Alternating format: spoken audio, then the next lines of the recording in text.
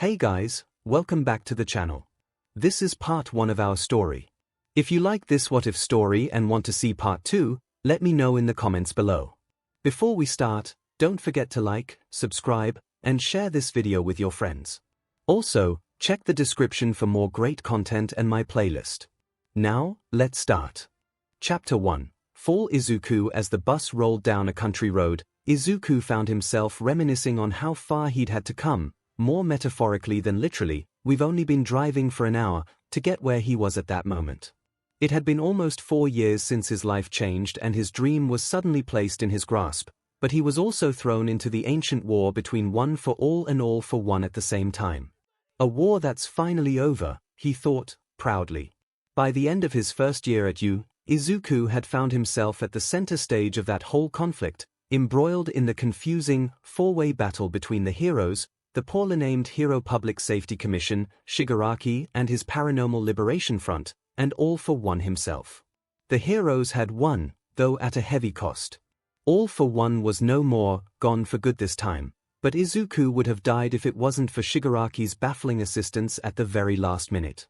That man was locked away deep in STYX, the super prison which had replaced Tartarus.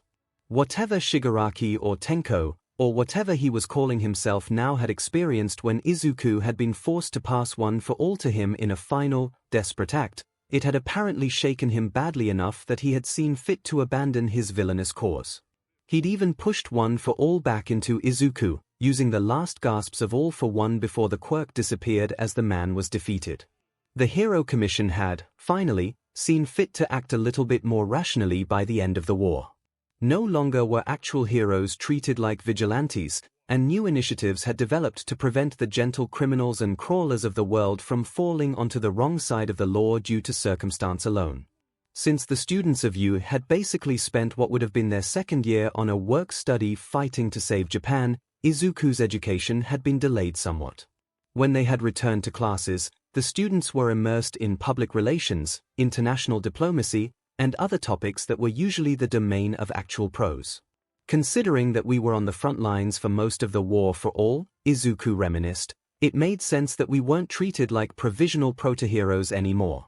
Now, with their final semester of their third year approaching, the students of classes 3A and 3B had been thrown a final curveball. For this last bit of their heroics education, A and B would no longer exist. Instead they were to be combined into Class 3, all 40 students as one cohort. Izuku suspected that Nezu and Aizawa had plans to encourage their students to form a hero agency together after their graduation, but he'd already made his choice: People Who Do the Right Thing, an agency with an absolutely awful name, but one that had been founded by Koichi Himawari, the crawler himself. As ridiculous as the idea sounded on the surface, Izuku also saw the logic behind this choice to work on getting to know people who had literally fought for life and death beside him. He definitely wasn't as close with the members of what had once been Class 3B compared to his best friends and closest allies who had been his classmates the entire time. Aizawa had put several groups together for a mysterious team-building exercises, the details of which were entirely unknown, but apparently involved something off-campus. This was why Izuku found himself on a bus, listening to Ashido and Tokage singing an enthusiastic rendition of a pre-quirk pop song, something about single ladies. It was also why, despite having made great progress on his confidence and awkwardness, Izuku was trying to blend invisibly into his seat at the back of the bus. Although not quite desperate enough to use cloak, the quirk he'd been gifted from the sixth wielder of One for All. For some baffling reason, Aizawa had seen fit to place Izuku in a group with 6 women, and not only that, 6 of the last remaining single women between 3A and 3B alike, including Okiko. Izuku wasn't blind to the fact that he had an enormous crush on his best friend, nor the fact that she'd taken that title from Kaken a while ago, but it just never seemed like the right time to actually do something about it. He certainly hadn't been thinking of romance during the war, and the year afterward had mostly been centered around processing and healing from the events they'd all witnessed, but even his third year just felt like it was too much of a time of transition to throw something that confusing into their friendship. Still, no matter what happened, she'd always be his hero. Okiko had been a source of strength for him to draw on when he'd been at his lowest, and he'd never have become as proficient at using float if it hadn't been for her help. She's also absolutely gorgeous, he thought, her big, expressive eyes, her blushing cheeks, and, well, her pleasantly round curves. Izuku also wasn't blind to the fact that the other members of Group Delta, as Aizawa had dubbed them, were all gorgeous in their own rights. Ashido was as bouncy quite literally as ever, a paragon of good cheer and confidence even when things had looked their darkest. She also still favored skin-tight costumes that showed an eye-catching amount of cleavage, which Ashido had plenty of to show off. Izuku had always kind of thought that Kirishima might wind up dating her, but apparently the manly man's preferences were more towards manly types, considering that he and Kaken had started dating at the beginning of the year. 𝐒𝐭𝐽𝐻 was incredibly clever, with a razor-sharp wit, one that she used mostly to flirt with and tease everyone that crossed her path. She was hard to ignore in all senses of the word, wearing a skin-tight costume that did nothing to disguise her athletic, yet curvaceous build. Izuku was honestly surprised she was still single, but he supposed that getting to know her better might reveal her reasoning. They'd moved past calling each other Uruzu and Midoriya. By the time they were acting as two of the main generals in an underground war, was probably the smartest person Izuku had ever met, and, while she still didn't always recognize it herself, he always felt more confident knowing that she was on his side. That said, she was also Momo, a statuesque beauty equal to any work of art, but at least her new costume wasn't as ridiculously revealing as her first one. Izuku had suspected that she and Xiaoto might have wound up together, but apparently the two viewed each other as quasi-siblings, and the youngest Todoroki started dating Kami Utsushimi a while back. Yuiko Dai was someone that Izuku knew almost nothing about, but from what he'd heard from 3B, that wasn't exactly unusual. She was clearly intelligent and capable in combat, but she was one of the quietest people that Izuku had ever met. When she did speak up, though, she revealed a surprisingly cheesy sense of humor, one of the only people to ever compliment his t-shirt. Kodai was on the shorter side, which only seemed to enhance her curves. Ibara Shiozaki, the final member of Group Delta, wasn't as much of a mystery to Izuku, but it was pretty close. It was clear that her faith was important to her, which she certainly wasn't shy about reminding people of, but even aside from spiritual matters, she had an inner strength and resilience which was equal to the bravest of the brave. As much as Izuku knew that she wouldn't want to hear these kinds of thoughts, her tall, slender build was almost model-like, just as distractingly attractive as any of her peers. He almost felt guilty, thinking of how attractive his peers were like this, but Izuku knew that there was nothing wrong with being a young man full of teenage hormones, and it wasn't like he was going to pull a Mineta over any of his thoughts. Although even he managed to get his act together, Izuku recalled, he's actually dating a girl from Ketsubutsu now, I think. Izuku shook his head, dispelling his inner monologue for a little while. He'd, thankfully, learned how to stop himself from mumbling when he got caught on these tangents, but he was still Izuku Midoriya, and his own thoughts were still where he spent a lot of his time. No, Izuku heard Okiko say, as 𝐒𝐭𝐽𝐻 was practically draped over her, it's not like that. So, 𝐒𝐭𝐽𝐻's head separated from her body, her quirk was so cool, and floated over towards him. Is that true, Green Bean? I hear you're still a free agent.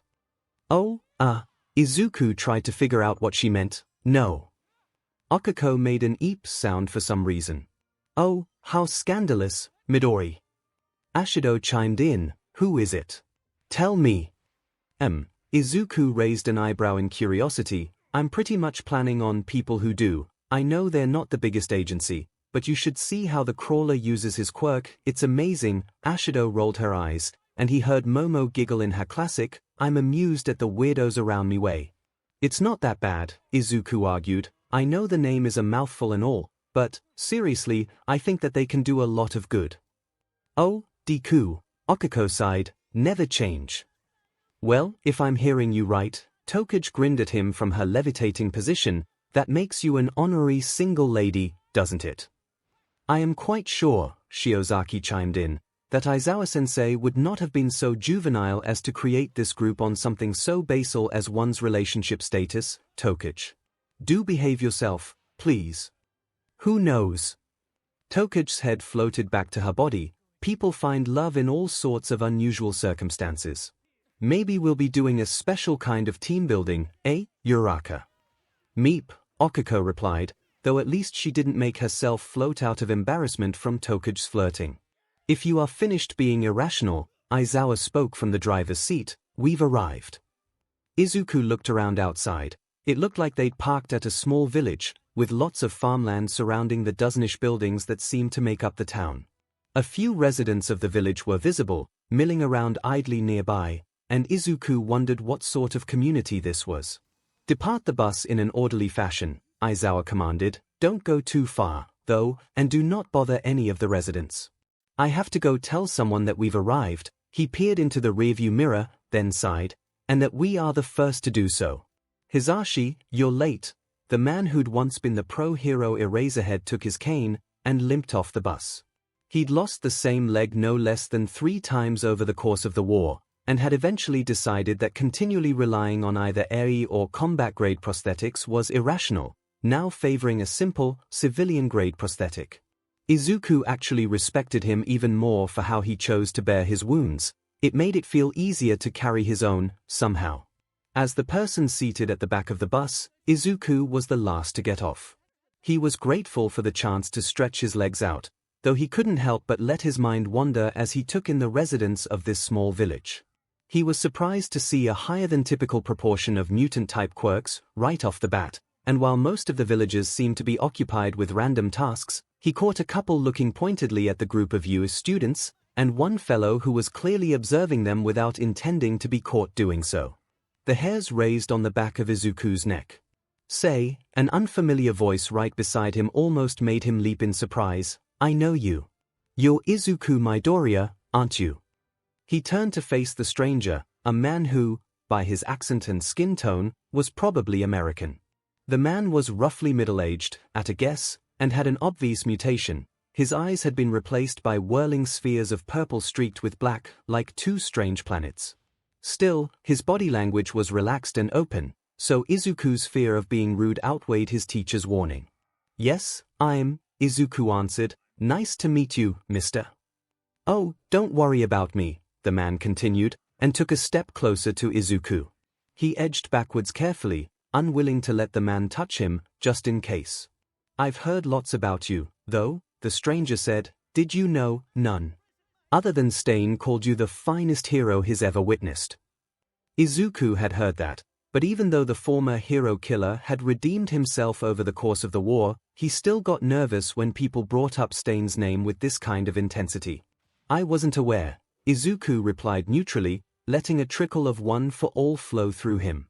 "Izuku," Okiko spoke behind him, "we weren't supposed to dash, and that's Uravity." The stranger cheerfully recognized her. "What perfect timing.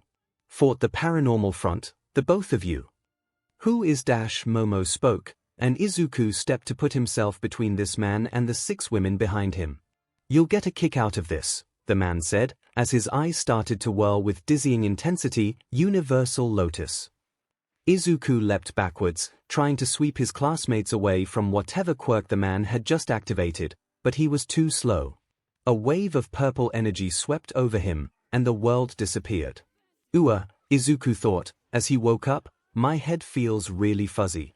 He also felt uncomfortably hot, a light sheen of sweat sticking to his skin as he lifted himself off the ground. Instead of the asphalt he'd just been standing on, the surface beneath him was a mixture of dirt and plant matter.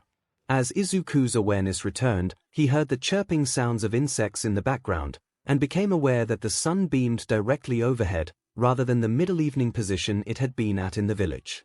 DMN warp quirks, Izuku realized. I should have realized that purple energy seemed familiar. He wondered if, perhaps, the man at the village had been a relative of the villain once known as Kurogiri, despite the unsettling revelation that Kurogiri was actually a super high-end Nomu based on one of Aizawa's friends. The other components of his quirk had to have come from somewhere.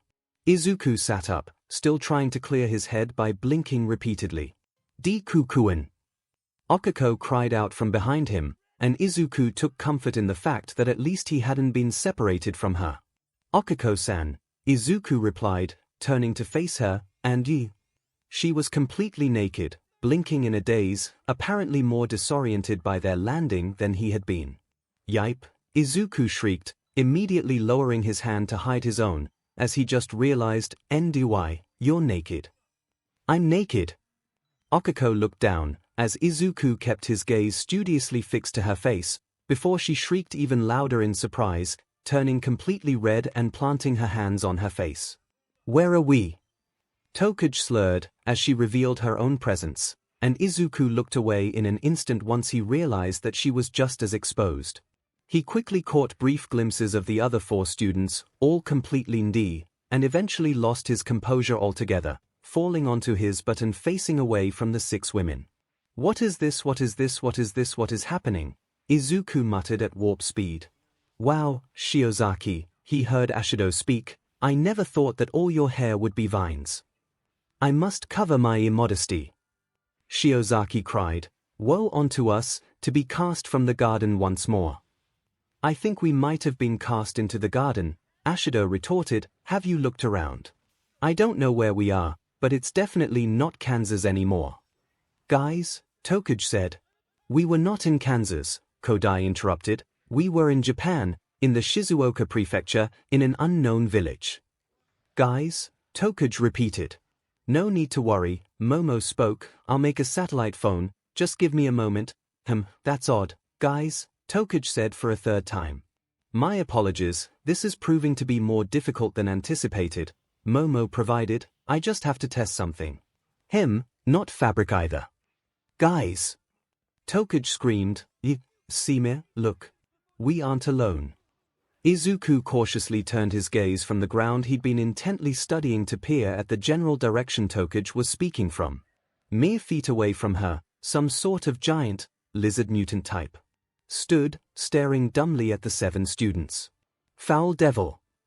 Shiozaki cried, fear not, we will escape its loathsome presence. Izuku drew on one for all, but something was wrong, his quirk felt sluggish, weak, slow to respond. If he had to guess, he was pulling on no more than 5% of its power, when his everyday limit was all the way at 80%, and he could handle 100% with no more than some lingering soreness afterwards.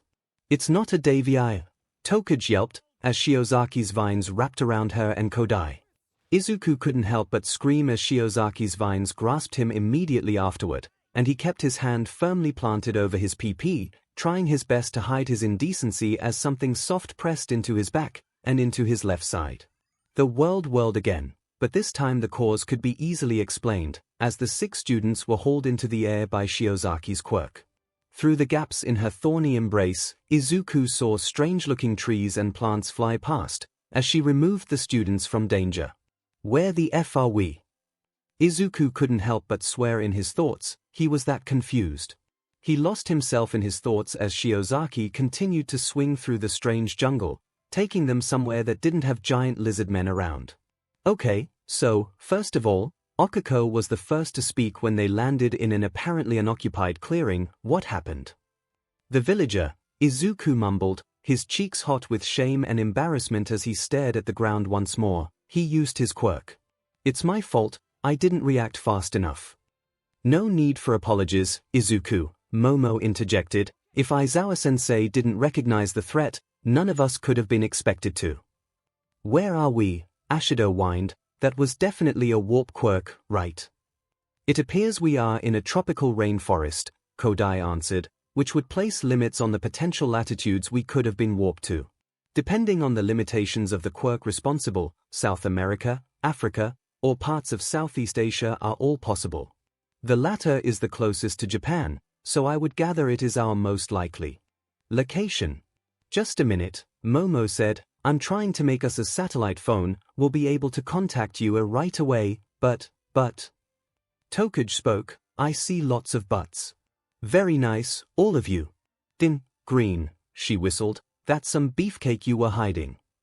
Take this seriously, 𝐂𝐭𝐽, Shiozaki reprimanded her. That beast we encountered, that was nothing of this earth. Well, you might have that right, 𝐂𝐭𝐽 joked. Momo interjected, I do not mean to worry you, but is anyone noticing that their quirks are not behaving as expected? My vines appear to be functioning normally, Shiozaki reported, thank the Lord for that. Izuku heard a spattering sound followed by sizzling behind him. Actually, Mina responded, my acid isn't working quite right. It's coming out way weaker than I want. Charco, How about you? 𝐒𝐭𝐚𝐲 replied. Give me a sec, yeah, okay. There was silence for a moment, then a soft thud. Nope, 𝐒𝐭𝐴𝐲 elaborated, zero gravity isn't doing what I want. I could barely float that log for more than a few seconds, and it should be well within my weight limit. Izuku heard soft footsteps, then a crunching sound, followed by a grunt of pain. Size isn't obeying my commands, Kodai spoke. The feedback hasn't been that bad since I was a child. I can only split one body part at a time, Tokuj added. That's gonna be a pain in the butt. Well, if I decide to send my butt floating around. What about you, Midori? Ashido chirped, far too close to his ear. Izuku muttered, in a panic from the situation as a whole, being warped somewhere, our quirks not working right, and 6 naked women gathered around me, before he eventually managed to find his words. Yeah, mine's affected too. My guess is I'm running at maybe 5% right now. Let me try again. Momo spoke once more. Izuku heard the sound of creation flaring to life for perhaps half a minute straight, followed by Momo gasping for breath, exhausted. There, Momo answered, my quirk is definitely impaired, limiting how quickly I can create something, but this phone should solve our problems. Izuku heard a beeping sound, then 6 voices muttering in confusion. No signal found. 𝐒𝐭𝐴𝐲 wondered, sorry, Momo, not to doubt you, but are you sure you made it right? I'm certain, Momo sounded dejected. Perhaps we are, indeed, in South America, and the network cannot reach Japan from here. Give me a while to recover, then I'll make a transponder. Momo, Izuku interrupted, not willing to let her sacrifice herself like that. Hold off on that for now. Until we figure out if we have a source of food nearby, don't risk exhausting your quirk, okay? Such a hero. Ashido cheered, apparently not as affected by these circumstances as the rest. Guys! Tokuj shouted, I know you're all distracted by my bodacious bod, but listen to what I've got to say, okay? Izuku muttered an apology, even though he was doing his absolute best to avoid looking at her bod, or anyone else's for that matter. I don't think the question we should be asking is where are we, Tokuj explained, but when are we? What do you mean? 𝐒𝐭𝐴𝐲 yelped. That demon back there that Ibara freaked out over, Tokuj answered, that wasn't a demon. That was a dinosaur. Boar. 𝐒𝐭𝐴𝐲 was as baffled as Izuku was, apparently. A time-warping quirk. Momo shrieked, oh, no. There's no time-warping quirks registered that are powerful enough to send someone back millions of years, Izuku muttered, and it's unlikely that Aizawa wouldn't have done his homework on our destination. Weirdest thing, though, Tokuj continued, that was definitely a dinosaur, and sure looked like some sort of theropod, but all the details were a bit off. What on earth do you mean? Shiozaki cried. Well, like, Tokuj elaborated, yeah, it had classic theropod features, but the legs weren't quite right. And it didn't have any feathers, that's just completely off. Maybe it's a climate adaptation, I guess, but that goes against pretty much everything that paleontology understands. So, what? Mina whined, we didn't get teleported to another place, or even another time, but to some kind of dinosaur dimension. Some kind of dimension?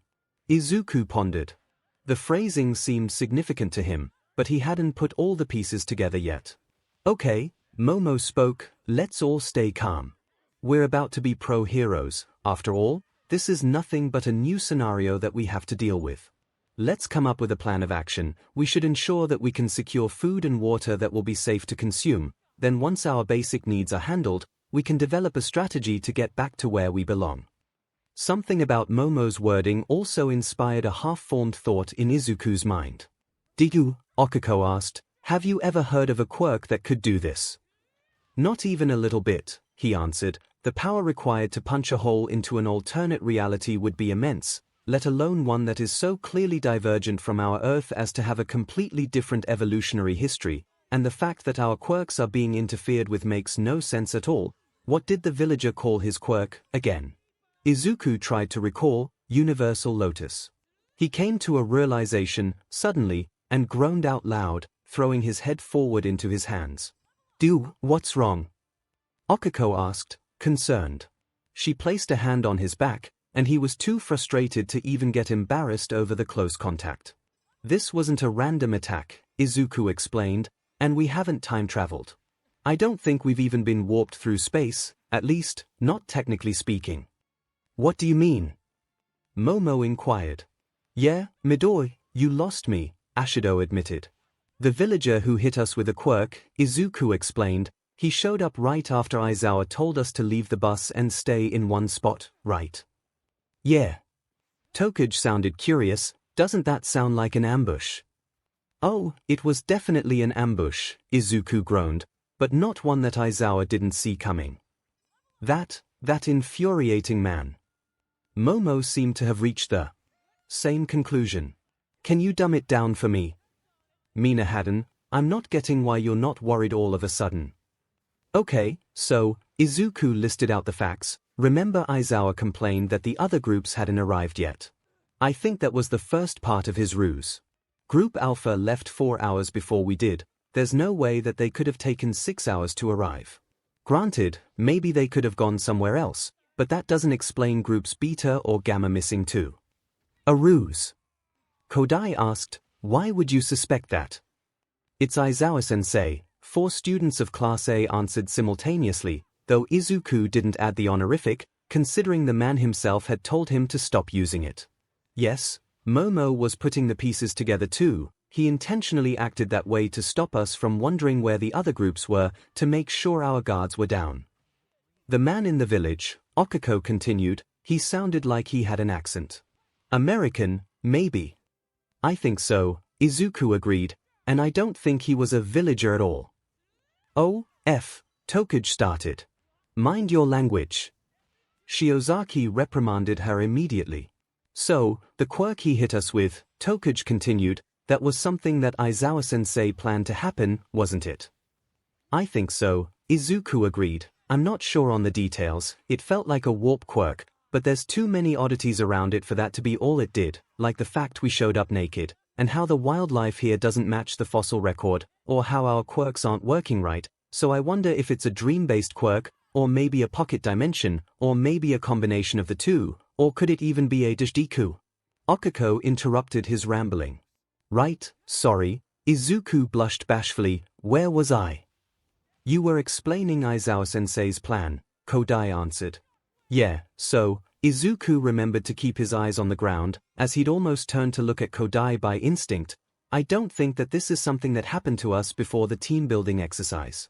I think this is the team-building exercise.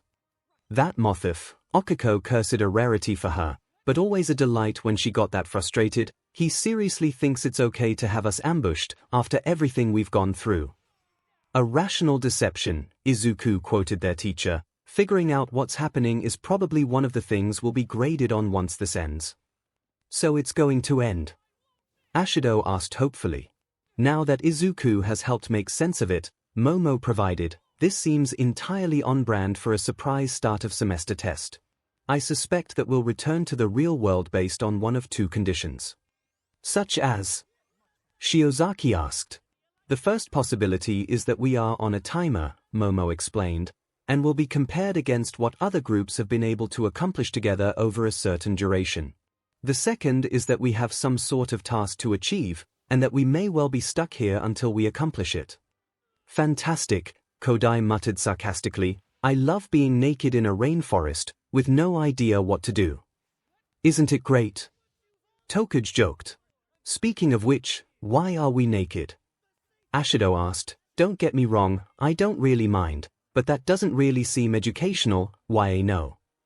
Goddammit, Izuku muttered. Remember what Aizawa said about preparedness last week? No. Ashido replied.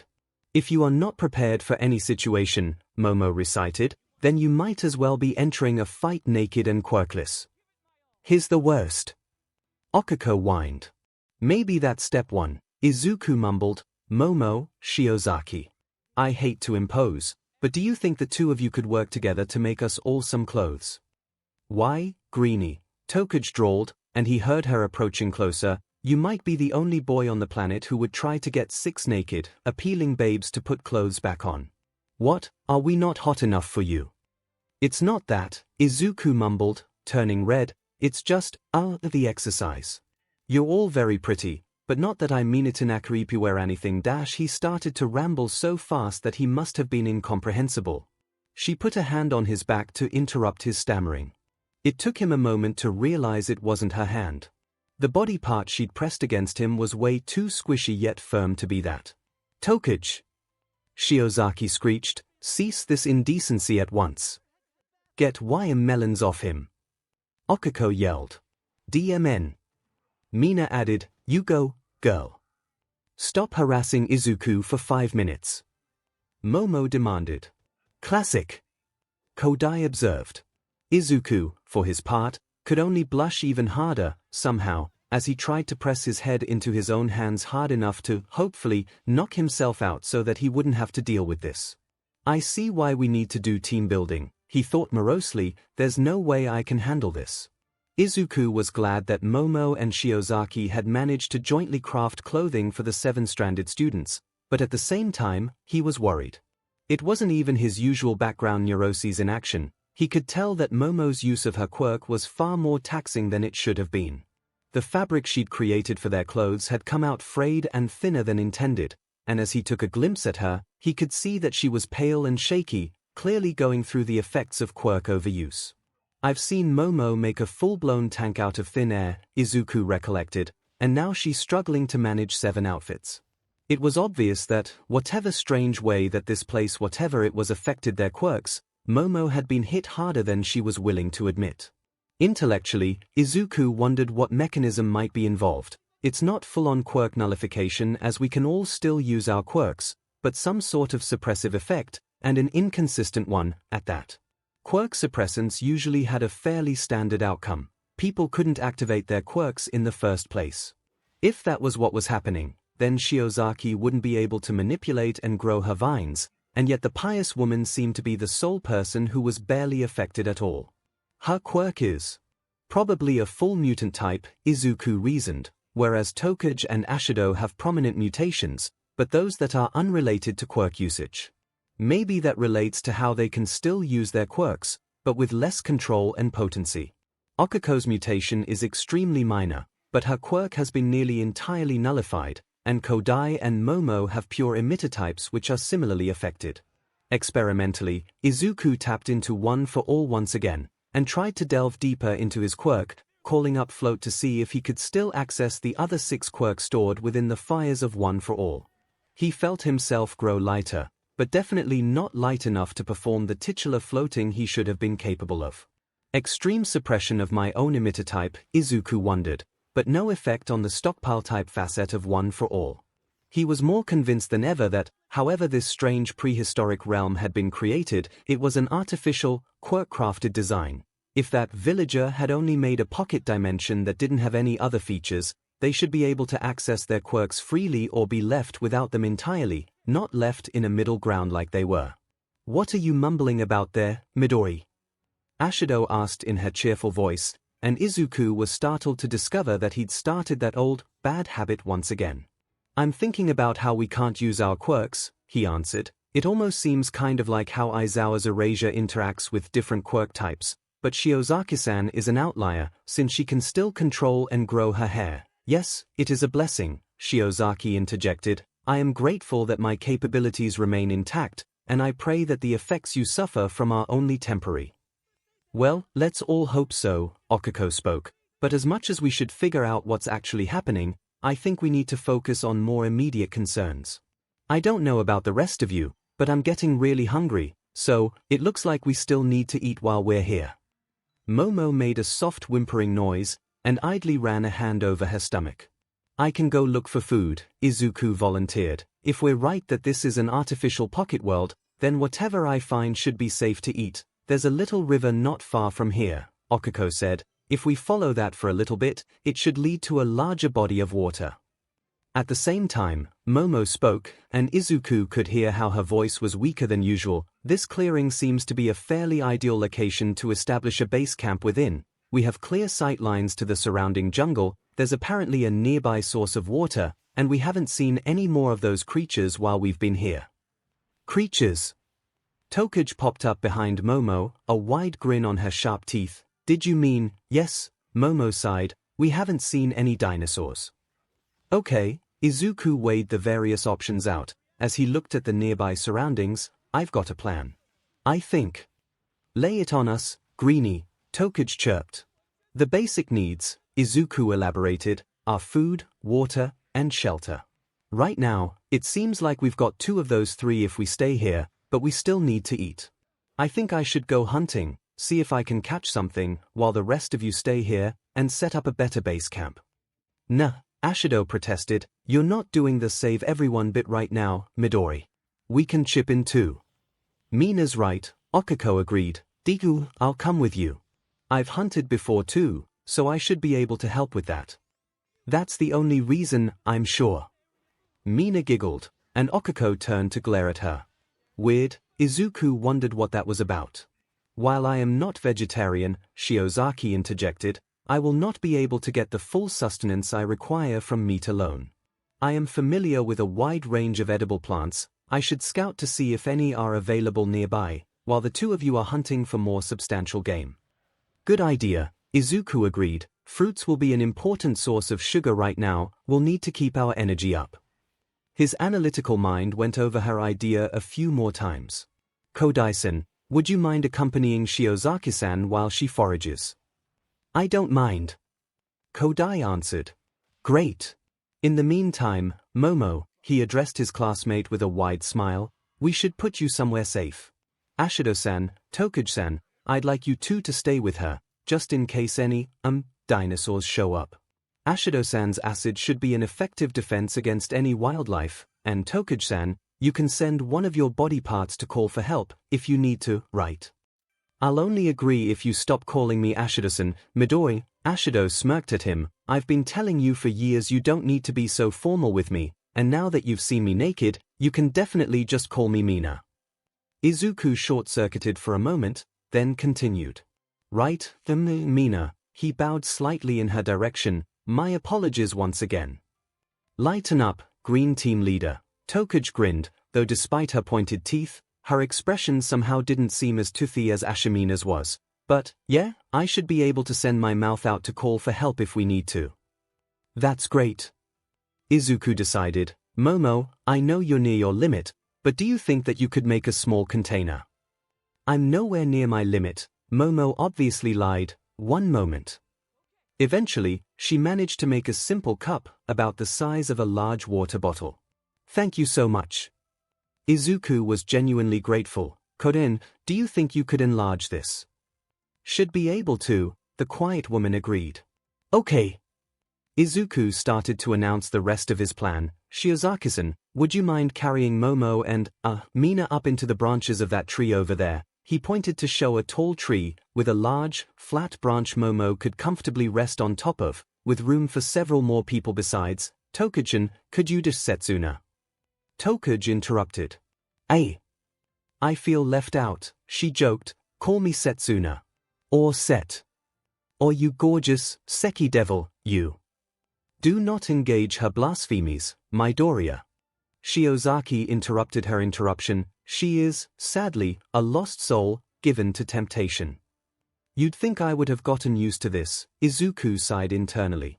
Well, Setsuna, he emphasized, since you're the only one who can keep an eye on 2 places at once, do you think you could fill our water bottle from the river nearby? Once you're done, you should levitate into the tree, then just keep a watch out until the rest of us get back, okay? You've got it, boss. Setsuna gave a mock salute, then wandered over to ask Okiko for directions. Okay, I think we've got this. Izuku reassured both the rest of the group and himself. Give me a few minutes, I'm going to make a spear, then we'll head out. Okiko. Yep. Okiko smiled back at him, and Izuku actually felt reassured seeing it. He hurried over to the edge of the jungle, and spotted a small sapling which would suit his needs. Even the trickle of one for all he could access was more than enough for him to rip the tree out of the ground, then to snap it across his knee, as he broke the leafy top and roots off the middle. It left him with a length of wood a bit shorter than his own height, with a sharp, splintered point at one end. Okay, he called out to Okiko, let's get going. While he would never admit it, Izuku was also glad to get some breathing time away from the rest of the group. It wasn't that their company bothered him, the exact opposite, actually, or that he had issues with any person in particular, but, well, Momo and Shiozaki had tried their best to come up with clothes for the group, but even though they weren't naked anymore, the 6 women were definitely clad in a way that went well past scantily. 𝐒𝐭𝐚𝐲 was basically wearing a small bikini cloth tied together with one of Shiozaki's vines she'd sacrificed, and while she was definitely still distracting if he looked in her direction for too long, at least Izuku had gone to the beach with her before, so his brain didn't stop completely if he caught sight of her. At least her outfit was nowhere near as difficult to handle as Mina's microbikini equivalent, or the way that Tokage Setsuna, right, was only wearing a few thin strips of fabric that just barely managed to cover the NTMT parts of her body. Izuku had gotten used to Momo's various hero costumes a while ago, so he wasn't that anxious about seeing her barely dressed, but he hardly even knew Kodai, and she was apparently completely unconcerned about being around him in far too little clothing. Shiozaki, surprisingly, wasn't wearing clothing at all. She had chosen to cover herself with her own vines, which certainly hid more of her skin from sight than the other 5 women, but somehow felt more indecent to Izuku in a strange way. He was aware that many of the boys in their classes would have been furious with him for his luck at winding up in this situation, but Izuku instead chose to treat it as an opportunity to get more and more worried that he'd managed to offend the women or, worse, to creep them out by doing something wrong. 𝐒𝐭𝐚𝐲 was in high spirits as she walked with Deku through the jungle, following the small stream of water that she'd spotted earlier. She was glad that he'd managed to take charge of the situation, his strategic mind on full display, especially since Momo was obviously minutes away from being out of commission. While 𝐒𝐭𝐴 still wasn't exactly thrilled about this exercise they'd been thrown into, she had to admit that she felt confident having 2 of Class 3 as brightest in their group. Not that Deku understands his limits. Just as Momo was obviously exhausted, Izuku was obviously completely unfamiliar with any sort of bushcraft. He paused every few moments to look around, as if his eyes were more important than his ears and nose when it came to staying on guard against predators. "You've never been camping before, have you?" she asked. That is," Deku stammered. No. I haven't." She giggled in response to how flustered he got. "I can tell," she put a hand on his shoulder, as they walked side by side. "It's I have. We'll find some food, don't worry." Where Deku had decided to shape himself a spear, boys, really, 𝐒𝐭𝐴 had collected a long, thin branch, and split the end so that it formed a makeshift hook. It wasn't a fishing pole that was going to win any competitions, but it should be more than enough to catch something if they encountered a body of water. "Speaking of which, Deku?" 𝐒𝐭𝐴 asked. "Yeah, 𝐒𝐭𝐴. Is that an ocean?" "Yeah, 𝐒𝐭𝐴," Deku sighed. "Yeah, I think it is." The body of water that sparkled in front of them looked truly vast, and they'd only been walking for maybe 15 minutes. 𝐒𝐭𝐴 knew that there was no way that this geography made any sense, but if they were trapped in some sort of weird dreamlike world for the purposes of this exercise, she supposed that things didn't have to make sense. "So, 𝐒𝐭𝐴 hummed in thought, "we're supposed to stay on the island, hey?" "It sure looks that way," Deku grumbled. "If I could use my quirk, I could fly out there and see how far it goes, easy, but let's worry about quirks later." She cut through his impending analysis spiral. "I think I see some fish down there." Indeed, when they walked down to the beach, 𝐒𝐴 could see an entire school of what sure looked like tuna swimming in the water nearby.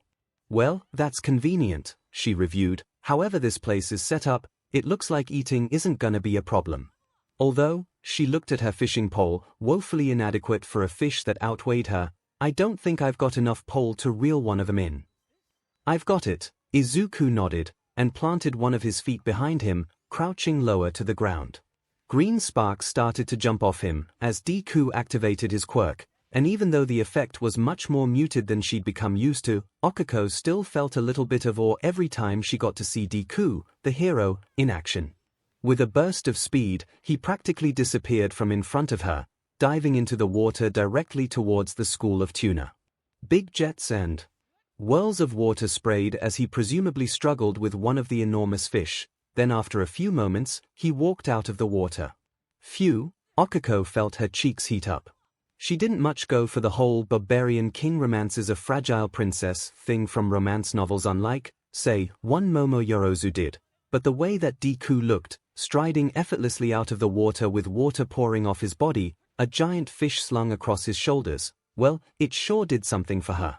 Just like his quirk, it seemed that Deku was a late bloomer in other ways. He'd shot up in height over the last couple of years, now one of the taller boys in their class rather than one of the shortest, and his wiry build had expanded to the point that he could reasonably be described as brawny, with wide shoulders, thick arms, and shredded abs.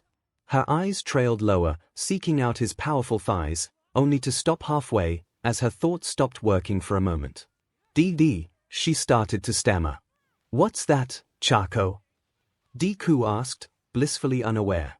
"Deku," she cried, slapping her hands against her cheeks in shame as she managed to combine his name with the word that was on her mind.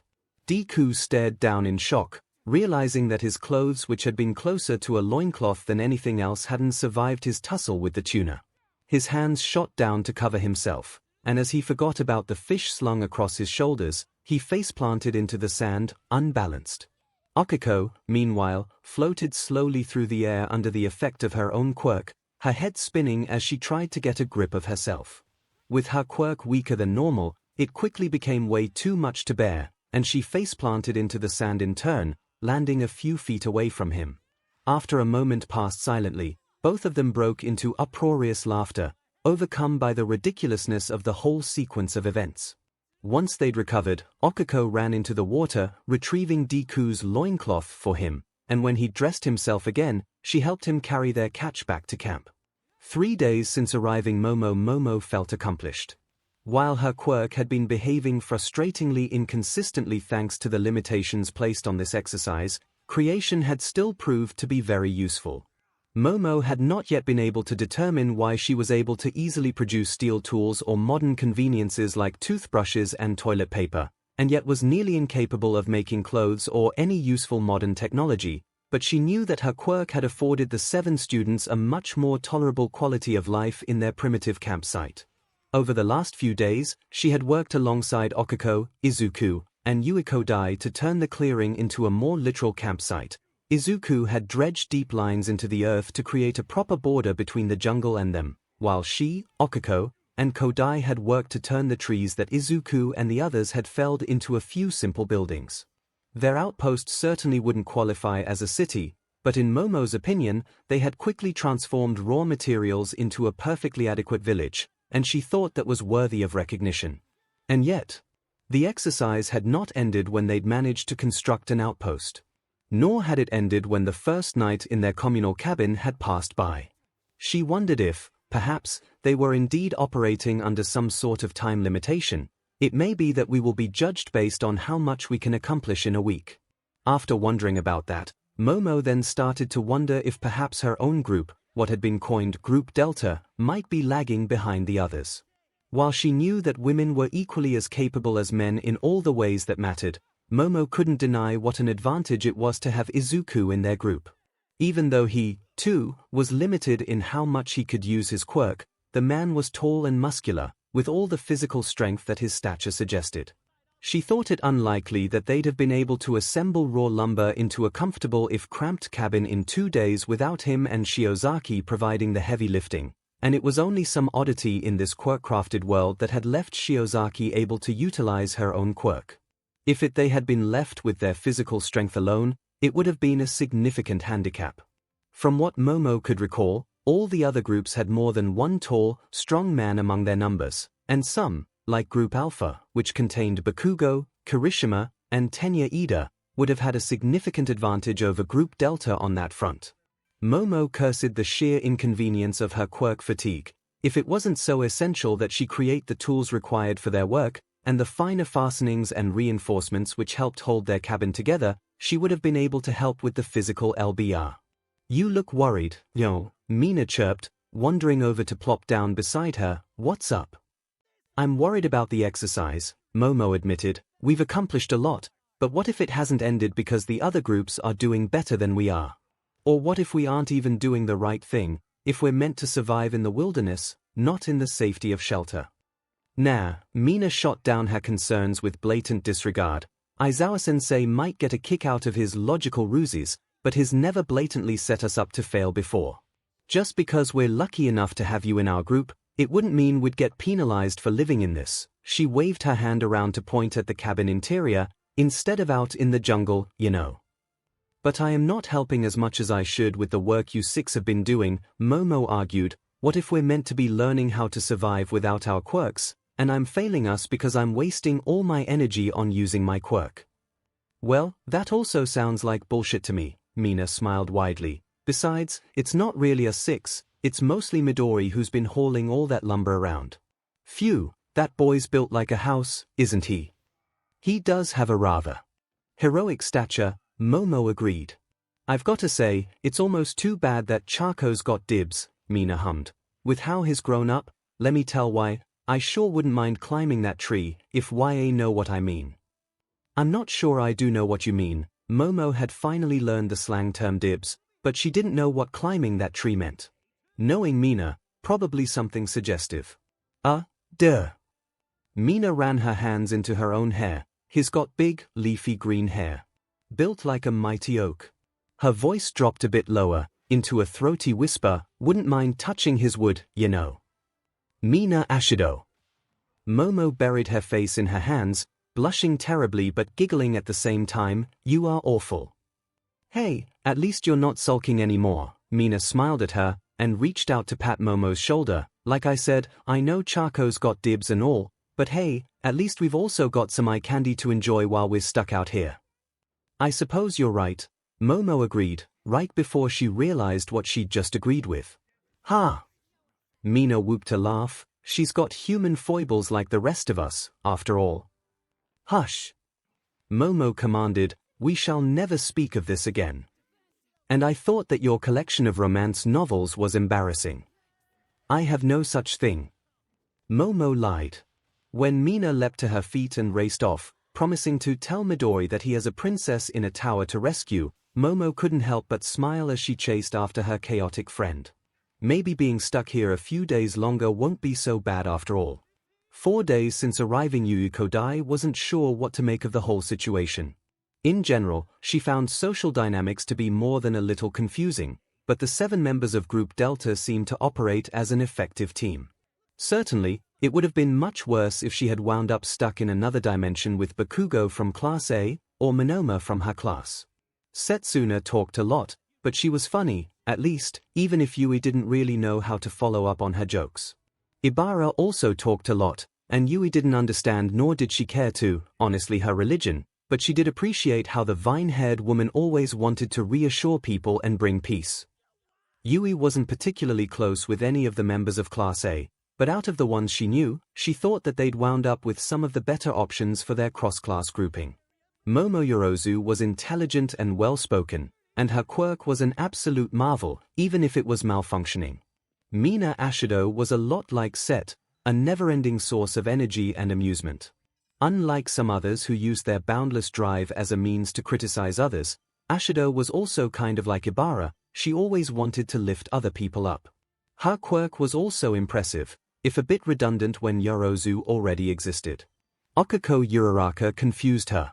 When Yui first met her, she'd wondered if they might be relatives, considering they seemed to basically have the same body with different faces, granted, but she didn't have any family in the part of Japan that Uraraka was from. Her short-lived misconception was made obvious enough by the way their personalities seemed to be opposites. Both women were defined more by their drive than by anything else, but Uraraka was all positive and outgoing, while Yui was quiet and inwardly focused.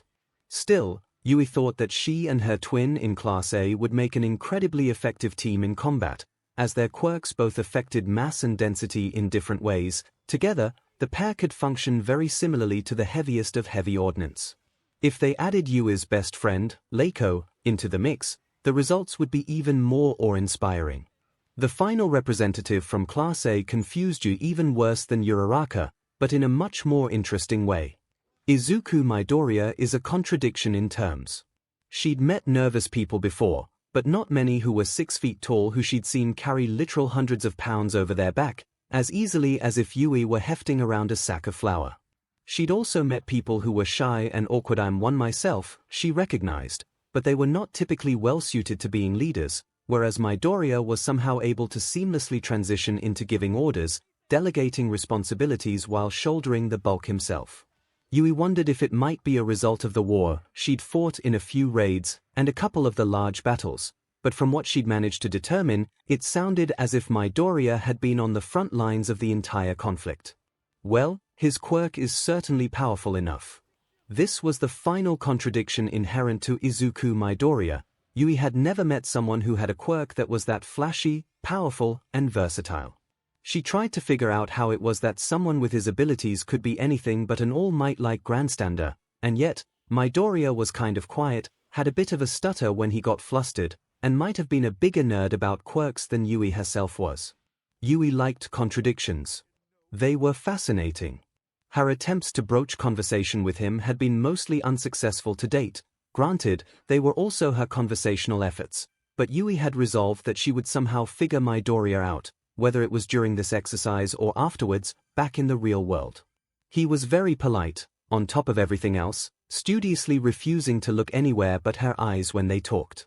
She found eye contact a little bit uncomfortable, but she supposed that it was technically better than if he stared at her melons the whole time. Then again, Yui had already figured out that she wouldn't really mind if Midoriya wanted to stare at her like that.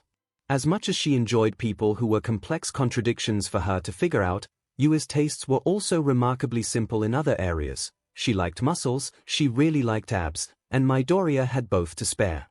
Yui hadn't got much of a chance to inspect the other parts of his body back on the first day they'd arrived, but she harbored a suspicion that he'd live up to her preferences in other areas as well. She wondered if he might, perhaps, be more open to talking to her if she simply told him that he could stare at her if he wanted to. Then again, considering how the boy flushed and got bashful whenever Setsuna or Ashido flirted with him, it might be that he was also uncomfortable with someone acknowledging that they were attracted to him. Perhaps this is the point of the exercise, Yui wondered. It's supposed to be about team building, and several of us don't really understand the other members of our team. Yui dreaded the thought that this whole alternate reality might be constructed around the idea of getting her to socialize. If that were the case, she feared they might wind up stuck here for much longer than anticipated. Well, that's some motivation for me to talk more to Midoriya, she guessed, and I suppose the other members of his class, too. 5 days since arriving Ibara feared that she understood the truth of the situation which she and 6 others had found themselves in. While she dutifully nodded along and accepted the rationalization of a training exercise that others had proffered, she knew what this place actually was: purgatory. The signs were clear. The jungle-like environment was obviously reminiscent of the Garden of Eden, and the great beast they'd encountered on the first day could be none other than the serpent. So, too, were the bounties that they had been blessed with a clear sign from the Lord. Fruits and vegetables were plentiful, fish were made available for their feasts, and Momoyorozu had even been permitted the use of her quirk to provide modern conveniences. The limitations on their quirks were, in fact, another piece of evidence that Ibara had considered. While she was not so unaffected as she'd claimed, finding that she grew tired and weak more quickly than she normally would, that she was the only student who hadn't been significantly impaired was obvious proof that her faith had been rewarded. Just as Yorozu seemed like a chaste, proper sort of woman and therefore maintained some of her capabilities, Ashido and Setsuna were base, sinful women, and had lost nearly all of their abilities.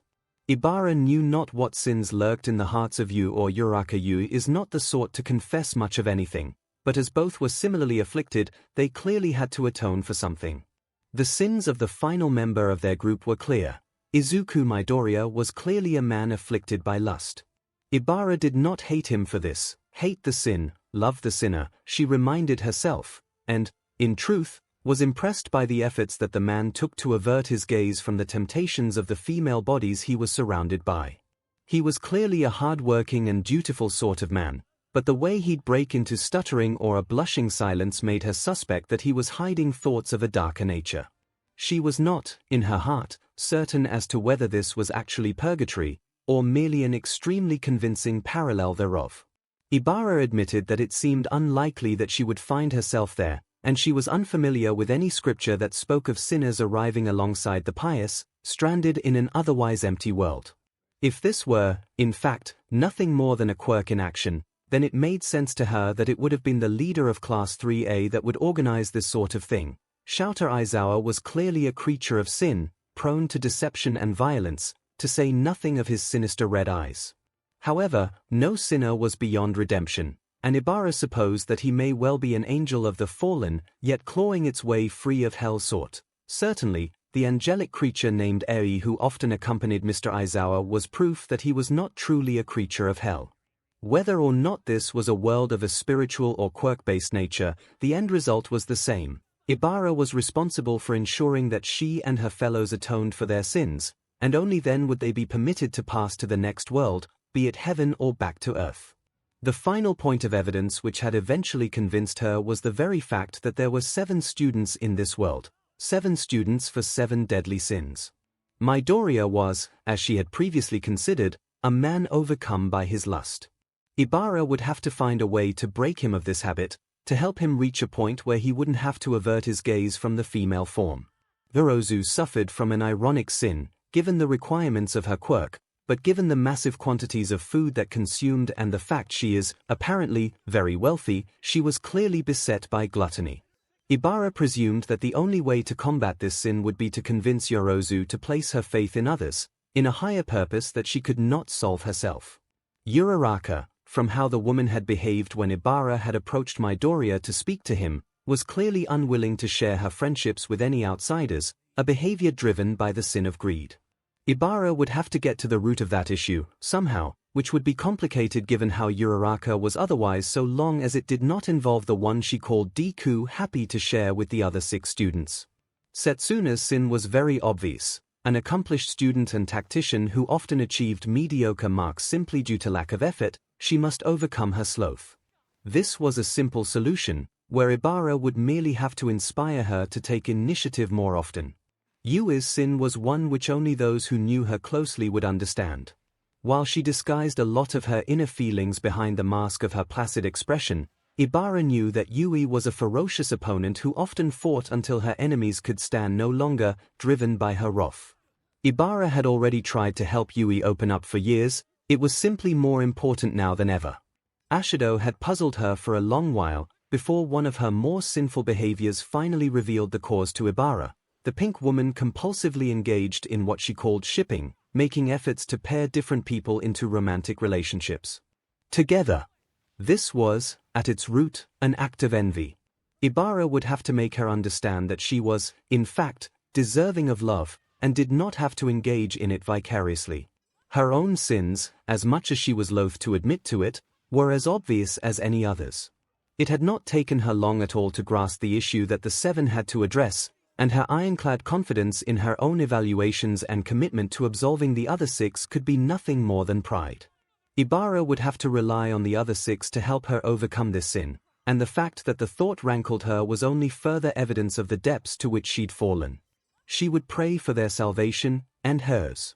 6 days since arriving Setsuna was confused, then bored, then frustrated, then bored again, until finally all she could do was be kind of vaguely amused. All of the people she wound up stuck in this weird not actually prehistoric world with were just such utter weirdos, and as much as that delighted her, I'm an enormous goddamn weirdo myself. After all, their foibles and idiosyncrasies had started to wear on Setsuna a little bit. She was pretty much used to the individual weirdness of Ибara Bible Thumper, who's so pent up that she might literally explode the first time she lets herself sin, and Yui complete and utter dork, who'd rather say nothing than be awkward, but in this weird little stress test, these tendencies were getting ramped up to the point of ridiculousness. Ibara's going on about purgatory or something like that, and Yui hasn't even said a word in the last couple days.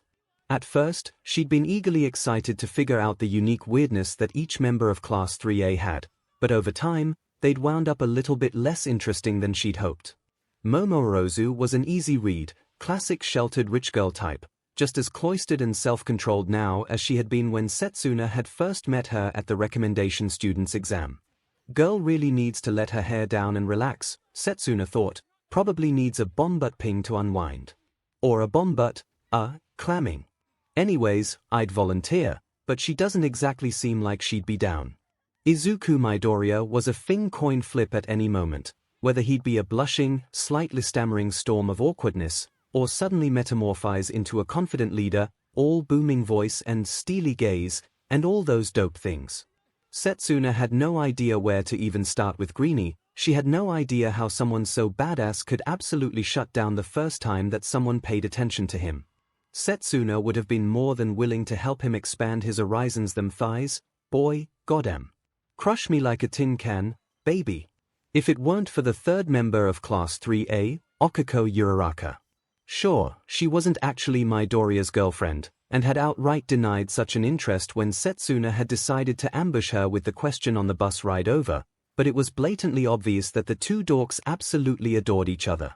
The way that Uraraka looked like she was considering if her weakened quirk could still be used to punt someone into orbit every time that another girl talked to Greenie was pretty obvious evidence of that. Still would. That but. Setsuna had been, mostly, pleasantly surprised by the final 3A representative, Mina Ashido. They'd hit it off immediately, and she honestly got along better with Mina than with any of the other 5 students. But despite the fact that Mina would happily flirt with anyone just like Setsuna herself, the pink girl, how cute is that? Got all weird and blushy whenever Setsuna turned her attention toward her. I'm into it if you're into it, Setsuna thought, don't make things weird. While Setsuna was happy to let the other 6 keep laboring under the fiction that they had some sort of task to achieve before the exercise ended, she figured that she had a better idea of what was going on. They were going to be stuck here until all these absolute and total weirdos managed to get their SHT together, which meant that she was already settling in for a long stay in fake Dinotopia. She figured that she'd probably speak up once she got sick of Ibara's proselytizing, but for now, she was straining to extract every last bit of amusement she could out of pushing people's buttons. It was absolutely hilarious to send Greenie into a spiral of blushing and apologizing whenever she caught him staring. Jesus, I'm wearing a few strings for an outfit, even after Yorozu put everyone else in passable bathing suits. It's not like I mind, so that was her current source of amusement. Greenie, Setsuna whined, what are you up to? Oh, the man ran a hand through his hair. Maybe it's a bit vain, but I love greenettes. Before replying, I was going to try and start digging a channel from that stream to our camp. It'll save us a lot of time if we have some basic irrigation. And Shiozaki-san mentioned she wanted to start a garden, or, isn't that cute? Setsuna wandered over to sit on their simple bench, right beside him. You're being so sweet to Ibara-chan. What are you two planting in your garden of Louvre? You should plant tomatoes. Yu wandered by and decided to speak up, of course, about a plant. I like tomatoes. I don't like walking to find them. Oh, great. Midoriya mumbled, I'll let Shiozaki-san know. Let Shiozaki know what? Uraraka chose this moment to appear, her tone chipper, despite the death glare in her eyes. Hey, Chako, Midoriya greeted her, and Setsuna was almost jealous of the familiarity. I'm going to try and run some water down this way so she can start that garden she mentioned. It had only been a bit less than a week, and their little camp had basically turned into a home of some sort. Greenie had driven trees into the ground all around their encampment, basically planting walls to keep them safe, and the dream team of Uraraka, Yorozu, and Yui had built a cabin, an outhouse, and even a little bathing house within the walls. Sure, there's no hot water, Setsuna thought, but we just need to find a hot spring, and I'm sure you geniuses will figure out a way to rig that up. She'd spent a lot of time exploring their nearby surroundings. As much as it hurt like a beach to pop her eye out, since her quirk wasn't working right, it let her lie around soaking up the sun while also doing something productive. Got my eyes on something else, right now. Midoriya stood from his task of digging, and stretched, his muscles rippling and practically radiating heat from where she sat beside him. Setsuna popped one of her eyes out, and saw that Yui's gaze was locked on Midoriya's abs, while Uraraka's flicked rapidly between goggling at Midoriya's chest and glaring at the other 2 women. Demon, Greenie, give us a show. Setsuna whistled, deciding that ratcheting up the tension was her best possible approach. Take it off. Don't take it all off. Uraraka squeaked, and Setsuna immediately started cackling with laughter. She'd taken the bait so easily. I guess it won't be so bad being stuck with these dorks for a while. 1 week since arriving, Mina was bored, B-A-D. She didn't know what kind of acronym she'd come up with, but bored would definitely be what the B stood for. The first few days had been thrilling and exciting, coming up with new ways to survive in a strange new world, but since Midori and Yaomomo were so goddamn competent, It had only taken a short while to immediately transform their new home into a comfortable if very rustic place to stay. Mina hadn't been much help in puzzling out the reasoning behind this team-building exercise, nor in construction, but she was always happy to try and keep people in good spirits. With all that in mind, the seventh night wasn't going how she'd anticipated. Both of the resident brainiacs in their group figured that Aizawa probably intended for the exercise to end after a week, but the mood was awfully somber, rather than the celebration it should have been. Luckily, Mina had been preparing for exactly this possibility. She whined to Momo, "Come on, what's the harm? You figure we're heading home tomorrow anyway, right?" "Fine," Momo sighed, "but only a responsible amount, okay?" Mina cheered and bounced excitedly, presenting a large mug to Momo. The tall woman exasperatedly held her hand over the opening, and in a slow but steady trickle, a stream of nearly pure ethanol. Momo had explained that making it too pure was dangerous. Mina didn't really care why drained into the mug. "Listen up, dorks," Mina announced to the rest of the cabin, "we're things celebrating. Pick your favorite mixer, and let's party." "Oh hells yes," Setsuna cried out, immediately followed by Shiozaki barking, "No blasphemy." Mina had dedicated the day before to collecting different fruits and crushing them into juices, which meant there were all sorts of options on hand for her friends to celebrate with, now that Momo had created the absolute key ingredient. Mina had gone for a mango mix herself, while Setsuna had immediately leapt to a super screwdriver, but the other 5 members of their group seemed hesitant. "Come on, Momo," Mina whooped, "what's your mix? I'll make you a drink." "Okay, just a small one, though." Momo acquiesced, "I'll take one with peach juice, please." "How appropriate," Mina thought with a giggle. "What about you two lovebirds?" She leaned her head down in between Midori and Chako. "Wanna share a drink?" "Bartender Mina, at your service." "A lovebirds," Izuku yelped.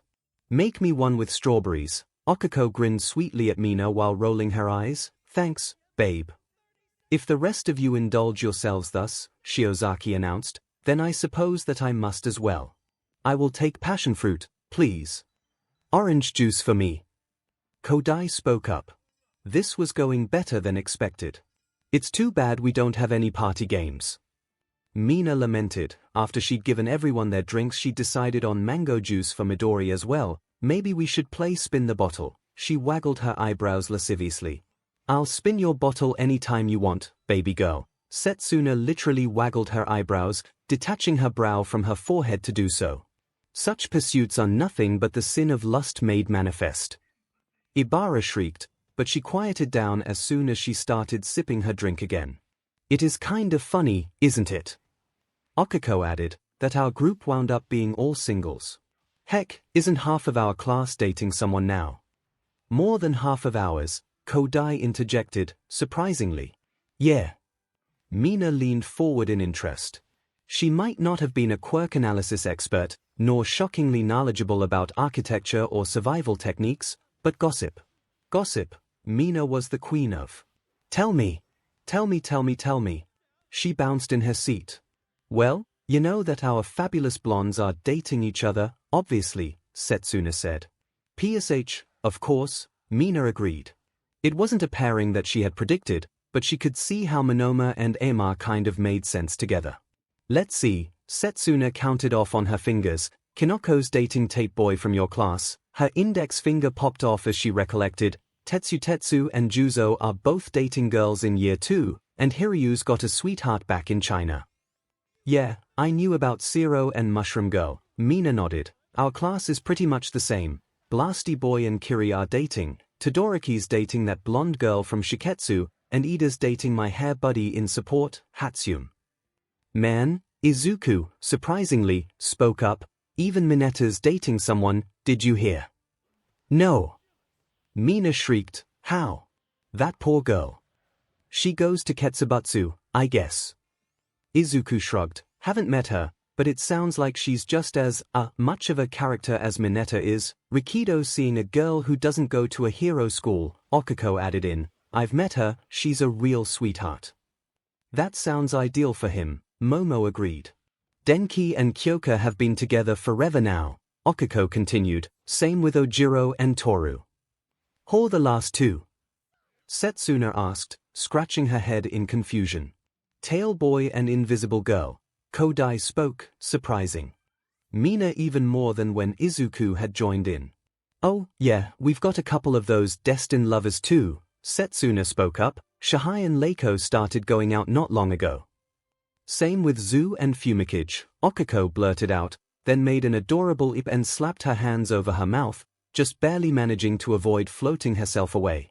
Ooh, how scandalous, Setsuna joked. The rest of ours are all boring. Narenjaki's seeing someone in business studies, and Jirota's with some chick who has a tea-drinking quirk and talks just like him. Is her name Psycho? Momo added, and Setsuna shrugged in a way that suggested maybe, I believe I know who you mean. Far be it for me to out a classmate in such a manner, Ibara interrupted, but you are forgetting the most shameful behavior, from our class representative at that. Itsuka. Momo frowned. Shiozaki, I understand your religious beliefs, but to characterize her as shameful is awfully prejudiced of you. Mina agreed. She knew that Shiozaki was a pretty intense Christian, but she hadn't pictured her as a homophobe. She felt herself bristling a bit, but another person spoke up before she did. No, Ibara's not upset because Itsuka's gay, Kodai interrupted, it's because she's dating someone she shouldn't be. Ooh. Mina was fascinated. Okay, Setsuna sighed, keep this on the down low. Okay, after a round of nods, she continued, nothing happened until Itsuka was already 19, so it's not, like, sketchy or anything, but she met a pro hero at a physical therapy group. Mina practically heard the wheels turning in Izuku's head with this revelation. Itsuka had lost most of one of her hands in combat with the PLM, but she'd managed to find prosthetics that helped her continue her heroics career. There couldn't be that many heroines who fell into the same category. Yeah, Itsuka's been dating Miko for a bit now, Setsuna revealed, but don't go spreading rumors, K. My lips are sealed. Mina mimed that action, but I've got to say, you go, Itsuka. Them thighs, I know, right. Setsuna grinned widely, and Mina wondered again just how much of kindred spirits they might be. Well, if we're revealing secrets, Izuku muttered, there's another cross-class relationship, I guess. Who? Setsuna wondered. I mean, it's gotta be Kosi, right? Because I happen to know that Pony and Sen are going out. Impossible. Ibara slapped her hand down on the floor. Pony and Kosi are in a relationship. They all are, Kodai spoke flatly, all three of them, that is. A round of awed oohs passed through the room. Everyone had heard of polyamorous relationships. They were pretty much one of the standard options, in the 24th century and all, but they were definitely on the rare side. Well, that's good to know. Izuku continued, but that's not what I meant, anyways. Mizo and Togaru have been going out for a while. That's almost as manly as Kiri and Bakugo, Mina snorted a laugh. While Mizo Shoji was a gentle giant sort, Togaru Kamakiri was a giant, but not gentle in the slightest. Wait a minute, Okiko interjected, that's literally everyone.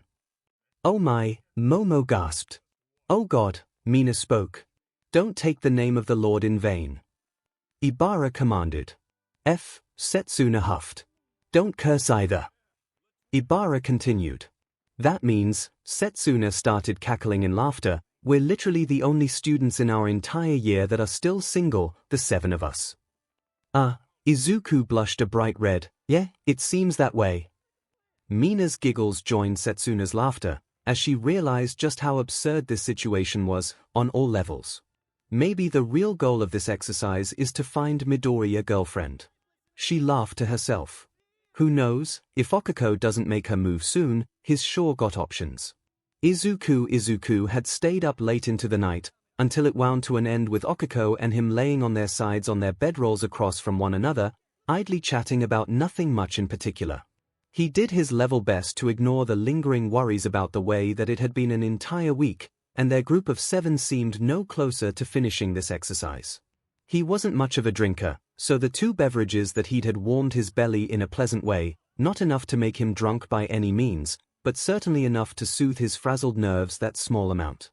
Eventually, 𝐒𝐭𝐼 had drifted off into sleep, and Izuku took a moment to smile at how peaceful she looked in that moment, before he followed behind her. His dreams were unclear and vague, for the most part. As always, flashes and glimpses of the war against Shigaraki and All for One wormed their way through his sleep, but these bothered him less than they might have on other nights. In the middle of the night, Izuku awoke to a familiar place, the realm of the vestiges within One for All. He was reminded of the way that it had first appeared to him years ago. Rather than a clear metaphysical place, somewhere, he experienced a hazy world of smoke and shadows, held back from truly perceiving the remnants of the previous wielders. Izuku stumbled forward within this dream world, wondering if, perhaps, he was experiencing a dream within a dream. However, the prehistoric world where his body rested worked, it seemed to border on the fantastic at times, such as the plentiful fruits and vegetables that had no reasonable excuse for coexisting beside actual dinosaurs. As he attempted to continue making his way toward the shadowy vestiges, he was stopped by some sort of barrier. Izuku looked around, and saw a purplish wall extending from the ground into the sky. Its appearance reminded him of the colors he saw when the man in the village first used his quirk on the students. It was strange, but he found the presence of this barrier reassuring. It was obvious that his connection with One for All and its internal world had not been weakened or severed, but rather that this external phenomenon was temporarily standing in the way. Whenever they returned to the real world, Izuku had faith that the abilities he'd fought so hard to master would be within his grasp once more. He saw one of the vestiges approach the barrier, indistinct and obscured enough that Izuku couldn't easily tell which past wielder was trying to speak to him. The figure walked up the energy wall, looked up and down, then side to side, and finally slammed its fist against it. The impact was entirely silent and unnoticeable, and Izuku saw the vestige shake its hand as if stung. The vestige swaggered back over to the wall, and cupped its hands against the surface, at the same time as Izuku felt himself falling out of the realm within One for All. "Live a little, kid," he heard a voice, Banjo de Goro, shout, as he was pulled out of his slumber. 1 week and 1 day since arriving the next morning or. Izuku heard a high-pitched squeal, and became conscious of two things as soon as he woke up. First, he felt more rested than he had in years, and second, there was something warm and very soft pressed against his side. Izuku took a breath through his nose as he blinked the sleep from his eyes, and something tickled his nostrils when he breathed in. He glanced down, and saw that 𝐒𝐿's head was nestled into his chest. Oh no, he realized, she must have rolled onto my bedroll while she slept. Sure enough, his friend was loosely cuddled against him, her head on his chest, and one leg thrown over his thigh. Too close. You guys are adorable. Mina, obviously, continued, when did this happen? Oh, Izuku stammered, as he felt his ears heat up. 𝐒𝐿 must have rolled over in her sleep, nothing happened, not like that. It's just an impromptu cuddle party. Mina asked. Yep, that's it. Izuku nodded vigorously, and he heard soft noises of complaint as the gesture apparently woke 𝐒𝐿. She mumbled in protest. Well, awake might be an overstatement, he thought. Then I want in. Mina chirped, and before he knew it, the pink girl had somehow managed to wedge her way in between 𝐒𝐿 and Izuku. She hadn't quite jumped on him, but it was a near thing, and Izuku huffed out a breath as her elbow unintentionally dug into his belly. 𝐒𝐿, for her part, made another sleepy noise, and latched her arm around Mina instead, drawing the pinkette tightly against her. God, she's so cozy. Mina said, half muffled by the way her face was pressed into 𝐒𝐿's shoulder. You're not too bad yourself, though, Midori. Ugh.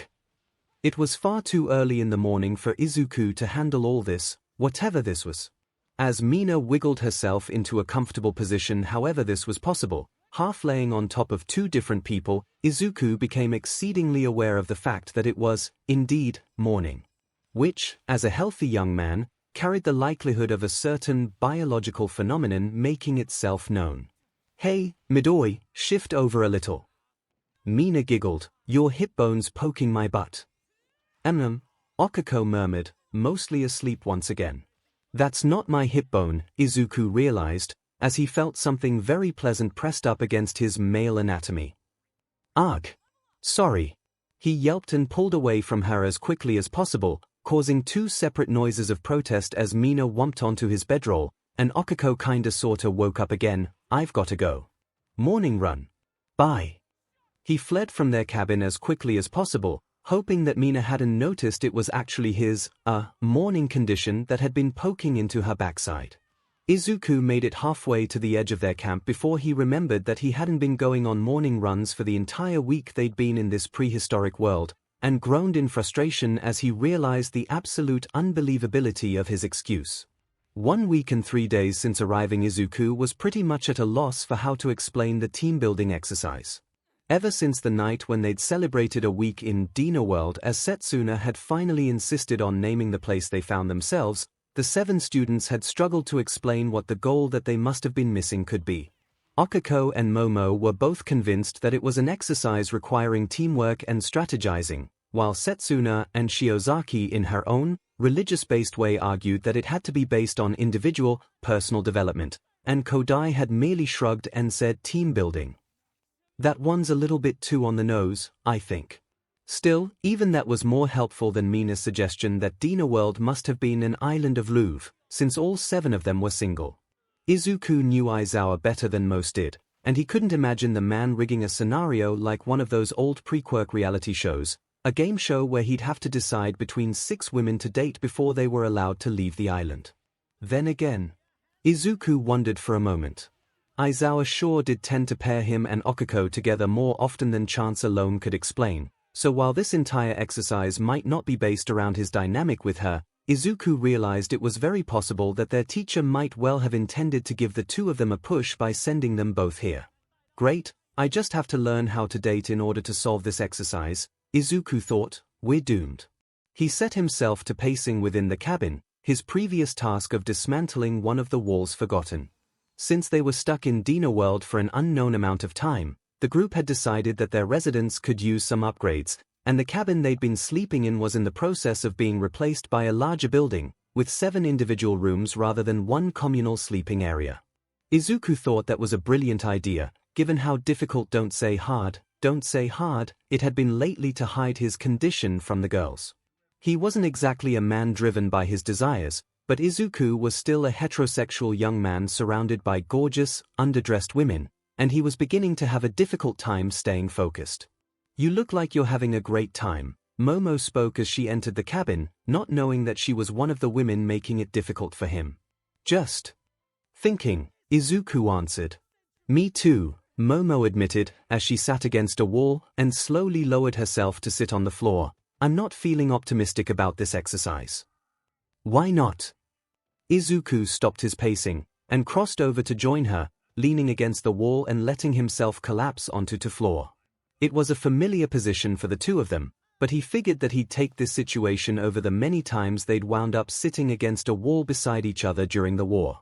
I fear that it may be my fault that the exercise hasn't ended yet, Momo told him. I'm so used to giving commands, at this point, that I may have led us astray.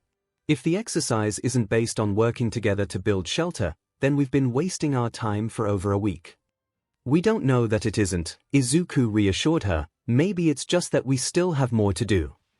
We've built what amounts to a functional village, Momo huffed. I have a hard time imagining that the others have managed to outdo us. Maybe it's based on, I dunno, Izuku speculated, how well we're managing to work as a team. Don't get me wrong, we're doing pretty well, but it's not like Mina and Setsuna have exactly stayed on task.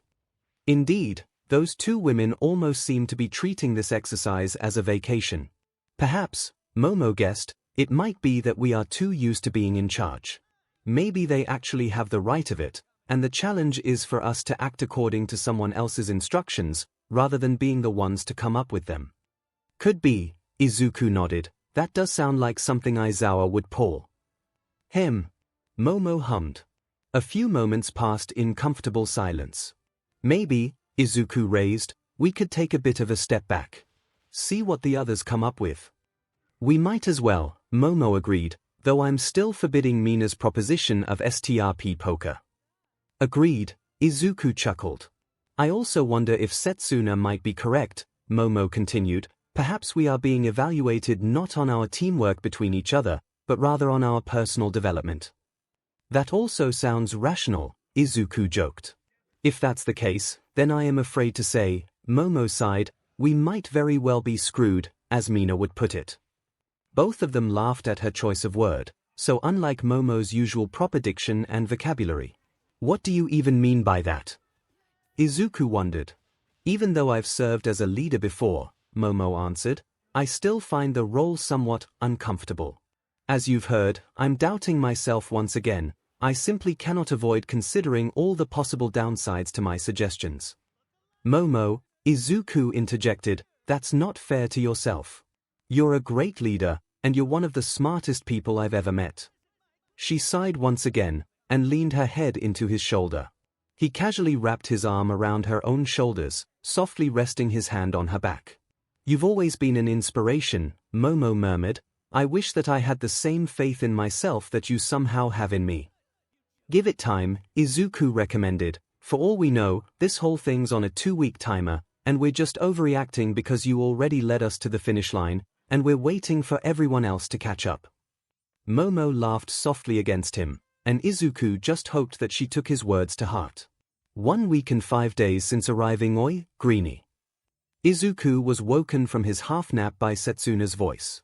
Their new home was about halfway completed, and he and Momo had been working on it while the other 5 members of their group decided what else to do with their day-to-day tasks, but this had taken a lot out of him.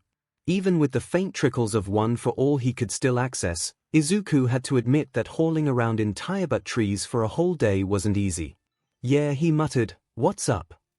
I found something, Setsuna announced, and when he turned to look at her, he saw that one of her eyes was missing, clearly using her quirk to continue scouting their surroundings.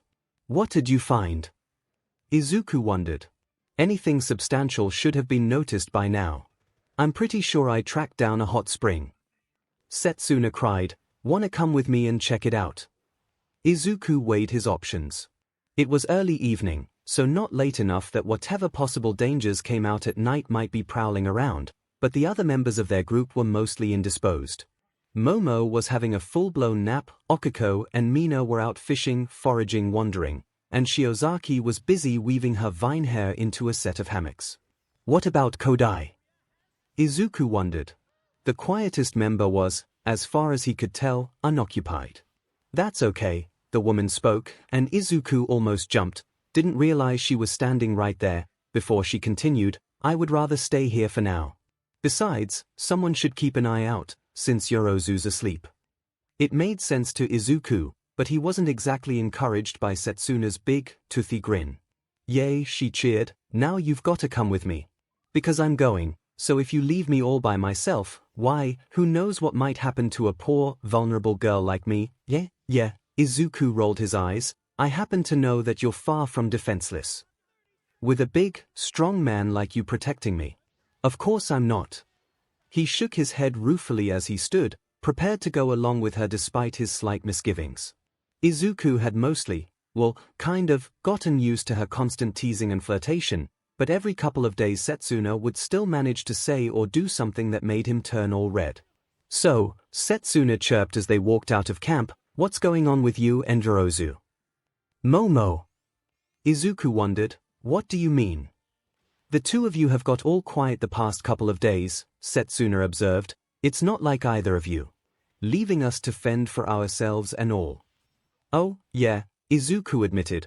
We were wondering if maybe we had taken too much of a leadership role, rather than working as a team. We wanted to see if that would end the exercise, maybe. Why do you want this to end? Setsuna wondered. Lighten up, boy. This is probably the first vacation you've had in the last 4 years. I went to America for a month, Izuku argued, back in what would have been 2nd year. Fleeing the PLF, right? Yeah, that doesn't count, then. They continued chatting, mostly Setsuna, for the next 10 minutes or so, before Setsuna suddenly came to a stop, grinned even more widely than usual, and made a wide, sweeping gesture with her arms. We're here, she announced, and for emphasis, her eyeball came flying in, reattaching itself to her face with an audible pop. Great. Izuku actually felt encouraged by this. Let's see what we're working with. They climbed to the top of a small hill, and sure enough, they found a small pool. As the air had started to cool off in the evening, faint wisps of steam were visible streaming from the pool, but Izuku also saw loose leaves floating on the water, and a few bugs which flitted on and off the surface. That's a good sign, he thought, not acidic or alkaline, and probably not contaminated, seeing that those bugs seem fine. He was grateful for Okiko's instructions on bushcraft, especially when it came to telling how safe a given water source might be. Just a sec, he knelt by the surface of the pool and cautiously dipped a fingertip into it. The water was pleasantly warm, but not scalding, and when he stuck his finger in his mouth, he only tasted slight hints of minerals, not the metallic tang of any more worrying elements. It should be safe, he said as he stood back up. Great. Setsuna spoke behind him, I'm getting in. He turned around to face her, and immediately spun back the other way and slammed his eyes shut. Why are you naked? He cried. I'm not getting my clothes wet. Setsuna protested, as he heard her walk past him. Besides, I could really use this. I know that it's pretty warm here in Dina World, but the nights have been getting a bit chilly for me, it's hard to feel awake in the morning sometimes. Yeah. Lizard mutation, she answered. You can open your eyes, by the way. Izuku cautiously did so, and found that she was seated on a rock shelf within the pool, submerged deep enough that her NDTY wasn't exposed. He breathed a sigh of relief. You getting in, or what? Izuku hadn't planned that far ahead. It's way weirder if you just stand there while I'm in here, Setsuna teased. Besides, you've been working all day, I bet that all those big muscles of yours could use a bit of heat to relax. Izuku opened his mouth, about to protest, before shutting it again. A hot soak did sound absolutely ideal at that moment. Okay, he sighed, but cover your eyes. Can't I just turn around? Setsuna whined. You just pop one of your eyes out again, Izuku pointed out. Heh, she chuckled, yeah, probably. All right, greenie, strp away. Despite her teasing, Setsuna did, in fact, cover her eyes with both hands, allowing Izuku to hurriedly strp off his shorts and t-shirt. Momo had worked hard to produce clothing a bit more substantial than a loincloth before he, too, sank into the warm water. See, this is why I'm not too worried, Setsuna spoke after a brief silence. I don't think we're meant to be trapped here or anything. I honestly think that this is kind of like a self-care resort. How so? Izuku wondered. There's a natural freakin' hot tub, Setsuna pointed out, just a few minutes away from where we happen to set up camp. That can't be a coincidence. Maybe, Izuku pondered her suggestion. It definitely made some sense, but that just didn't seem like Aizawa's style. He yelped and jumped where he sat when a pressure suddenly dug into his neck. Easy, big guy, Setsuna cooed, you look tense, I figured I'd help. The knowledge that it was her hand kneading into the bare skin of his neck and upper back didn't exactly make Izuku less tense, but after considering it, he realized that arguing against Setsuna was pointless, and let himself relax a bit. Her hands do feel pretty good, he had to admit. We should head back before it gets dark, he mumbled, even though he didn't actually want to leave the pool. Yeah, I guess so, Setsuna agreed. Well, now that we know where this is, we can always visit again. She stood up without warning, and Izuku caught a glimpse of far too much skin before he shut his eyes again. Set, he protested, give me some warning. Not when you keep reacting like that, she teased, and he heard her move past him in the water, then hop out of the pool. How on earth would I not get flustered by that? 2 weeks since arriving, I'm telling why, Midori, it's an island of love. Mina chirped. That's insane, Izuku argued. There's no way that Aizawa would set up an entire team-building exercise just to match all the singles together. That's gotta be a coincidence. Mina grinned, but he sure does pair off you and Chako together a lot, doesn't he? Izuku muttered indistinctly, unwilling to give Mina the joy of having him agree with her on that front. So, you gonna make a move, or what? Mina asked. What? Izuku stammered. I didn't actually mean that was an option, Mina giggled. I mean, what's stopping you? Everyone can see you two are all googly-eyed for each other, which is so dang cute, by the way, so why haven't you asked her out? Izuku tried to come up with a response. I don't think that's right. It's not like that.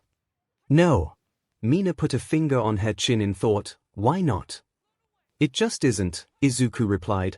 I'm not sure why you think that, anyways.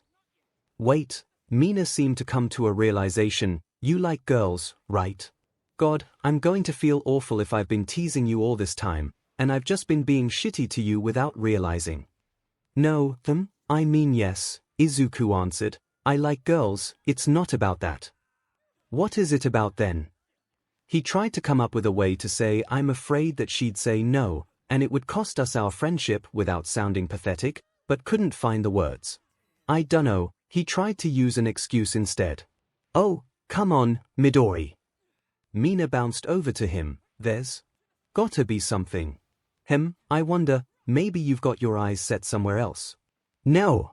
Izuku was getting increasingly flustered. I mean, my eyes aren't on anyone. I dunno, Mina hummed, you and your Momo have been awfully close lately. I always thought that she had a thing for Todoroki, but I was wrong about that, so maybe I missed something else that was right under my nose. There's no way that Momo would be interested in me that way, Izuku argued. Oh, so you are interested. Mina's grin became outright predatory. I didn't say that. Izuku shoved his hands into his hair. Well, it's not like I'm the most popular. Or best looking. Mina, for some reason, broke down into a fit of giggles, before she wiped a tear from her eye and responded. Oh, God, you're actually serious, aren't you? She gasped. Midori. My pal. My fluffy-haired buddy. You absolute broccoli. You are a goddamn catch, and don't you ever think otherwise. Broccoli. Cause of the hair, Mina answered. Ooh, don't distract me. You, she poked his chest for emphasis, are super famous and ridiculously powerful, but you're kind and caring despite that. You'd be an A+, #1, boyfriend of the year, and every girl with eyes can see that. No way, Izuku mumbled, I'm really not anything special. You've basically already locked down the #1 hero spot once you graduate, Mina kept going, probably #1 on the hero bod list too, because phew, those pecs, boy. You aren't just a snack, you're a whole dang meal. I don't think I'd beat Miko, Izuku shrugged. For hero bod of the year, Izuku grinned self-consciously. Ooh. Mina giggled again, good point. But I also made some good points. Maybe we're still stuck in this exercise because you're still being such a self-effacing dingus, have you considered that? Well, now I am, Izuku muttered. I happen to know a thing or two about a thing or two. Mina stated proudly, planting her hands on her hips in a heroic pose. It makes way more sense than your island of love idea, Izuku teased her. Hey! Mina harumphed, don't you be like that. It makes plenty of sense. Even if I was a catch or whatever, Izuku said, it still doesn't have anything to do with why we're here, no way. Why not try it and see? Mina smirked. Nope, no way. Izuku felt the urge to tangle his hands in his hair again. We've got plenty of things to worry about before my love life or whatever should even come up. Mina made a thoughtful noise. Maybe you don't have your eye on anyone here, is that it? Yep. Izuku eagerly agreed. Nobody here good enough for you. Izuku froze, that's not what I meant. You're all very pretty. Then why do you keep looking away from us? Mina tapped her finger against her chin. I swear, Midori, I've been keeping an eye on you, and I haven't caught you taking a peek once. It's almost insulting at this point. He was losing his ability to use words. Like, I know that I'm not everyone's taste, Mina said. That's okay, but seriously, look at the other girls. Literally. What? Izuku was at a total loss. Mina, you're really pretty, it's not about that. 𝐒𝐻. He realized what he'd said the moment it left his lips. Ooh, she trilled, am I? Mina stepped a bit closer to him, and ped her head questioningly. She rested her hands on his shoulders, and the way she'd bent her arms, well, it did very interesting things to her cleavage, things that Izuku immediately did his best to ignore. Why, Izuku admitted, I don't stare at any of you because that would be, super disrespectful. It's not that you aren't good looking, I didn't mean to imply that, tell me a reason, Then, or I won't believe you, Mina smirked at him. A reason? If you think I'm pretty, she explained, tell me a reason that you think so. Come on, Midori, I'm curious to hear what you'll come up with. You have really pretty eyes, he spoke without hesitating. A moment passed between them, and Mina's face suddenly became a much darker pink, almost purple in color. Ooh, you're good, she muttered, before she released him. If you use lines like that on Chako, she'll have no chance. Maybe. Izuku hadn't really considered making a move while they were stranded on a prehistoric island, but we'll be out of here eventually, right? 2 weeks and 2 days since arriving, Izuku tossed and turned on his bedroll, as sleep continued to elude him. They had completed their new residence, more of a small house than a cabin, and he was grateful that his rolling around wouldn't interrupt anyone else's sleep. Still, even their improvements to infrastructure had failed to end the exercise, and the 2-week mark had passed even more uneventfully than the first milestone. He hadn't had any more dreams within One for All since then, either, and Izuku wondered why that was. His quirk was still frustratingly weak, staying steady at around 5% of his total capacity, but he retained the ability to access the other 6 quirks stored within, though they were even weaker by comparison. It made no sense to his analytical mind, but at that point, 2 weeks into life in Dinaworld, he could only figure that quirks are bullshit was the best explanation. Izuku sighed and rolled to his feet. He softly padded out of his room, as he decided that maybe some night air would help clear his head enough for him to fall asleep. He saw a familiar figure standing just outside the door in the darkness, as Okiko must have been similarly troubled. Izuku walked a bit louder as he approached her, and he saw her jump a little in recognition of his presence, though she didn't turn around. Hey, he greeted her, and reached over to squeeze her shoulder reassuringly. Can't sleep? No, I can't, the woman, clearly not Okiko, spoke. Oh God. Izuku pulled his hand off of her like he'd been burned. I'm so sorry, could I thought you were Okiko. That's okay, the quiet girl answered. It is dark out, and her and I have very similar figures. I didn't mind, anyways. Izuku was grateful that she wasn't holding this awkward moment against him. Are you okay? I'm fine, she replied, just thinking. Anything you'd like to talk about? Izuku hedged. I am having doubts, Kodai responded. I wonder if it is my fault that we remain here. Why would it be? Izuku was confused. This was intended to be a team-building exercise, correct, she explained. I am not a very good team member. That's not true, Izuku argued. You've been great, helping Momo and Okiko put these buildings together, and all that. Outcome-based evaluation, Kodai stated, which does not account for the fact that I have not truly been a team member. I am too quiet, and I am not very friendly. I mean, Izuku stammered, yeah, you're kind of on the quiet side, but that's okay. Everybody likes you just fine. Kodai, I don't think you need to worry about changing who you are, or anything like that. I cannot make sense of this place, Kodai hummed, but I suppose that quirks can produce strange and varied effects. It does not seem implausible to me that the end of this exercise could be conditional on how we all treat each other. Yeah, Izuku sighed, quirks are weird. Yours is especially weird. She turned to face him, and Izuku was struck by the way that her blue eyes shone in the pale moonlight. It almost seems as if you have 7 quirks, instead of 1. But that seems even more impossible, since you are not a Nomyu. Yeah? Izuku trailed off, as he realized that his usual excuses might not work. It's, complicated. I quite like talking about quirks, Kodai said. I would rather discuss that than my personal issues, if you don't mind. Well, you know how I was a late bloomer, right? Izuku asked. She nodded silently in response. The first, application that I could use, he explained, a fictional version of the power of One for All, was the super strength. But it didn't come along with enough enhanced durability, so if I used too much power, I'd break my bones. I remember watching you at the first sports festival, Kodai replied. It looked very painful. It was, Izuku admitted, but as I got better control, that stopped being as much of an issue. Your second application, the black energy tendrils, Kodai recounted, those manifested during our joint training battle. A different way of using the same energy, Izuku said. Instead of super strength, it's kind of like solidifying it. It's hard to explain. Next was your levitation ability. Kodai extended a hand to start counting off his quirks, not that she knew, then minor precognition, followed by some sort of stealth ability. Later, you developed rays of energy projected from your eyes, and finally a generalized force field which blocks incoming attacks and enhances your own. Is that accurate? More or less, Izuku lied. I believe the solution is actually rather obvious. With that in mind, Kodai hummed, and Izuku felt his heart race. Even with All for One dead and Shigaraki imprisoned, I'm still worried about revealing the truth behind One for All.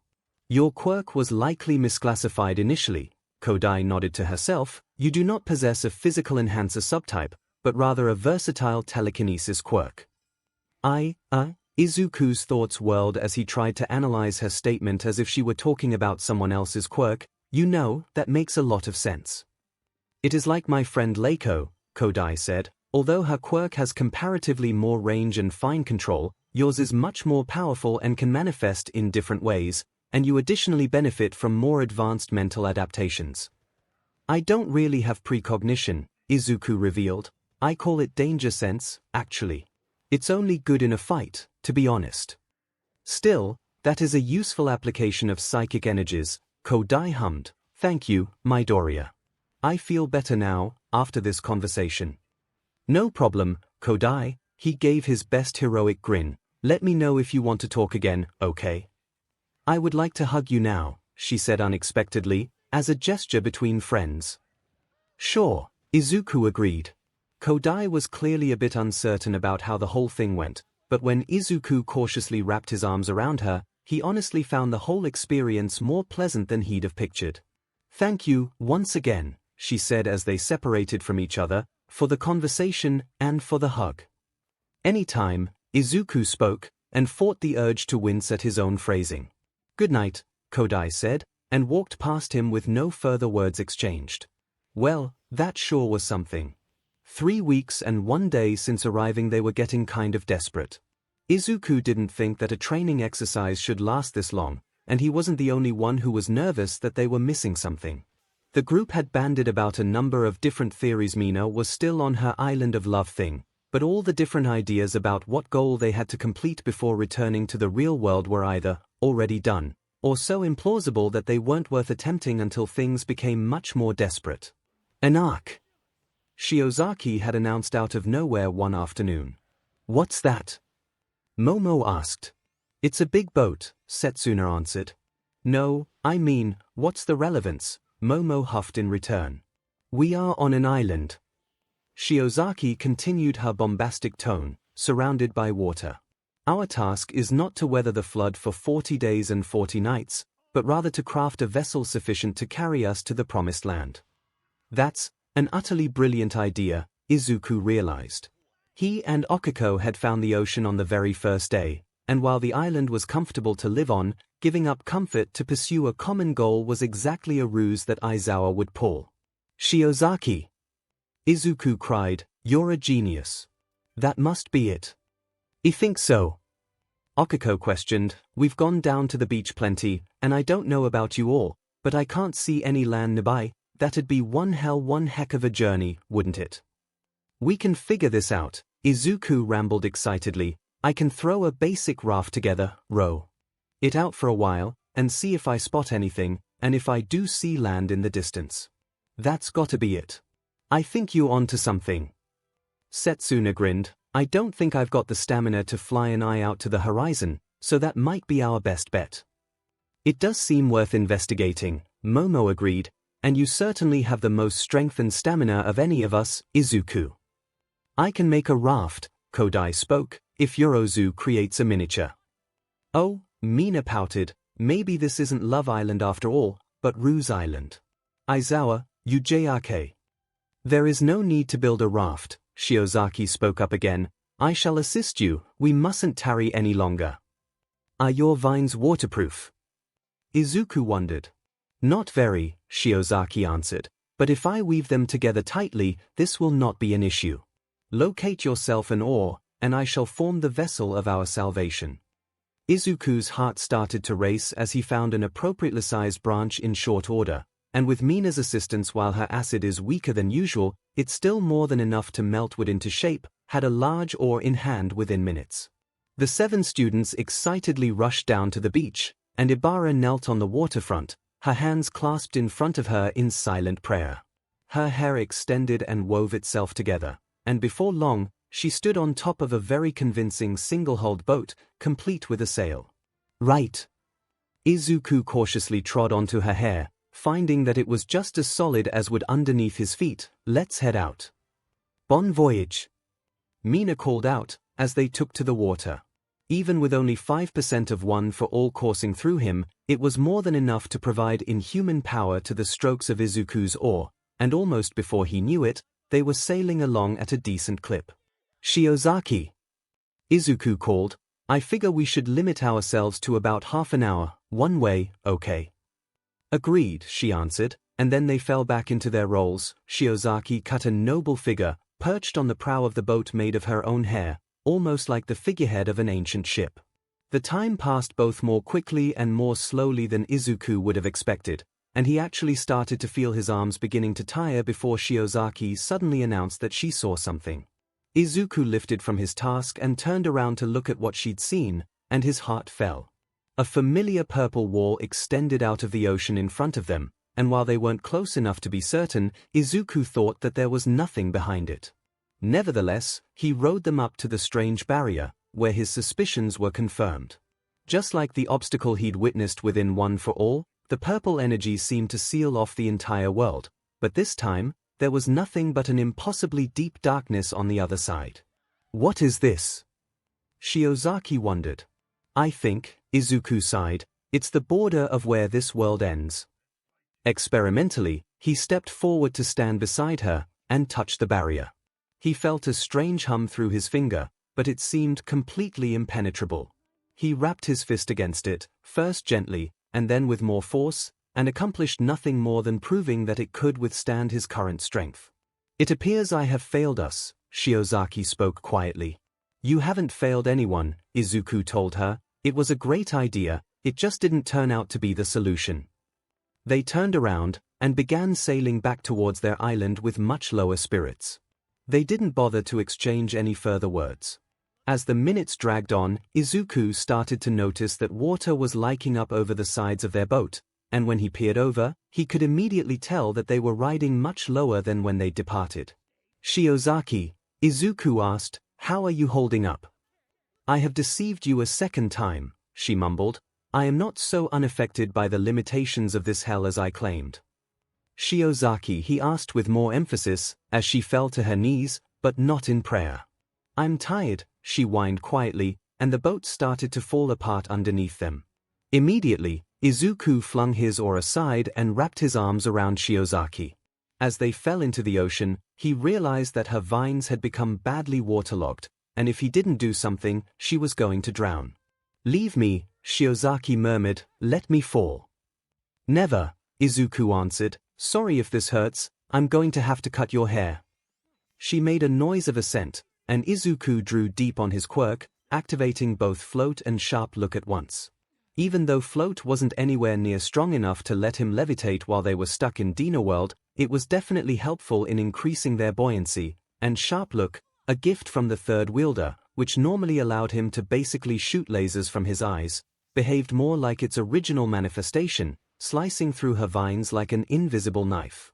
Freed of the excess weight, Izuku turned so that Shiozaki laid atop his chest, as he floated on his back in the water. I'll get us back, okay, he reassured her, save your strength. He started to paddle his feet, and before long, the pair were making significant progress towards shore. After a few minutes, Izuku heard loud voices in the distance, and when he paused to crane his head backwards, he spotted the other 5 standing a couple 100 feet away. We're almost back, he muttered to Shiozaki as he started kicking his feet once again. Eventually, he felt sand under his feet, and repositioned them so that he carried Shiozaki in his arms, where she hung limply. I'm glad it was you, she whispered to him, here with us. Izuku didn't reply, too preoccupied with getting her back to safety. Other men would have been consumed by sinful thoughts, she murmured, and sounded as if she were half asleep. But you are truly righteous, Midoriya. You have saved me. You're a hero. That's the job description. Izuku smiled as he finally crested out of the water, Shiozaki clasped tightly in his arms. The other girls were quick to rush over, worriedly asking what happened. We can't sail out of here, Izuku replied, as he passed Shiozaki over to Setsuna and Kodai, before he dropped to his knees himself, utterly exhausted. There's a wall in the way. A moment of defeated silence passed through the group. Well, not a total loss, Mina finally spoke up. You managed to get Shiozaki soaking wet. Okiko groaned and reached out to smack Mina in retaliation, but the pink girl was too quick.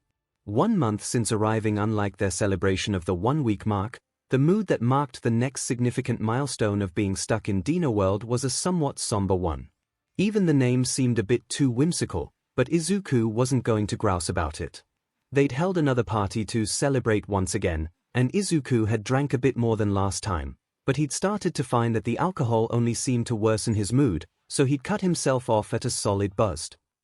The girls had similarly been fairly low-key. Momo had gone to bed early, followed by Shiozaki, then, shockingly, Mina. The 3 women still awake had been engaged in quiet conversation when Izuku had excused himself. They had expanded the boundaries of their little village during their 3rd week, so that its borders now included a nearby hill meant to serve as a lookout point, and Izuku decided to camp out atop this hill, staring into the night sky with something uncertain in his heart. It'd be nice if there were some stars, at least, he thought, and wondered why the creator of this artificial world had thought to include a moon, but not other fundamental features of a realistic universe, might brighten things up a little. He heard a noise below, and turned to see Okiko wandering in his direction. Hey, he greeted her. Hey, she wumped to a seat beside him. How you doing? Been better, Izuku admitted. You? About the same, she sighed. I didn't think that we'd be stuck here this long. Why'd you figure that is? Her accent's coming out more lately, Izuku thought, kind of adorable. Well, quirks are bullshit, he explained. Could be a lot of reasons, really. Like? Okiko wondered. I dunno why Aizawa hasn't just put a stop to this. It's been a dang month, he wouldn't waste that much time. It might be that he can't, Izuku answered. It's like, you know how if he erases Mina's quirk, the acid she made still sticks around. Yep. Well, maybe this is like that. Izuku waved his hand around vaguely. Maybe this place sustains itself for however long it's meant to, even if the guy who made it wanted to put a stop to it. You'd think somebody would have figured out a way out for us. Okiko sighed and leaned against him, resting her head on his shoulder. Should be a big deal, right? Whole group of students stranded for a month. It might not have been a month, Izuku grumbled.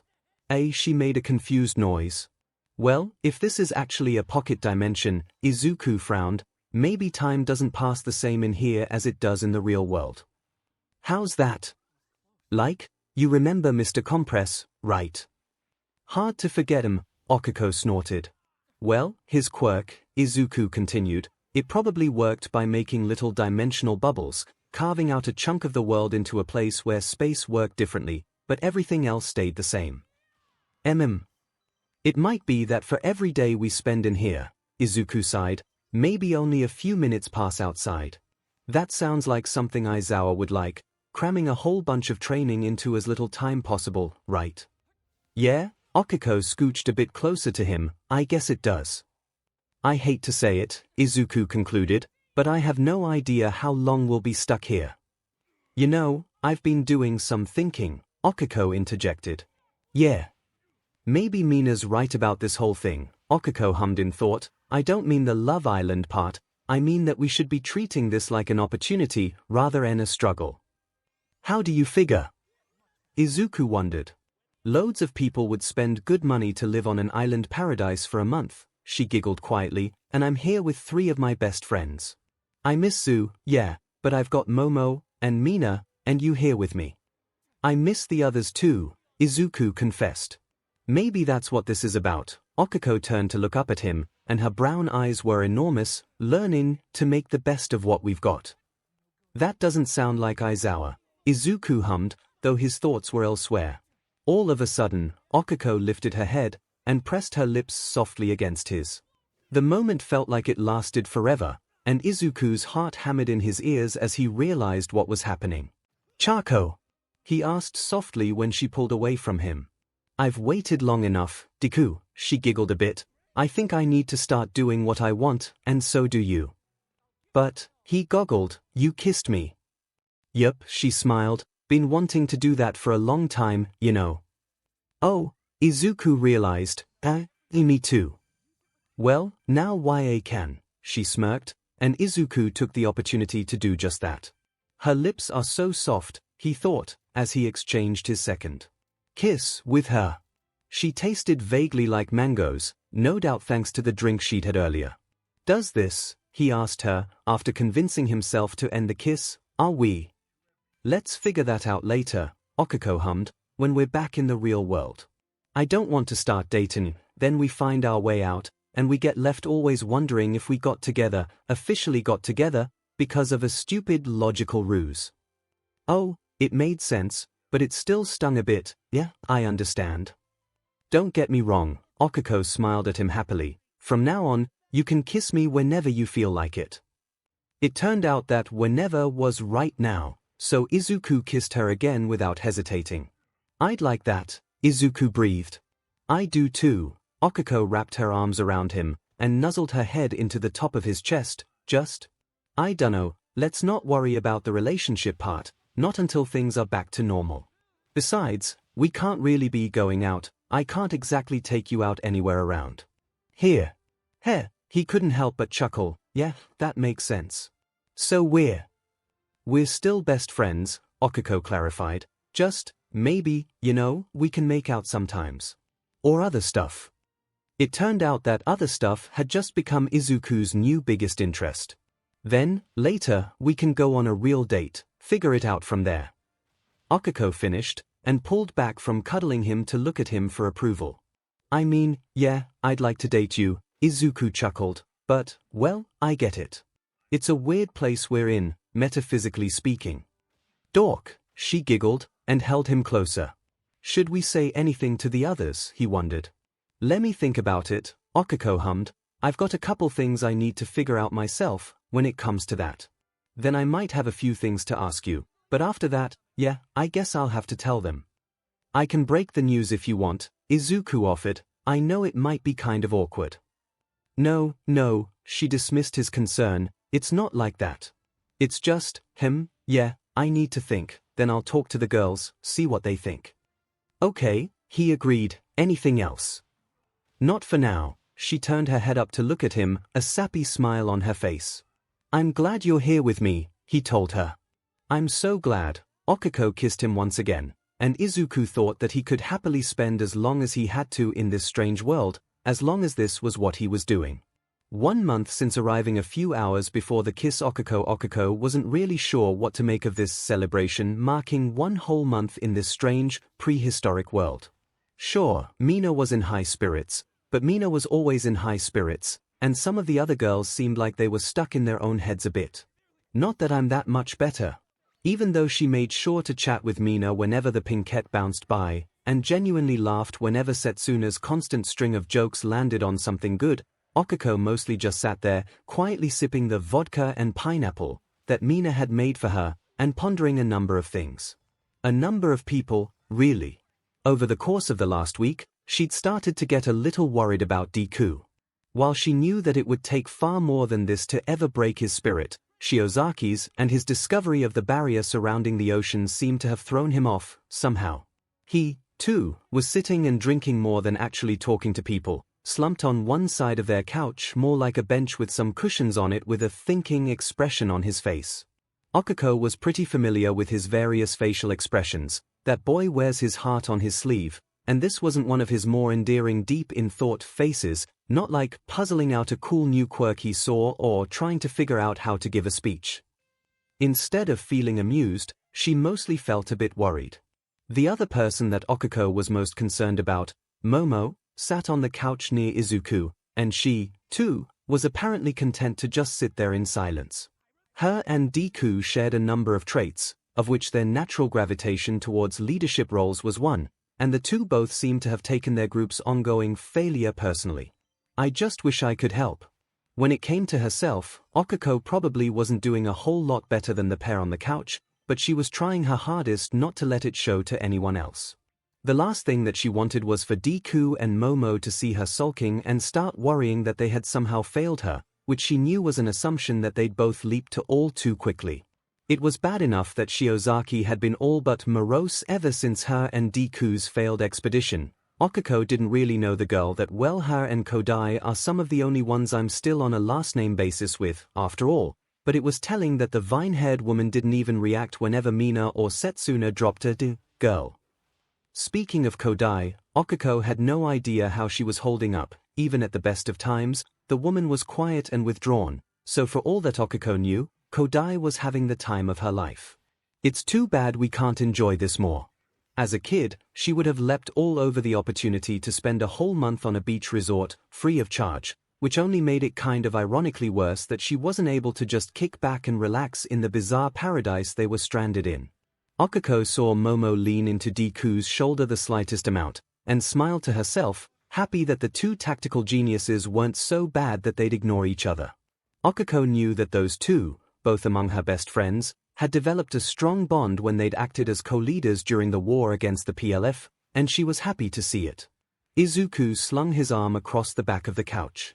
It wasn't like he put his arm around Momo, but it was similar enough in spirit that the tall black-haired woman could reposition, tucking her legs under her hips and leaning in a little bit closer. Cute. 𝐒𝐴 thought. She'd had a lot of time, a loot of time, to ponder her own feelings for Deku lately, and 𝐒𝐴 had come to a number of somewhat surprising realizations over the past couple of weeks. First, and least surprising, she absolutely adored the boy. She wasn't exactly going to drop the word just quite yet, but she knew for certain that she wanted him in her life to an even greater extent than he already was.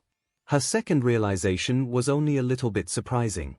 𝐒𝐴 knew that she had some serious jealousy issues, and it wasn't exactly hard to figure out that these issues might grow into a full-blown problem once her and Deku finally acted on the years of maybe romantic tension between the two of them.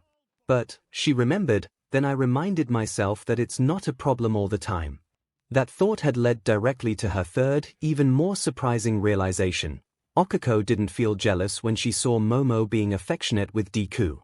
Sure, on a rational level, 𝐒𝐴 understood that both Momo and Deku were fairly touch-starved thanks to their extremely dissimilar childhoods, and both of them were fairly cuddly with all of their close friends, but something felt distinctly different for 𝐒𝐴, compared to the other girls that she'd seen get touchy-feely with Deku.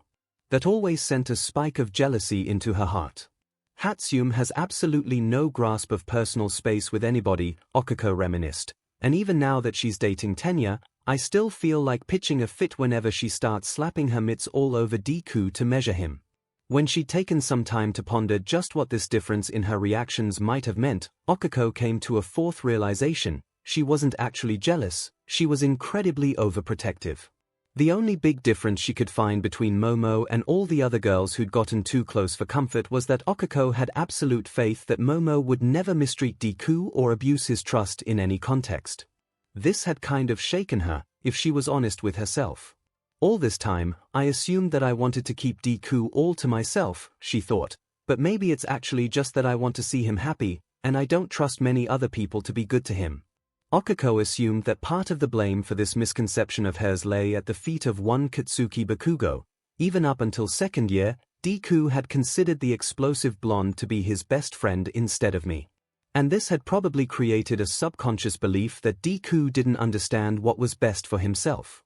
Well, that part is definitely still true.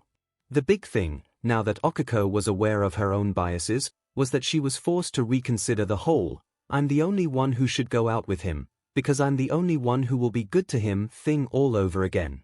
As she sat on a cushion off to the side of the couch, she tried to imagine how she'd feel if, instead of just kinda sorta cuddling, Deku had fully wrapped his arms around Momo, and the two had kissed each other passionately since they're a couple in this imagined hypothetical and all. Nope, that's definitely not jealousy.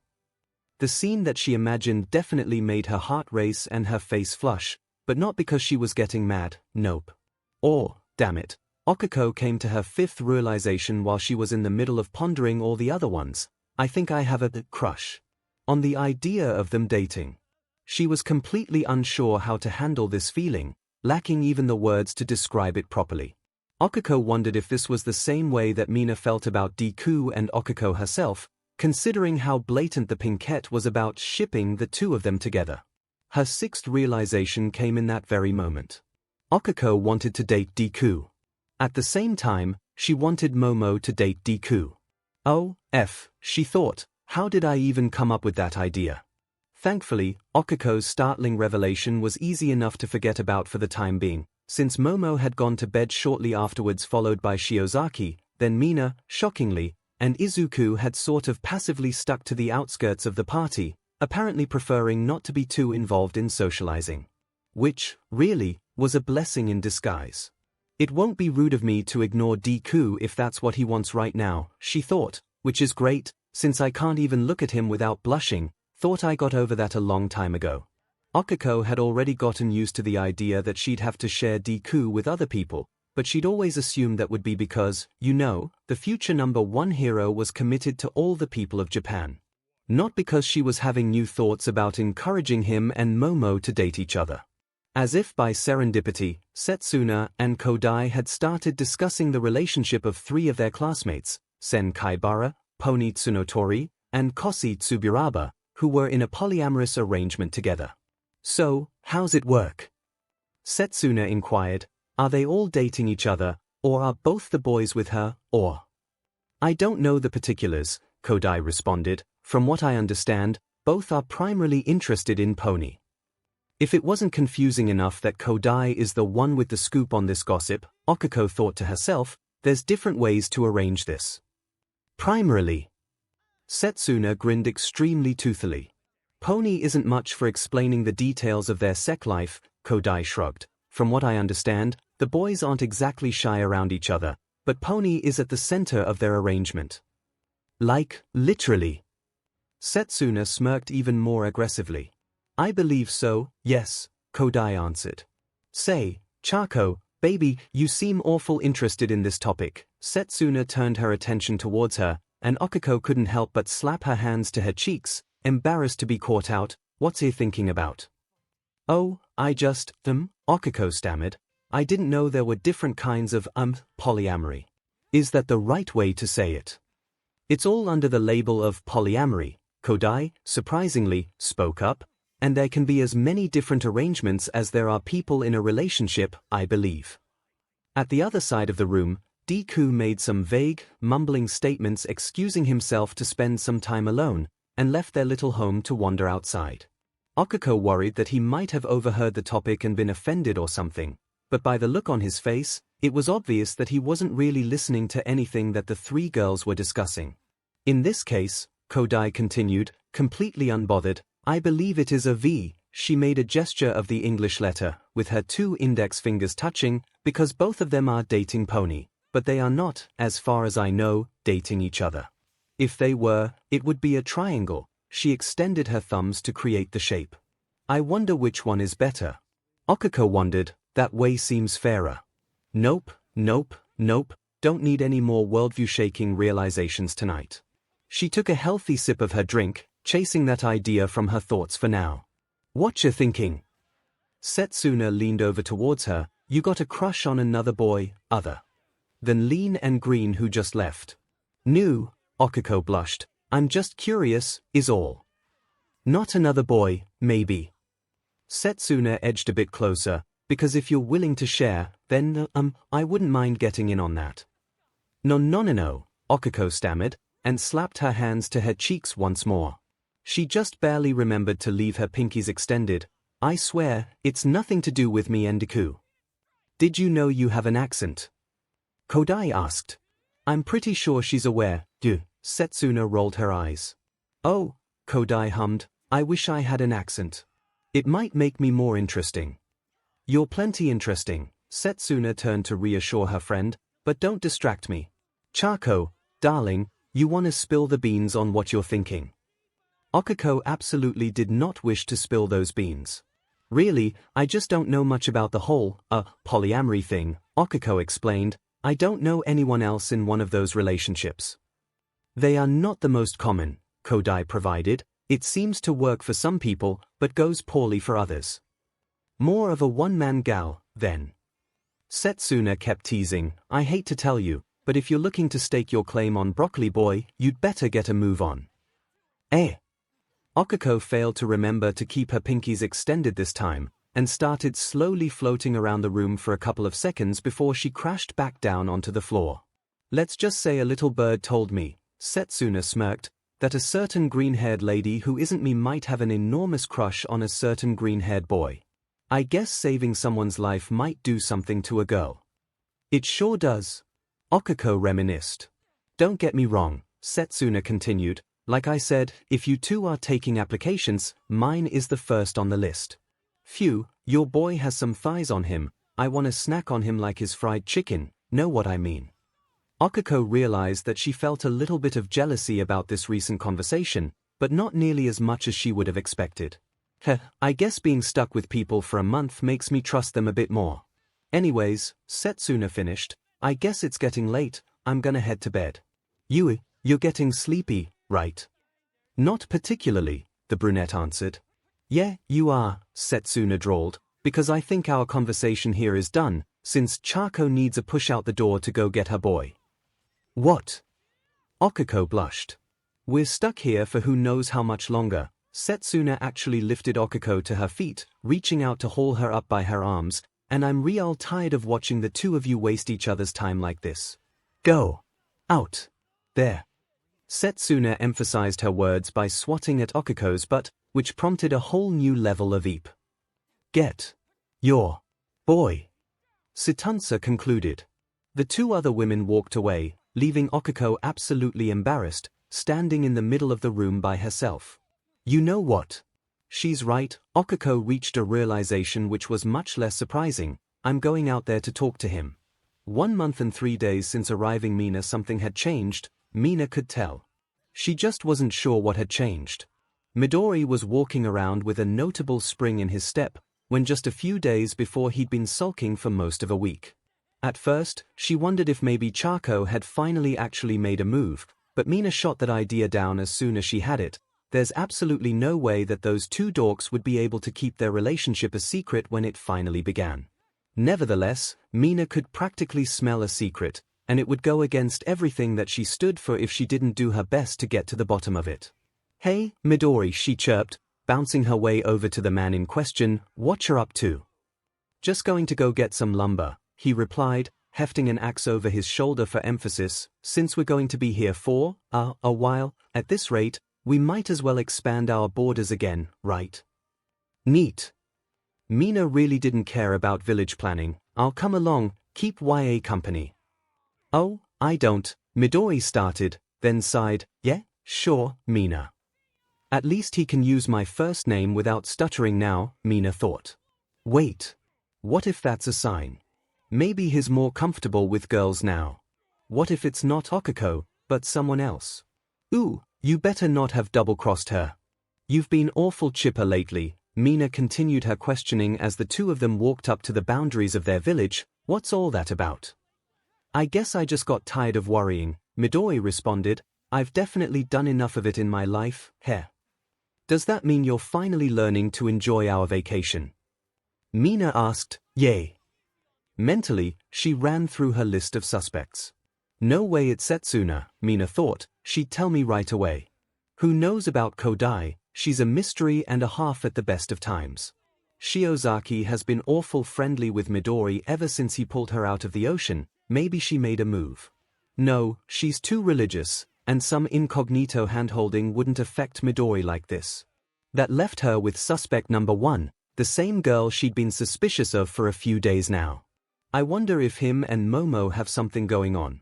There were definitely signs. The two hadn't been cuddly, not exactly, but Mina noticed a lot of little gestures of affection between the two geniuses of the former Class 1A, and if they were willing to share those in public, who knows what they got up to in private.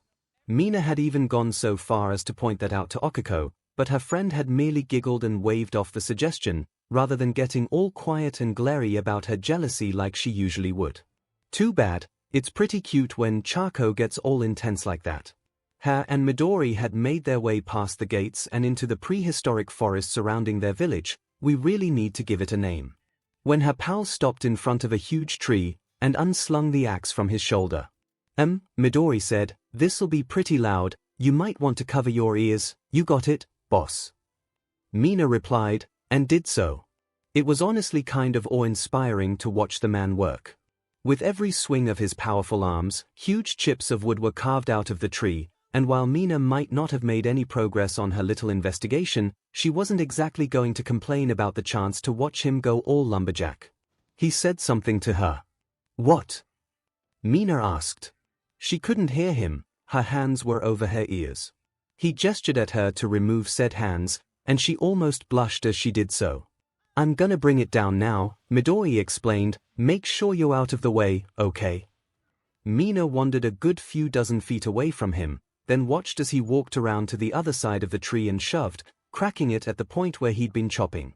Good lord, those triceps. Mina fanned herself lightly. If I didn't know better, I'd say that I should be on my list of suspects." She walked back over as he huffed for breath, one arm planted against the fallen tree for balance. "Say, I was thinking," Mina started her interrogation, "there wouldn't be anything going on between you and one of the girls here, would there?" His bafflement seemed disingenuous, and Mina thought she'd caught him. "Why would you ask that?" "I dunno," she drawled, "just seems like you've got some extra energy. Lately, I got to thinking maybe you've got someone special on your mind." "Why, Mina," Midori teased, "you know I've only got eyes for you." "Oh, is that so?" She grinned at him. "I can't imagine why." "Really?" he smirked, "with that luscious hair, that appealing smile, and those incredible legs. How could I not?" Mina felt herself blush. Midori bit his bottom lip, but it wasn't a seki gesture, rather that he was obviously trying to stop himself from giggling. "Ooh," she huffed, "you're terrible." "You've been teasing everyone for literally years," Midori protested. "You're telling me that you can dish it out, but you can't take it." "Oh, trust me," she purred, as she stepped closer to him and ran her finger down his chest, "I can take it incredibly well." That time, it was Midori's turn to blush, and the giggles he'd tried to suppress earlier came back with a vengeance when she started laughing too. "Being a lumberjack's more fun than I thought," Mina announced as, "Oh boy." Midori casually bent down to haul the entire tree behind him. "Maybe I'll come along next time." Getting flirted with like that is more fun than I remembered, Mina realized. Good goddamn. Wouldn't mind if he did that more often. 1 month and 4 days since arriving Setsuna. "Hey, Greenie." Setsuna floated her head over to Izuku. "Where you going?" "Hey, Set," he replied, disappointingly unrattled by the sight after I've been working hard to get past how much it stings to disjoint myself. "Rude, I'm just going to go fishing." "Oh, I'll tag along," she announced. She'd spoken with Mina earlier that morning, and the two gossip buddies had shared their theories about what the secret behind Izuku's recent cheerfulness might have been. For some reason, Mina was absolutely unconvinced that Okiko was the girl responsible, which Setsuna thought sounded absolutely absurd. "I literally shoved her into his arms," she recalled. "Well, kind of spanked her into his arms, but the spirit is still there. Hair, but rocking everywhere." Nevertheless, Mina definitely knew the greenette boy and reddish-brownish haired girl better than Setsuna did, so if Mina said that wasn't it, then it probably wasn't. Which left the mystery of who got in the middle of those sweethearts, and why wasn't it me, an open case. So, she asked him, as they left their village, "Talked to Okiko lately?" "Yeah," Izuku replied, "I talk to all of you every day." "No, I mean," Setsuna smirked, "have you talked to Okiko lately?" "I don't know what you mean." Izuku shrugged. "See, I talked to Mina earlier." Setsuna sold out her partner in investigation, "and she seems awfully certain that you have a certain 𝐔𝐬𝐴𝐺 about you lately." "I don't know what that means," Izuku protested. "I don't know what," Setsuna replied with the most literal translation, and grinned at her own wordplay. Tragically, it seemed to have flown over Izuku's head entirely. Must not have taken French at any point. You'd think that the amazing sparkle pants in his class would have fixed this. Anyways, she brushed that awkwardness aside. "Got any secrets you'd like to share with your new class?" "Tons," Izuku smirked, "but none that I'm going to." "Oh, Setsuna smirked back at him, he's got some teeth after all. Mrau. Their conversation was interrupted by a heavy thudding sound. Izuku instantly tensed, going on high alert, while Setsuna merely looked around, trying to find its source. It wasn't hard to. One of the dinosaurs which roamed the island had chosen this moment to make a rare appearance. Oh ho ho ho, this one's got some teeth too. The technically inaccurate animal bore a strong resemblance to the old takes on a T-Rex, except that it was lacking feathers, and the posture was all wrong, but still. She was still thrilled every time that she got to almost live out her childhood dream of meeting a dinosaur. And not just a dinosauroid mutant type. Look! Setsuna announced cheerfully, look at his teeth. So bitey. Izuku frowned, as the beast kept walking towards them. The gait's a bit off too. Setsuna reviewed its accuracy, but the presence. Wow. It's almost like being in the Cretaceous. Setsuna. Izuku repeated. Did you know that, she continued, that ancient pre-quirk franchise, Jurassic Park? That's the wrong epoch. By, like, millions of years. Setsuna. Izuku interrupted her again. The dinosaur-like thing was within a dozen feet of them, and it opened its jaws wide, revealing full rows of very accurate-looking teeth. She almost felt nervous for a second, before a rush of wind blew past her, as Izuku launched himself towards the Dino monster. Smash! The boy yelled, as he punched it right in its toothy face with a heavy wallop. The Dino beastie yelped, and promptly turned tail and ran. What was that about? Izuku asked her, you didn't even try to avoid that thing. I didn't need to, she grinned at him, after all, I've got a big strong hero looking out for me. Izuku sighed in exasperation. Let's head back, we should let the others know that there was one this close to camp, he told her, just as responsible as ever. Boy, you should have seen yourself. Setsuna cheered, all crash. Bang. POW. And then you booped its snoot hard enough to send it running. Why, you even yelled smash like All Might does, what a hero. Well, I'm glad you're safe, Izuku rolled his eyes. Doesn't the hero want a reward? Setsuna linked her arms around his, drawing closer to him, for saving me, the innocent, pure maiden that I am. Is quit teasing me an option for this reward? She made sure to pop the for emphasis, that, my brave, handsome, heroic friend, is something you will have to endure. Fine, then, Izuku turned to her, and grinned with actual deviousness in his eyes. Ooh, yeah, you're way more confident than you were, Setsuna thought, someone's been helping you out with that. I'll have to find out who, and see if they're willing to share. As my reward, I want, he started, and Setsuna found herself honestly excited to see what he'd come up with. For you to help me make dinner tonight. Can do, boss, she gave a joking salute, not what I was expecting, but sure. What were you expecting? Izuku asked, and clearly regretted it immediately. Oh, for me to show you my melons or something, Setsuna grinned her widest grin. I mean, I still can, offers always open. Izuku sputtered, and Setsuna cackled. Okay, not that confident yet, hey. 1 month and 1 week since arriving Yui heard steady wham, wham, wham, sounds originating from the edge of their camp, which she found curious. It was well into the evening, later in the day than any of their group typically worked on construction projects. To satisfy her curiosity, she wandered over towards the source of the noise, only to find an even more curious sight. It seemed as if Midoriya had cleared out a space close to the edge of camp, filled in the ground with sand, and driven a single, thick tree into the middle of this spot. He was dancing around the outside of the tree, all the while pounding his fists and feet against it.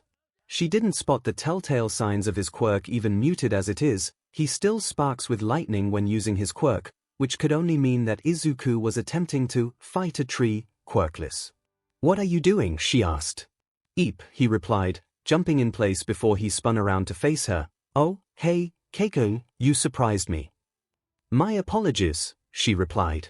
I'm, just doing some training, Midoriya explained. I realized I'd been neglecting that while we've been here, and especially since we might need to chase off, those not quite dinosaurs, I figured I should work on that.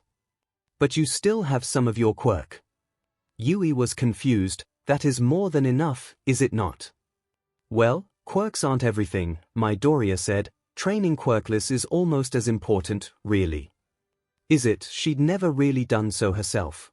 Yui was hardly in bad shape or anything like that, but as she stared at Midoriya's shirtless form, she realized that there were absolutely aesthetic benefits to his training regimen, if nothing else. He looked like a carved statue, all hard lines and chiseled musculature. Those are some very nice abs. I want to like them. Midoriya seemed to notice her staring, and sort of half turned away from her, blushing. She felt an uncharacteristic blush of her own.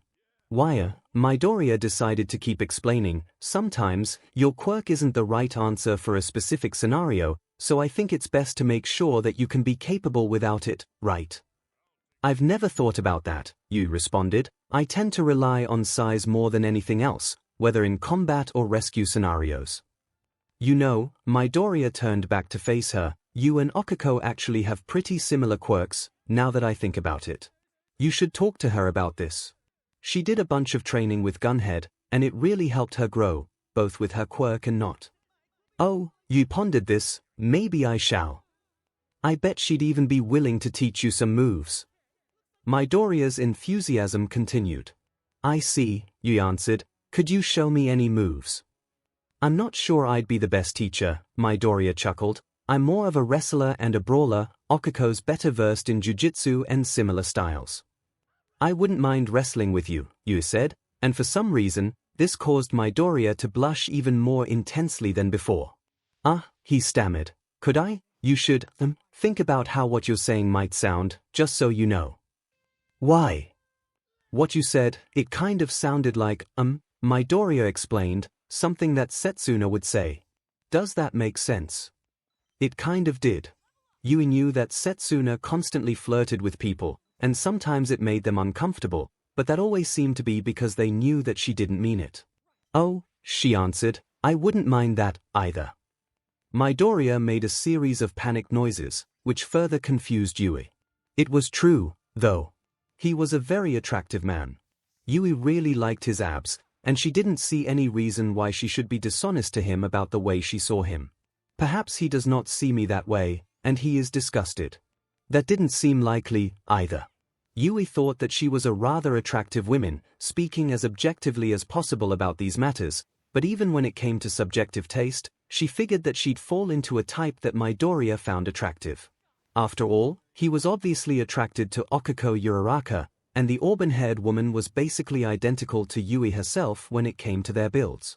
I believe my breasts are slightly larger than hers, Yui recalled, but her butt is bigger than mine. Still, that doesn't seem like a big enough difference to matter, and we both have substantial amounts of either category. Perhaps there was one of those subtler reasons that Yui often missed. She had certainly noticed that Uraraka had also been staring at her recently, and perhaps the other woman was measuring her up as competition. That seemed unfair. You wouldn't make a move on someone who already had a partner, but both Midoriya and Uraraka had repeatedly insisted that they were not a couple. I apologize if I've made you uncomfortable, she finally decided. I find you attractive, but if you do not see me the same way, I will not express these thoughts. Midoriya stammered. No, it's, you're very pretty, Kodai, it's just. I'm not really looking for a girlfriend right now. Oh, she didn't see the relevance. Again, my apologies. I was not trying to ask you to be in a relationship with me. I was simply saying that I wouldn't be opposed to physical intimacy with one another, if you were interested in such. I don't, that is, well, Midoriya tried and failed to start a sentence repeatedly. I'll let you know. That sounds nice, Yui agreed. I'm going back to our house. Enjoy your training. Izuku gave a little wave to her as she departed, as if he was completely unsure what to say. I don't know why people have such a hard time with this, Yui wondered. Simply saying what you mean is so much more effective.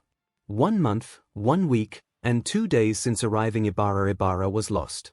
No, rephrase that. Ibara was lost and DMN'd. Despite her knowledge that this purgatory was meant to provide its inhabitants the chance to cleanse their souls of sin, in the past 2 weeks, she had not only failed to absolve herself of the sin of pride, but had started engaging in all new sins on top of that. She was terribly afflicted by the sin of lust. Where she had been so arrogant and prideful, a sinner though am I, she sang the hymn in her thoughts. To have presumed that it was Midoriya who was guilty of that particular brand of sin, it had become undeniably clear that he was the one pure soul on this island, their only hope of salvation. None other would have plucked her from the very edge of a watery grave as he had done, and yet she had managed to twist his heroism into nothing more than a sinful obsession of her own. Ibara recalled the way she felt, carried in his arms, as he lifted her from the waters, like she had been born again. She also recalled the way his arms felt around her, to say nothing of his firm chest pressed against her own lust. She cried, "You most pernicious tempter." Even worse, not only had her gaze started to linger sinfully on Midoriya's body whenever he was nearby, but she had even started to stare at the other women on the island. Envy, she bemoaned, cousin to pride. Ibara knew that Midoriya was the means by which she could escape the grasp of these sinful thoughts, but it seemed as if her own lust had spread through the other inhabitants of purgatory. Frequently, she saw each of the other women staring at him just as sinfully as she would. They would latch their eyes onto his broad back, molest his thick, powerful thighs with their gaze, stare hard enough as if they could somehow see his very soul underneath his firm, carved pectorals.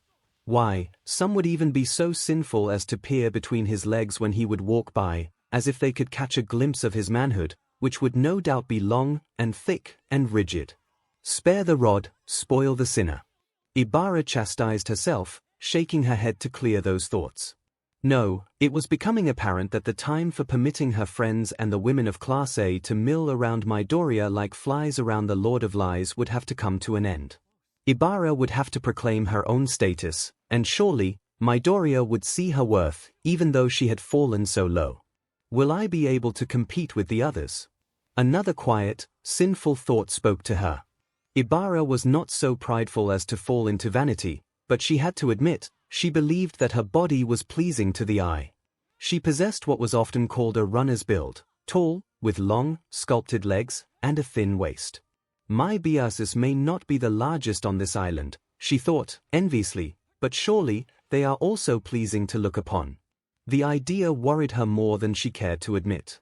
Though Yorozu was, perhaps, the least sinful of Ibara's competitors, she easily outmatched every other woman in that particular category. Much like Ibara herself, the black-haired woman was tall and lean of limb, which concerned her. If Midoriya was particularly tempted by large BRSs, he might be led astray. It is a common preference among men, is it not? She wondered. Ashido, it had taken Ibara quite some time to see her as anything but a demon, was also noticeably, well, top-heavy, not that the term was accurate, given how her bottom was equally as large. Her thighs were thick enough to support her entire hourglass frame, which Ibara suspected many men would find appealing. Yui and Uraraka were practically cut from the same cloth. Neither were quite as busty as the first two, but it was a near thing. Those two women were built less powerfully than Ashido was, while sharing her other proportions, their muscles visible from underneath a layer of pleasant-looking softness. I have heard men find large rear ends attractive. Setsuna, just as lascivious as Ashido, diverged from the previous two women by virtue of combining leanness with musculature. The green-haired woman was sinfully proud of her visible abdominal muscles, but even Ibara had to admit that her friend's looks were noticeably striking. She has, I believe the phrase is, a hard body. It was the height of envy that Ibara had spent nearly as much time thinking about these other women's bodies as she did Midoriya's, to say nothing of the time she had wasted, arrogantly pondering her own appearance. I have to put a stop to this, she thought, this cannot hold, and unless something is done, soon, things will fall apart. 1 month and 2 weeks since arriving, Momo had finally begun to turn her mood around. It helped that the rest of her classmates, for the most part, Shiozaki's been awfully snippy lately, and Kodai is as blasé as ever, had made such efforts to be cheerful and supportive. Momo had known long ago that she wouldn't be half the woman she was today without their friendship, but it was always nice to be reminded of that fact. Izuku, in particular, had been a steady pillar of support, as he always was. Of all the man's amazing qualities, Momo thought that it was the sheer presence he possessed that was the most incredible thing about him. It was as if he could lift other people out of despair simply by existing. It also certainly didn't hurt that he'd been more physically affectionate lately. Momo didn't have many secrets, some, of course, I am as complex as any other person, after all, but one of the not-so-obvious things about her was that Momoyorozu was an absolute fiend for cuddling. There had been a couple of times that she felt a pang of guilt, as if she was somehow transgressing on the not-yet-established relationship between Okiko and Izuku, but whenever her other friend had caught sight of her and Izuku leaning against each other, or exchanging a friendly hug, Okiko usually smiled approvingly. Sometimes she runs off suddenly, Momo recognized, but, perhaps, that is because she wishes to exchange similar gestures, and is embarrassed by that. It wasn't as if Izuku and Okiko weren't similarly affectionate with one another, anyways. If anything, the pair were even more cuddly with each other, lately, than Momo ever was with him. There'd been a couple occasions where they'd even sat together with one of their arms wrapped around the other, which Momo thought was absolutely adorable. Of course, Mina was even more tactile than all three of the other Class 3A students put together, and it was hard to stay sad when that pink ray of sunshine was constantly bouncing around. As Momo lounged in the sun, tired from using her quirk all morning, she reminisced about the strange place they'd been taken to, and almost, somehow, found herself growing fond of the experience. Not that it is perfect yet, by any means, she knew, there are still many improvements we can make to our little camp. Their site still didn't have an official name, but they'd gone so far as to make up a flag for their village, a tricolor design of pinkish red, green, and blue. These stripes represented the hair colors of the 7 students, according to Mina. The pink girl had been disappointed when Momo was unable to produce black fabric of the correct shade, but had decided that blue pops way better than blackish navy does in the end. The flag also bore a 7-point, vaguely star-like emblem Setsuna's design over top of these stripes. They'd raised the flag atop the small hill to one side of their village, and in doing so, Momo realized that this place was somehow starting to feel like home. "How are you doing, Momo?" Izuku stopped beside the deck chair she was reclined on. "I could definitely eat," she admitted. "Yeah," Izuku smiled, "same here. I was thinking I'd go fishing today, how's that sound?" "Absolutely ideal," she returned his smile, and once more felt the warmth of someone caring for her. It was an odd thought, but Momo had started to come to a conclusion that, whenever they were back in the real world, she'd try and find someone very much like Izuku to date. The man himself was off-limits obviously, but Momo had come to find that she much preferred a life with such a constant supportive presence in it. "Go in fishin'?" Okiko asked as she, too, appeared from within their home. "I'll help YA cook it, when you're back." Momo's friend had stopped making as many efforts to disguise her Kansai dialect of late, and Momo thought that it only made Okiko even more endearing. "Shouldn't be long," Izuku cheerfully announced, "maybe half an hour." "Great." Okiko beamed, "See YA soon." As Izuku trod off, Okiko obviously watched him leave, and Momo found that sight incredibly endearing in its own right. "Hey, Momo," the other woman asked. "Yes. You know if the other girls are around? I know Mina and Setsuna are inside." "I believe so," Momo answered. "Kodai and Shiozaki were foraging this morning, but they should be back any minute." Just as she spoke of them, Momo spotted the 2 women coming back into camp, a variety of different fruits carried in a basket between them. As they approached, Kodai reached in to pass a mango to Momo, who politely expressed her gratitude before perhaps somewhat impolitely devouring it, grateful for the calories.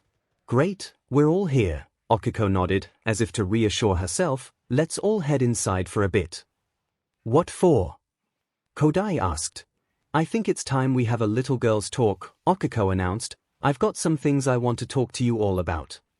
Oh, perhaps her and Izuku have finally talked it out. Momo wondered.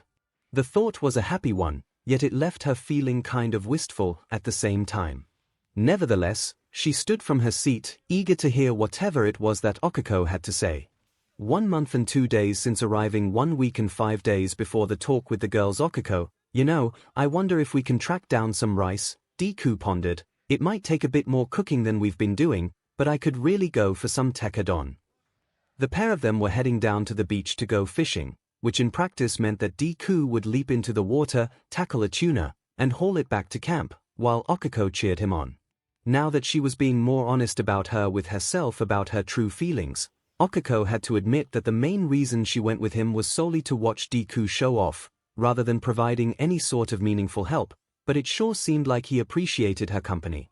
I agree, 𝐒𝐿𝐵 replied. Don't get me wrong, I'm glad that we've got a few talented cooks with us, but I'm getting kinda bored of tuna steaks and fruit for most of our meals. Sashimi the other night was pretty nice, Deku said with a grin, who knew that Kodai knew how to prepare it. We've all got hidden talents, 𝐒𝐿𝐵 giggled. I always forget that you are such a good cook too, mister. Well, I always wanted to help my mom out. Growing up, Deku explained, we didn't really have a lot of money, but she's really good at stretching groceries out into full meals, and I think I picked up on that a bit. I know what that's like. 𝐒𝐿𝐵 had similar experiences, but I never really got the hang of cooking like that. I can make a mean instant ramen. If we happen to find a convenience store somewhere on this island, I wouldn't even be surprised. Deku chuckled. It's kind of obvious now, isn't it? This place isn't exactly hard to live in. Not calling it Dino World anymore, she teased. 𝐒𝐿𝐵 hadn't really been a huge fan of Setsuna's name for the primitive world, but it had fit well enough, she supposed. I guess Set's bored of that name, Deku explained. His using her nickname. 𝐒𝐿𝐵 carefully measured how she felt about that. She wasn't quite sure yet if she trusted Setsuna to the extent that she felt comfortable with the greenette being all flirty with Deku, but if nothing else, her initial spikes of jealousy and embarrassment whenever Setsuna was particularly rambunctious had seemed to subside. She'd already figured out that she was completely, 100%, plus ultra on board with the idea of Momo and Deku getting closer to each other. 𝐒𝐿𝐵 had a healthy amount of self-esteem, but she knew that there were traits Momo had that she didn't. Her friend was a born leader, with an intuitive grasp of strategy and academic topics, and a keen interest in discussing complex theories about quirk science. These were things that Deku had in common with her, and also ones where 𝐒𝐿𝐵 just wasn't quite on the same page as them. To put it more simply, both Deku and Momo were giant nerds, in the most endearing sense of the word. Instead of feeling insecurity about her friend having things in common with Deku that 𝐒𝐿𝐵 herself didn't, she had started to feel some kind of emotion that seemed like a weird relative of proud. The brief talk she'd had with Setsuna and Kodai about the concept of polyamory and its variants had, apparently, opened a lot of potential doors for 𝐒𝐿𝐵, and she'd done a lot of thinking ever since she'd talked to Deku about being more open with their feelings for each other. 𝐒𝐿𝐵 was enthusiastic about Deku getting closer to Momo, on board with him spending time with Mina. She'd definitely help him to get out of his awkward moments more than I do, and she always backs off her teasing if he's genuinely uncomfortable, and very tentatively willing to approve of the idea of Setsuna getting involved with him. She was still uncertain about the other two women on their island. Kodai was a hard woman to read. From all their interactions and what 𝐒𝐿𝐵 had overseen with the other Class B girls, she was simply blunt, reserved, and almost cold because that's who she was, rather than any hostility or disinterest in befriending people. She seemed nice enough, in her own way, but 𝐒𝐿𝐵 wasn't sure if that qualified her for share my kinda not really boyfriend with you status. Shiozaki, on the other hand, was getting on 𝐒𝐿𝐵's nerves in a big way lately. Ever since she and Deku had their failed expedition to the boundary of the ocean, the vine-haired woman had been kind of short and snappy with everyone else except for Deku. It kind of reminded 𝐒𝐿𝐵 of the way she used to act, when she'd thought that her driving emotion was jealousy, and Setsuna hadn't exactly been subtle about pointing out that Vines has it bad for Greenie. If they were going to figure out some sort of arrangement so that everyone could be happy on this island, 𝐒𝐿𝐵 knew she was going to have to figure out how to deal with these latter two women. What are they calling it instead? 𝐒𝐿𝐵 asked, as she shook her head to clear her thoughts and continued their conversation about the name of the island. Well, Deku smirked. You know that Mina still calls it Love Island. Yeah, she couldn't help but blush. I guess that's not entirely inaccurate, is it?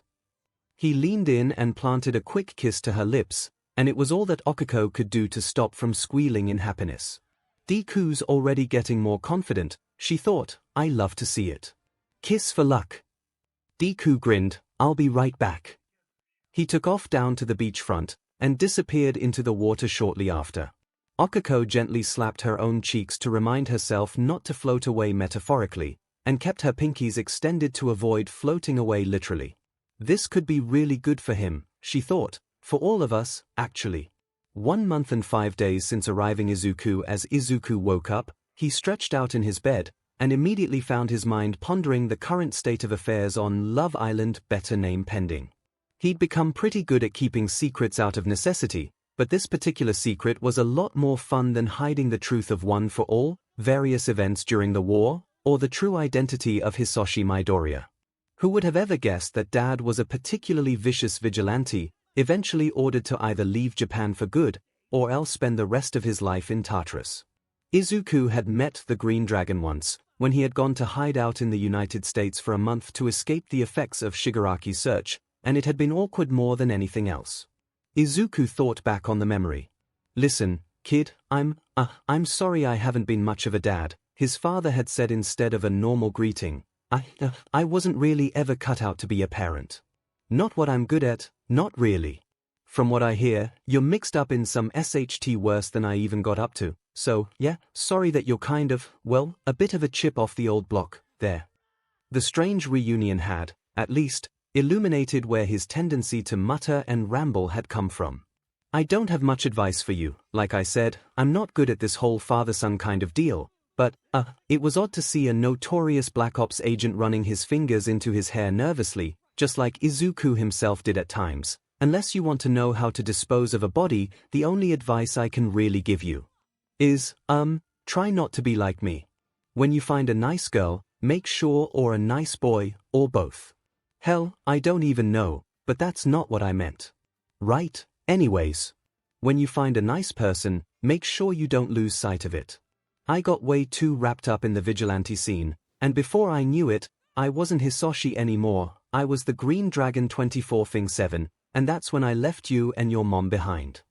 The words hadn't meant too much at the time. Izuku had mostly been baffled by the fact that the QAA, the agency that replaced the CIA, in the Age of Quirks, had unknowingly sent his own father to explain that they weren't getting involved in the war in Japan, but in retrospect, he could see something resembling wisdom in the words. "If you find someone who loves you for reasons other than all the hero bullshit," Hisoshi had explained, "don't let go of that. It makes a difference if you have someone to fight for, someone you're actually willing to stay alive for. Fighting for the good of all society is great and all, but that's a really slippery slope, and I fell down it pretty much right away." Izuku had realized pretty quickly that his father was pathologically incapable of expressing his philosophies in any way except for analogies to combat, but he'd managed to take a bit of value from the bizarre reunion. When he went back and rejoined the war in Japan, Izuku had made conscious efforts to be a bit less self-sacrificing. Now, it seemed that this was paying off. Okiko was almost, kind of, sort of his girlfriend.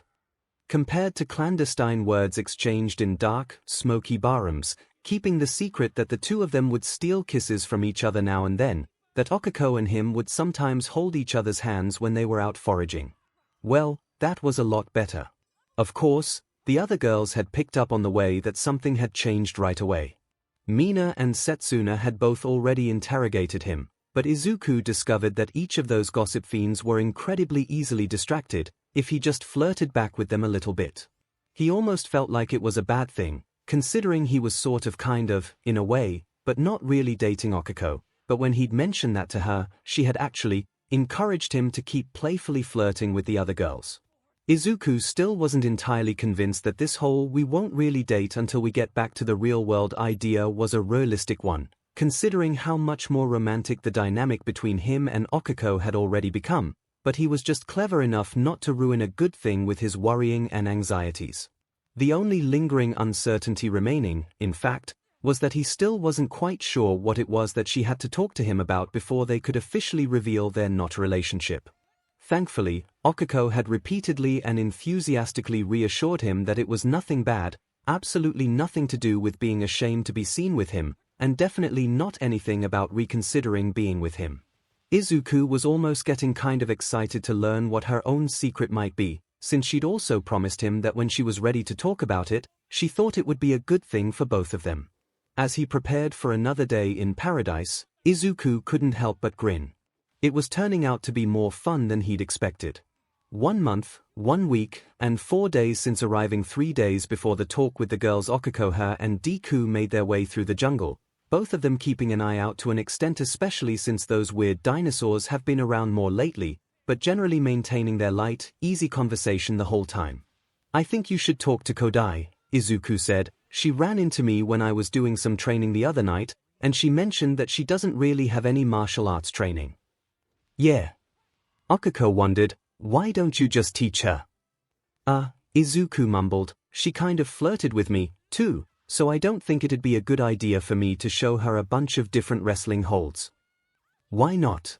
Okuko's thoughts immediately spoke, and she hummed as if considering Deku's words in order to disguise one of her many realizations she'd had lately. Okuko had made efforts to try to get to know Kodai a bit better, and while she still wasn't exactly close with the girl last names and all, still, she'd started to think that she understood her a little bit better now. Yue Kodai was, despite appearances, one of the biggest dorks that Okuko had ever met, and she'd seen Izuku's All Might collection. With a keen, deep interest in quirk analysis and trivia about different heroes. Sure, Okuko was happy to talk about her favorite heroes at length, but Deku could go on even more detailed rants and rambles about basically any hero from the last century, and she was hopelessly out of her depth trying to keep up with that. Kodai would fit neatly into that gap, her treacherous brain spoke. "That's so." Okuko decided to tease Deku, not quite ready to reveal the decision she'd come to. "Soon, though." "Yeah," Izuku sighed. "She, made it clear that I could get physical with her if I wanted, if you know what I mean." "Get physical?" Okuko teased. "No, I don't understand." "Kind of like this," Izuku said, and then he turned to her, pressed her back against a nearby tree and started to kiss her. Okuko returned his affection immediately, kissing him back even more intensely than he'd started out with. Their physical intimacy had progressed to an extent, but beyond the fact that they well and properly made out with one another rather than just exchanging pecks on the lips, it had hit a little bit of a wall. She wasn't exactly ready to take things much further, but Deku was still a bit hesitant, a bit overly cautious with doing the wrong thing, and she wanted to help him get over that bump. Okuko gasped when Deku lowered his head to her neck, kissing lightly along her sensitive skin, and being careful to avoid leaving any deeming evidence like hickeys or love bites. Her skin prickled in too. Goosebumps everywhere his lips touched, even though Okuko felt herself getting warmer and warmer. She lifted one of her legs, and wrapped it around the back of his hips, pulling him closer against her. He rewarded her action by returning his lips to hers, and Okuko very much enjoyed the way that Izuku slowly pressed his tongue into her mouth, where it met her own in a sinuous dance. Her leg flopped back to earth, as Izuku pressed against her. She felt the hard lines of his muscle against her body. Though she was wearing both a BR and a t-shirt of Momo's manufacture, the materials were thin enough for her to practically feel his skin on hers. His chest felt like a fire, pushed against her biasis, and Okuko felt that same heat beginning to pool in her belly. Okuko grabbed him by the shirt, and with one quick motion, reversed their position, so that she was pressing him against the tree instead. "Chako," Deku spoke huskily, before she devoured whatever he was about to say next, kissing him hungrily as her hands roamed over his muscular chest. "So strong," she admired, as she pushed her fingers into his pectoral muscle. "So hot." "Eep," she gasped in surprise, when she felt his strong hands grip her butt. "Sorry." Izuku made as if he was going to lift his hands. She reached down and clasped his wrists, disabusing him of that notion immediately, as she planted his hands back down with emphasis. Okuko knew that she had a big butt. "Girl, you're thick with 3 CS, as Mina had described her, and she was happy that Izuku seemed to enjoy that particular feature. "You can touch my butt, silly," she giggled. "You just surprised me." "Oh," Deku muttered, "good." His brain was, apparently, otherwise occupied, as he cautiously started to grab and knead her rear end. His obvious attraction to her felt nice. His hands feel pretty nice too. They continued to kiss each other with Deku's hands planted firmly on her butt, and it didn't take long for things to heat up. Their kissing became messy, almost on the border of sloppy, as they each desperately tried to push their tongues into each other's mouths. "We might not be experienced," Okuko thought hazily, "but we've got passion." When Deku pulled her a bit closer to him, she felt something hard press into her belly from between his legs, and the realization of what this meant made her heart race and her skin burn. She shifted slightly, pulling away from his body a tiny degree, and thought about trailing her hand down his abdomen, to grasp the hard length that she'd felt. Deku mumbled, we should probably stop here, for now. Yeah, I guess so. She realized that she didn't really want to stop there, but she had to talk things out with him and the others before taking that particular step. So, 𝐒𝐭𝐻𝐲 breathed for breath as they separated, we should talk. Izuku looked panicked, and she couldn't help but giggle.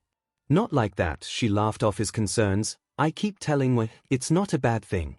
I just think, I should be honest, before we keep going. Keep going. Before we go further, 𝐒𝐭𝐻𝐲 smiled comfortably, with each other. You know, taking clothes off and stuff. Izuku turned a shade of red that she hadn't seen on any human being without some sort of blushing-based quirk. So, yeah, 𝐒𝐿𝐻𝐲 decided that steamrolling her way ahead was the best approach. You know how, we aren't officially dating, like not yet. Izuku was confused, which was fair. And, you know how the other girls flirt with you sometimes. I'm not going to do anything bad. Izuku protested, sure, you told me I should flirt back a bit, but that's all. 𝐒𝐿𝐻𝐲 reached to plant one of her fingers on his lips. She giggled when he instinctively kissed her fingerpad, unable to be anything but affectionate. I told why, I'm not mad, and this isn't anything bad, Kay. He nodded eagerly. I was thinking, she broached the topic, since there's one of you, and 6 of us, he made a noise of confusion. Well, maybe you can do a bit more than flirting, if you wanted to. Maybe you can do a bit more than flirting, if you wanted to. Izuku was even more confused than he had been. It'd be a bit unfair, wouldn't it? 𝐒𝐿𝐻𝐲 hummed, if I hogged YA all to myself, and all, Izuku made a noise that was something like a word. I've been thinking, 𝐒𝐿𝐻𝐲 explained, and what I said before, about wanting to figure things out for real once we're back in the real world. This is, part of it, I think. How so? Izuku still didn't really get what she was saying. Just like we should, you know, try things out with each other, 𝐒𝐿𝐻𝐲 blushed. I think you should try things with the other girls. If you want. But, Izuku argued, I'm with you. Is she breaking up with me? No, she's been very clear about this not being a bad thing, but I don't understand. 𝐒𝐿𝐻𝐲 tends to be pretty, territorial, to say the least, and now, if I understand her right, she's saying I should kiss the other girls. Or more.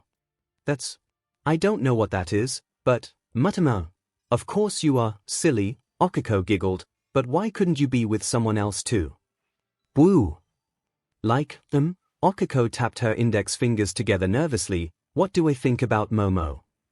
Momo's great. Izuku was lost, she's one of my best friends now, I'm really glad that she's here with us, she's so smart and good at planning. 𝐒𝐿𝐻𝐲 interrupted, I mean what do you think about Momo? Izuku shrugged, what I just said. Do YA think she's pretty? 𝐒𝐿𝐻𝐲 asked. Izuku blushed, as his confusion reached new heights, I guess. I mean, yeah, Momo's very pretty, but, you're just as pretty. I'm not being jealous, Deku, 𝐒𝐿𝐻𝐲 smiled at him, a slight blush on her own face, but thanks. You are, though, he sincerely believed 𝐒𝐻𝐲 was one of the most gorgeous women he'd ever seen.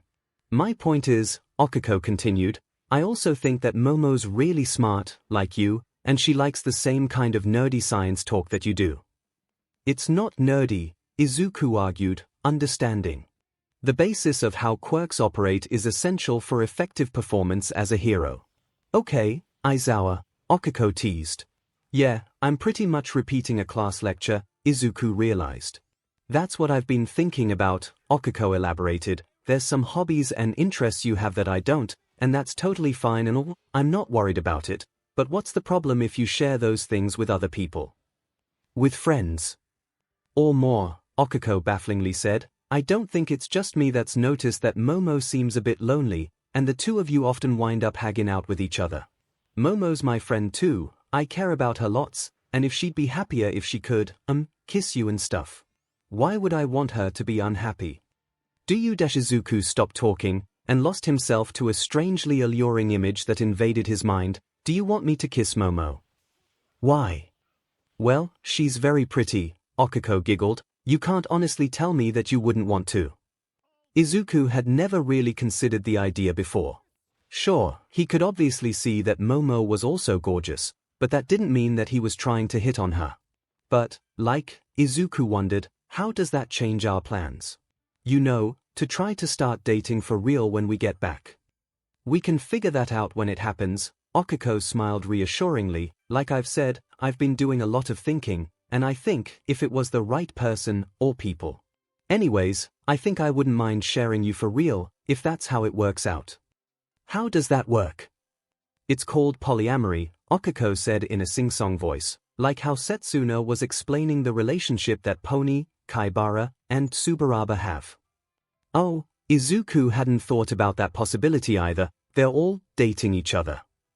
Kinda, 𝐒𝐿 explained, the way that Kodai explained it, both the boys are dating her.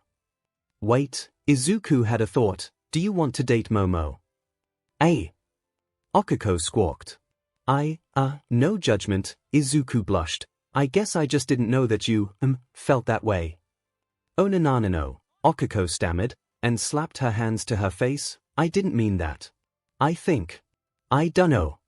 She started to lazily drift through the air as her quirk took effect, and Izuku gently reached out to tug her back down to earth before she collapsed into a heap.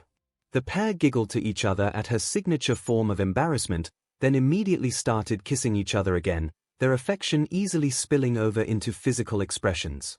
I guess that's another bridge to cross when we come to it, 𝐒𝐿 finally said, but, for now at least, I think it'll be best for all of us, all 7 of us, if it turns out that way, if we don't worry about being exclusive or committed or anything. Nothing's changed between you and me, it's just, if something happens with another girl, I won't be mad. Izuku was still a bit baffled, but the dynamic she described was finally starting to make some sense, so how do we bring that up? It's about time I had a talk with the girls, 𝐒𝐿 decided. I'll let 'em know that you and I have been together, kinda, but also that you're not off the market, in a way. Want me to help with that talk? Izuku asked. I think it'll be better if I tell them without you there, 𝐒𝐿 explained, not that it's a secret or anything, but if you're hanging around during that conversation, it might seem kind of like I'm pressuring them. Oh, yeah, Izuku nodded, I can see that. I think, sometime in the next couple days, 𝐒𝐿 had a resolute look on her face. If you want to go out of camp for a bit, I'll sit 'em all down. I can take a little fishing trip, Izuku thought. I'll make sure I let you in on that. Ooh, good plan. 𝐒𝐿 gave him a quick smooch. When I'm ready to talk, I'll offer to help cook the fish, okay? That'll be our code word. I guess we have a secret plan after all, Izuku smiled. This one doesn't seem so bad, though. 𝐒𝐿's got a vicarious crush on Momo. Hey. 1 month and 2 weeks since arriving the day of the talk with the girls. 𝐒𝐿, I think it's time we had a little girls' talk, 𝐒𝐿 announced. I've got some things I want to talk to you all about. Her heart pounded in her chest as she made the proclamation. This is it, she knew, no going back from here. 𝐒𝐿 was, honestly, kind of excited to reveal hers and Deku's secret relationship, but if she was honest with herself, she was equally as excited to see if any of her friends wanted to share the same kind of dynamic with him. It had been somewhat surprising at first, but the more that 𝐒𝐿 had thought about it and subtly tried to poke Kodai and Setsuna for information, the more she had landed on a conclusion which just felt right. She was undoubtedly polyamorous when it came to her preferred relationship dynamic. She didn't exactly imagine that she'd go out looking for another boyfriend. Something about that didn't feel quite right, for some reason, but the idea of her boyfriend having other girlfriends. That sounded nice, in some way that was hard for her to elaborate on. So, 𝐒𝐿 began, when the 6 women had gathered together. Some of you might have noticed, things have been a bit different lately, we're not as sulky. Mina asked. Yeah, you might say that, 𝐒𝐿 mumbled.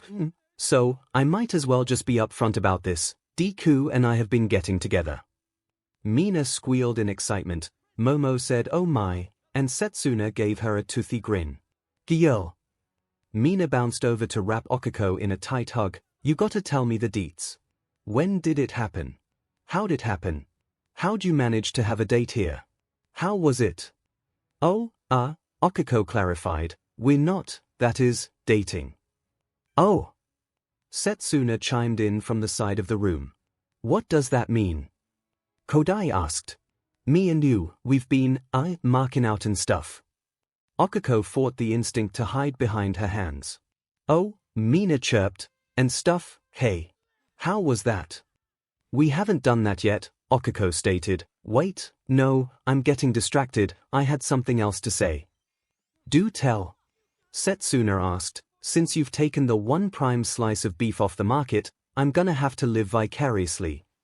Well, that's the thing, Okiko fidgeted, not off the market. Hey. Mina gasped. What? Setsuna interjected. I'm confused. Kodai said. I talked to him, and we agreed that, since we're stuck on this island for who knows how long, we shouldn't make anything official until we're back home, Okiko explained. We don't want something to happen where we start dating for real, then we get sent back right away, and always wind up questioning if we got together because of this exercise and all. That seems logical, Momo added, but how does that mean that Izuku is, as you put it, not off the market? Well, Okiko blushed. Yeah, it's kinda like Setsuna said, honestly. We don't know how long we're gonna be here for, and he's the only boy here and all, so, she swallowed nervously and prepared to lay it all out there. If any of you want to, get together with Deku, Okiko tapped her fingers together, you've got my permission. Hot DMN. Setsuna yelled. Blasphemy. Shiozaki cried, and sinful Stockton. What chance does a man have to remain righteous, beset by no fewer than 5 fiendish females? 5. Kodai inquired, there's 6 of us here. Shiozaki ignored her, and instead chose to kneel on the floor, muttering some sort of prayer about temptation. I don't mean it's, like, open season, Okiko yelped, and if anything does happen, it has to be something that everyone involved is comfortable with, okay? It's just, I figure it's not fair of me to keep him from everyone else. She glanced towards Momo by instinct, and I think that some of you might be good for him. What about after? Mina wondered. Chako, babe, I love you, but you aren't exactly not the jealous type. That's the thing, Okiko answered. I don't think I'm jealous, not really. I know how that sounds, let me explain.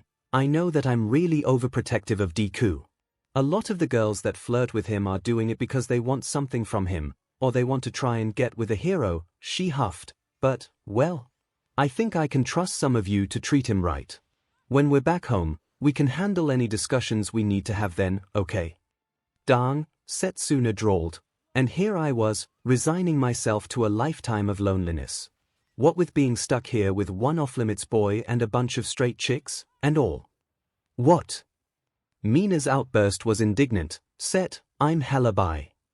No blasphemy. Shiozaki added in. But. Setsuna seemed off balance for once. I've been flirting with you for, like, ages, and you never responded to it. I thought you were joking. Mina blushed. Danjit, now I feel dumb. I always mean it when I flirt. Setsuna clarified, and Okiko took a moment to realize that Setsuna had flirted with her on a bunch of occasions. It's just that you're all babes. No, Mina cried, I've been missing out. Well, if that's on the table, Setsuna detached her torso and plopped onto Mina's lap. Wanna make out until you feel better? Mina responded by kissing Setsuna immediately.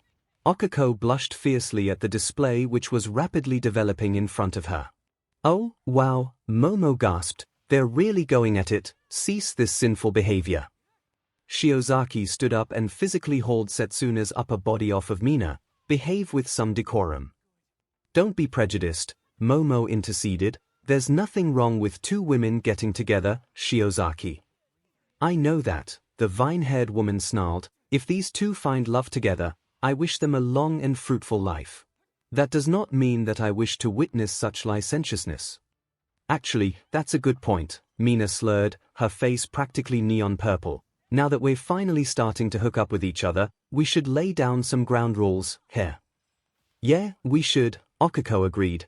I didn't mean for this to turn into a free-for-all or anything, just, putting it out there, I guess. Our initial residence is currently unoccupied. Momo tapped her hand against her chin in thought. Perhaps any, well, amorous activities should be conducted there. Love shack! Setsuna cried out, and Mina joined in right after, as the two excitable women started to chant the phrase. Right, so, I think Deku wants to take things a bit slow. 𝐒𝐿𝐴 tried to bring the room back to order, so don't, pounce him right away, okay? Be nice to him, I plan to be very nice to him. Kodai added in, and 𝐒𝐿𝐴 fought off an all-new blush. I knew that was a possibility, she reminded herself, I just have to trust that she'll have his best interests in mind. Okay, so we're all on the same page? 𝐒𝐿𝐴 asked. Setsuna and Mina both went woo. Kodai said yes, Momo nodded and started to blush fiercely, and Shiozaki huffed and crossed her arms.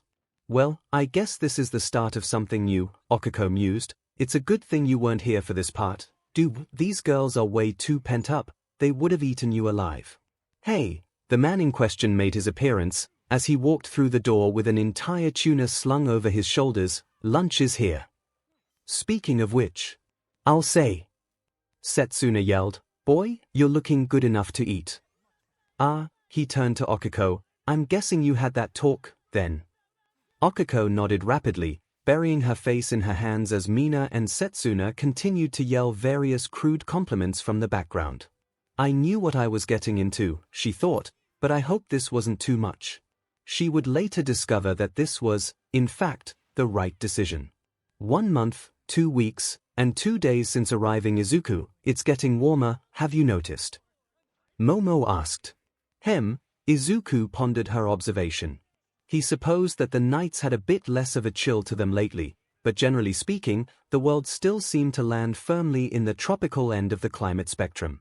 I'm not sure I noticed, he replied, but I'm not really in tune with the weather at the best of times. This was one of Izuku's persistent downfalls. Back in the real world, he still had very little knowledge of how to dress himself fashionably. Sure, he could tell if it was raining and he had to put a jacket on, but beyond that, rain or snow, sunny or overcast, he tended to default to his red sneakers and a t-shirt with a slogan printed on it, if left to his own devices. I wonder, Momo put her hand to her chin in thought, why would this place have seasons? Yeah, Izuku was curious himself, after she raised this point. It's not like this is an actual planet, so axial tilt shouldn't be a factor. It's weird enough that there's tides, but there is a moon in the sky, I guess. I think it's fairly clear that, whatever principles guide this world, conventional physics probably aren't one of them, Momo assessed, which, frankly, has me somewhat concerned. Why's that?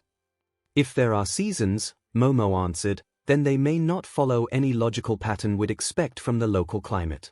Instead of a mild, unnoticeable winter, for all we know, it might wind up snowing in a few months. Even if it doesn't get that dramatic, Izuku built on her speculation, we might want to anticipate that we'll see a rainy season after summer, and make sure that we've got troughs and runoffs around our cabin so that it doesn't flood. That's a good point, Momo nodded. A hot summer might be somewhat unpleasant, but it wouldn't really pose a threat to our infrastructure, or what counts as such. She sighed, and sat down against the wall. Izuku and Momo had dedicated their day to renovating the, why'd they have to call it that, Love Shack, the former residence that the 7 students had thrown together when they'd first arrived, which would serve as a place where amorous couples could get some privacy.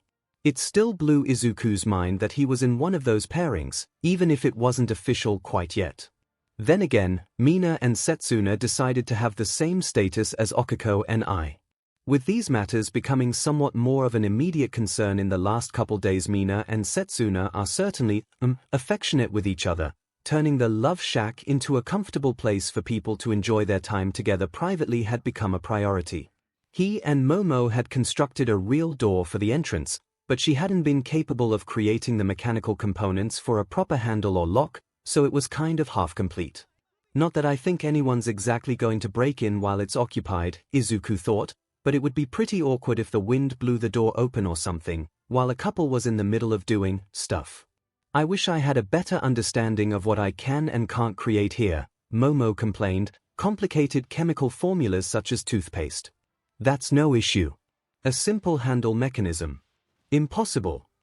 Yeah, it's not very consistent, Izuku hummed in thought. On a basic level, The fact that not all of us have our quirks impaired to the same extent is already puzzling, but the fact that yours has specific restrictions here is really confusing. I tried to make a generator yesterday, Momo explained, that failed miserably. Yet our first day here, I was able to produce a satellite phone, even if it was useless. I wonder, Izuku queried, maybe there's a dreamlike component to this world after all. In what way are you thinking? Momo inquired. Well, take the dinosaurs, for example. Izuku made air quotes while he said the word. Setsuna's been extremely thorough in describing how they aren't actually accurate dinosaurs, so where did those come from? Momo pondered, the basic idea is there, but the details are off. I think I see what you're getting at. Right, yeah, Izuku nodded. I'm wondering if, when this world was created, it took the basic idea prehistoric, which turned into the time when there were dinosaurs, and then the basic concept of dinosaur wound up getting mixed together into the creatures we've encountered. That would make sense, Momo agreed, as a way to offset the cognitive workload of designing a pocket dimension from the ground up. Perhaps, for the quirk user who sent us here, instead of having to painstakingly imagine an entire planet, the process is more create a prehistoric world, like you suggested, and then our own minds filled in the gaps. Yeah, Izuku was always glad that she understood his quirk theorizing, so there's probably dinosaurs because Setsuna really wanted to see a dinosaur, but they don't look right because the other 6 of us didn't have an accurate picture in mind. I wonder whose thoughts were responsible for us arriving naked. Momo wondered. A beat passed. Mina, they both answered at once, and laughed with each other for missing something so obvious. Sure, Mina technically wears clothes, Izuku recalled, but she's even worse than Setsuna. All her bikinis are pink, like her skin. I still think she's naked whenever I get a glimpse of her. That's probably why our quirks are so weird, Izuku continued. It's not like a nightmare, not that bad, but all of us can remember having to train hard to use our quirks to their full potential, and now we're all limited in ways that relate to the struggles we went through back then. That seems logical, Momo nodded vigorously, which is why Shiozaki is the least affected. She's certainly developed her quirk, but since it's fundamentally a mutant type, she wouldn't have gone through the same kind of training that the rest of us have. So, with that in mind, Izuku concluded, I wonder if you might have more success if you, I know how cheesy this sounds, if you try to believe in yourself when you're creating something. We may as well put this to the test. Momo stood to her feet. I am responsible for creating a bed for in here, after all. Momo screwed up her face in concentration, and Izuku saw the signature glow of creation light up the room. Sure enough, in moments, a full mattress emerged from her belly, landing on the floor with a whump. You did it! Izuku cheered, that's amazing. Tired, Momo whined. And then she, in turn, whomped forwards to land on the bed she'd just made. Are you alright? Izuku asked, concerned. I'll be fine, Momo replied. I'm glad I could do that, but it took a lot more out of me than I should. I just need to rest for a few minutes. Izuku frowned. He wished that he could help out in some way, and he was worried that despite her triumph, Momo would see herself as weak for being affected in this way. He sat on the bed behind her, where she'd curled up into a small ball. Hey, Izuku reassuringly ran his hand over her back. We couldn't do this without you, you know. I should be doing more, Momo quietly argued. No, I'm serious, Izuku replied. If it was anyone else but you who was here with us, we'd be living in lean-tos and dressing ourselves with leaves, sleeping on the softest patch of ground we could find. Instead, we've got a full cabin, we have clothes, and now we have an actual bed. Momo made a soft muttering noise. Izuku kept rubbing her back as a few moments passed in silence. Izuku! Momo mumbled, and she rolled onto her back, turning to face him. Can I ask for something? Of course. Izuku was glad for the chance to help her. Can you cuddle me, for a bit? Momo blushed, and buried her face in her hands. Nothing more than that, just. I think it would help to be close to someone right now. Yeah, Izuku agreed, as he cautiously laid down in bed beside her. Of course, Momo. As soon as he gave his assent to her request, Momo practically latched onto him, as she wrapped her arm over his body, and laid her head on his chest. Izuku slung one of his arms over her shoulders, and with his other hand, he softly rubbed her head. "This is nice," she spoke quietly. "Yeah," Izuku agreed without needing to elaborate on the sentiment. It was nice. He couldn't help but recall the conversation Okiko had with him last week. "So, what do you think about Momo?" And, in turn, couldn't help but admit that maybe, possibly, on some level, he might have had a little bit of a crush on his friend. Izuku still couldn't quite wrap his head around Okiko's proposal of maybe dating more than one person at once, but if nothing else, the knowledge that he wasn't betraying Okiko's trust helped to ensure that this moment remained a nice, peaceful one. He and Momo passed the next few minutes in silence, comfortable just being close to one another. "Thank you," Momo spoke after a while, "that was just what I needed." "Anytime," Izuku chuckled, as they separated from each other. All of a sudden, Momo leaned over and pecked his cheek quickly. Izuku couldn't help but blush, but he at least managed to stop himself from stammering in surprise.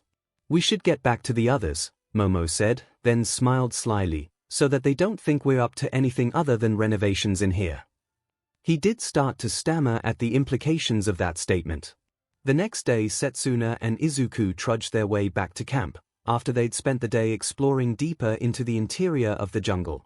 They hadn't discovered anything particularly noteworthy, just that the jungle continued to grow more and more dense the further from their camp they got.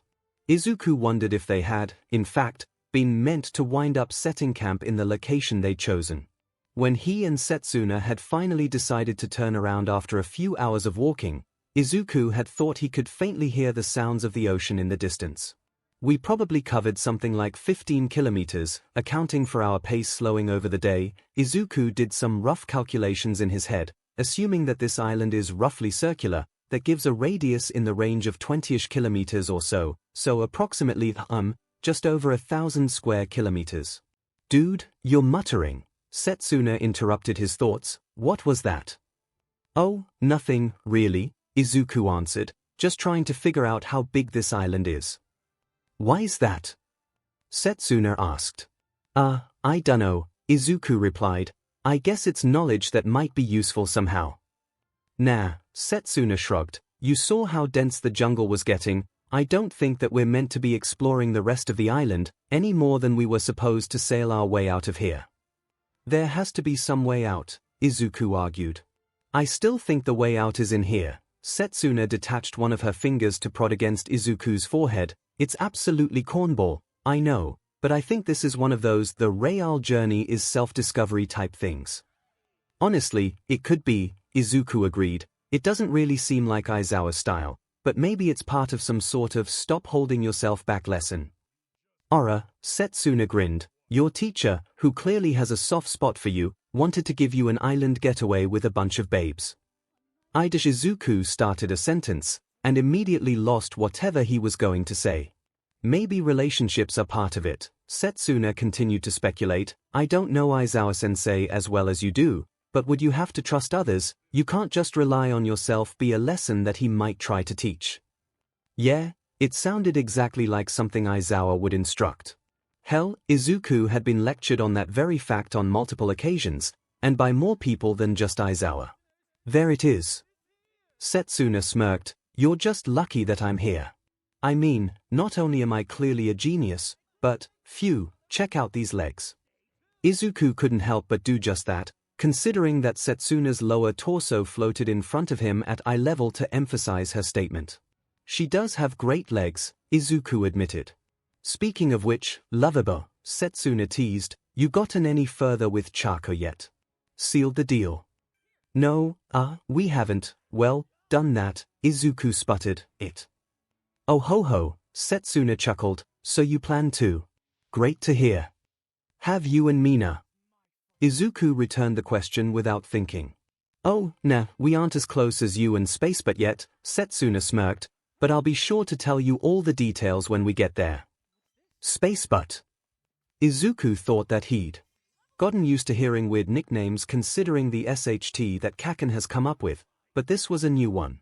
"You know," Setsuna waved her hands around, "she's got the whole space-themed costume thing going on, gravity manipulation quirk, all that." Her grin became much toothier, "and that but is out of this world." Izuku made some squeaking noises as he privately agreed with Setsuna's assessment. Speaking of girls with fat booties, Setsuna paused to chuckle at Izuku's squawk of surprise. You should hang out with you more, hey. I literally see her every day, Izuku protested. Yeah, but the two of you aren't as good friends as you could be, yet. Setsuna smiled more genuinely. I know that I'm a constant tease and all, but I care about her a lot, you know. She's such a sweetheart. Once you get past all the awkwardness and quiet girl thing, she floated a finger over to Bupi Izuku's nose. Sounds like someone else I know, in fact. She seems nice. Izuku still wasn't sure what to make of Kodai. I'll try talking to her more. When you do, Setsuna advised, don't hold back on all your hero fanboy dorkiness, either. She's probably just as big a nerd about that stuff as you are, Setsuna explained. I can go on for a little bit about my own favorites, but the girl's practically an encyclopedia about most heroes. You are too, so I think the two of you would be good for each other for that. Let your dork flags fly, yeah. I've talked to her about quirk theory a bit, Izuku hummed, so, yeah, I can do that. Great. Setsuna slung her arm and just her arm around Izuku, and in the meantime, I'll be doing my best to get you two dinguses out of your shells. Wait, is it dinguses? Sounds like a Latin root. Would it be dingy? If anything had Izuku baffled about the new status quo on their island, it was the way that so many of these women seemingly not only flirted directly with him, but also tried to set him up with their friends. Hell, even Okako was prone to this, considering how subtly she encouraged him to pursue the same kind of not technically relationship with Momo as he shared with Okako. Also, if you wind up showing her the finer points of your Detroit smash, Setsuna teased, let me know if you want tips. Just like Chako, ye is goddamn thick, Mama likes. Do you seriously have a crush on everyone here? Izuku wondered. Hey now, it's not like I'm easy or something, Setsuna laughed as she protested. I can't help it that you're all a bunch of babes. And yes, Greenie, that includes you, you absolute slab of beef, you marvel of modern manliness, you utterly swole sweetheart. Thanks, Izuku blushed. Quite literally, any time, Setsuna cheered, before Izuku felt something wet brush against his ear. And that goes for more than just compliments, baby. Then her, apparently, detached mouth then bit his earlobe. Izuku stuttered and stammered the entire rest of the way back to camp, as Setsuna kept up a constant flow of increasingly ludicrous compliments. 2 days later Izuku saw an unexpected sight when he came back into camp after a day of hauling some lumber just in time for dinner. Shiozaki was crouched by one of the boulders randomly scattered through their camp, holding a piece of wood in front of her that had a number of pigments smeared over its surface. She appeared to be finger-painting an image of the sunset, or at least a close approximation thereof.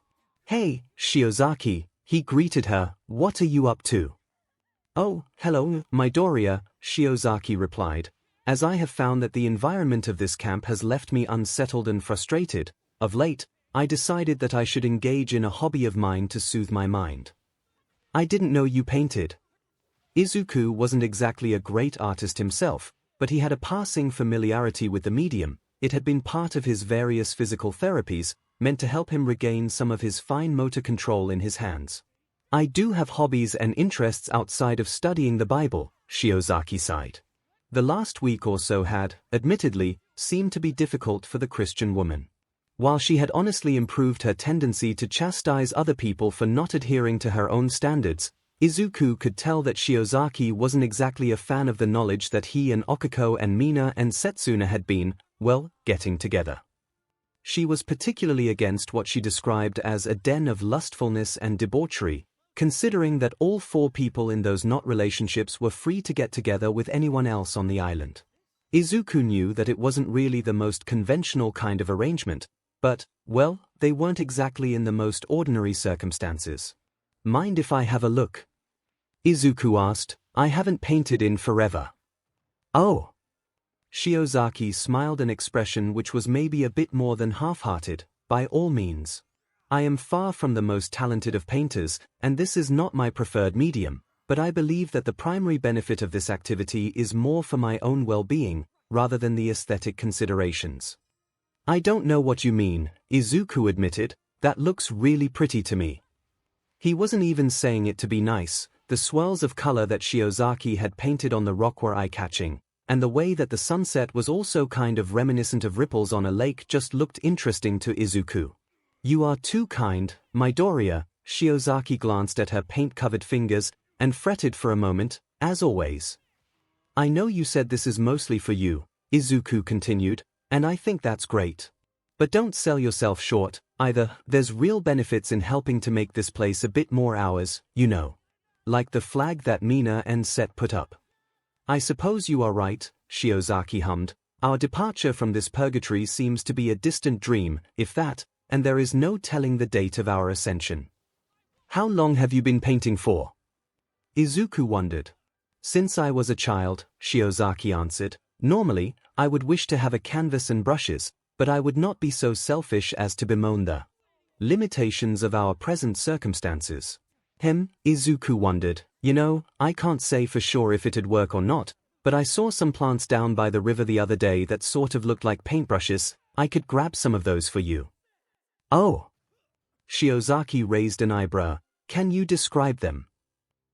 Izuku tried to recall. "Green, they sort of looked like tiny pine trees, almost. But kind of brushier, if that makes sense." "Equisetum avens." Shiozaki spoke some words that Izuku didn't recognize. "The common horsetail plant. Commonly used as a primitive paintbrush, as you suspected. If you brought me some, you would certainly have my gratitude." "Definitely." Izuku smiled. "You're into botany as well, then?" "Well," Shiozaki gestured at her vine-like hair, "it makes sense, does it not?" "Right," Izuku chuckled, embarrassed that he'd missed that connection. "It does. I never got the hang of Latin names in science class, but you and Setsuna are really good at those."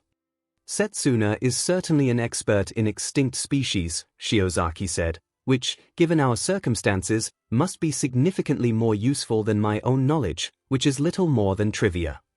"Hey, that's not true," Izuku argued. "Once the garden that you've been tending starts growing, it's going to be a huge help, not having to go foraging whenever we want to find some vegetables."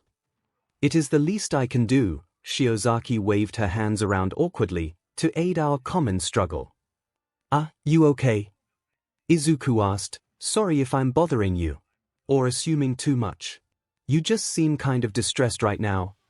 "Oh, hardly, Midoriya," Shiozaki smiled. "Your company is certainly not unwelcome. No, my issue is one of vanity. I have just now realized that I have covered myself in pigments, and I have no way to cleanse my hands before dinner without soiling my clothing." Izuku realized. "Don't worry about that." He pulled his shirt off, since it was pretty much halfway to becoming a rag after his day of labor. "Sorry, it might be a bit sweaty." Izuku offered it to her, "but I'll need a new one anyways, just use that." "The shirt off your back," Shiozaki hummed in thought, before she took the piece of clothing and started to fastidiously wipe her hands clean. "I like your painting," Izuku smiled. "I think you should do more of that, if you feel like it, of course." Shiozaki tucked the pigment-covered fabric underneath her makeshift palette, and stashed both beside the rock she'd been working on. "We are blessed to have you here with us," Shiozaki spoke, and then reached out to brush the back of her hand gently against Midoriya's cheek. "You are a kind man, Midoriya. I am grateful that we can be friends." "You can call me Izuku, if you'd like," Izuku offered, feeling a bit uncharacteristically bold. "Most of my other friends do." "I would like that," Shiozaki smiled. "In turn, you may refer to me as Ibara, if you longing." The sound of Mina calling out "Dinner's ready. Come eat," interrupted their conversation, and with that, the two green-haired students made their way back to the cabin. Izuku felt pretty good about himself, that he'd helped Ibara to open up a little bit. The next day, 1 month and 3 weeks since arriving, Izuku took a drink of water and wiped sweat from his brow, finally finished his task for the day. Momo had managed to produce a functional chisel, so Izuku had gone to a slab of granite near the camp and split it into smaller pieces. The stone would be helpful for reinforcing the foundation of their cabin. Wouldn't be surprised if we get a storm soon, starting to see more clouds in the sky, he thought. For some of the smaller fragments, he'd recruited Mina's help, While her quirk was much more limited than her usual utterly terrifying capabilities, she was able to produce strong enough acid so that she could smooth the surface of the rock, and together, they'd managed to craft a few perfectly passable tablets of stone. He thought that Ibara might appreciate them. They certainly weren't a proper canvas, but they might very well prove to be a better surface to paint on, rather than the random boulders scattered throughout camp. Hopefully, she doesn't take the opportunity to inscribe them with commandments. So, Midori, Mina drawled, now that there was nothing distracting her, you two sealed the deal yet? He blurted. You and 𝐶HAKO, Mina continued, you two lovebirds gone all the way. Done it. Boned. She knocked her hands together to demonstrate. No, Izuku protested, not yet. Sheesh, Mina, why do you have to ask it like that? 'Cause I'm so curious. She chirped, you know, I bet Okiko's gonna be wild once you two get around to it. Erg. Izuku wasn't able to make coherent sentences thanks to the ideas that just entered his mind. She gets so intense sometimes, you know. Mina smirked. I can only imagine how passionate she might get, phew. WWWL. Izuku stuttered not because he was nervous, but because he needed to stall for time while he did his best to think, what about you, then? Oh, I can get plenty passionate too. Mina leaned closer to him and dropped her voice to a husky tone. Why, you propositioning me, Midori? We did just get all hot and sweaty together. I mean, Izuku faked his best impression of confidence. What about you and Set? You two lovebirds must have a lot of energy, if you know what I mean. Ooh, Mina grinned. I forget that you can tease back now. No, Set and me haven't done anything but some marking out, which is a lot of fun. I recommend it. Aren't you too, Izuku tapped his fingers together for emphasis, together. Kinda, not really. Mina shrugged, it's kinda like you and 𝐶HAKO, but not so serious. We're having some fun, and that's great, but I'm not exactly gonna try and find a ring for her anytime soon, you know. Does she know that? Fut, of course, Mina giggled, you're so protective. It's adorable.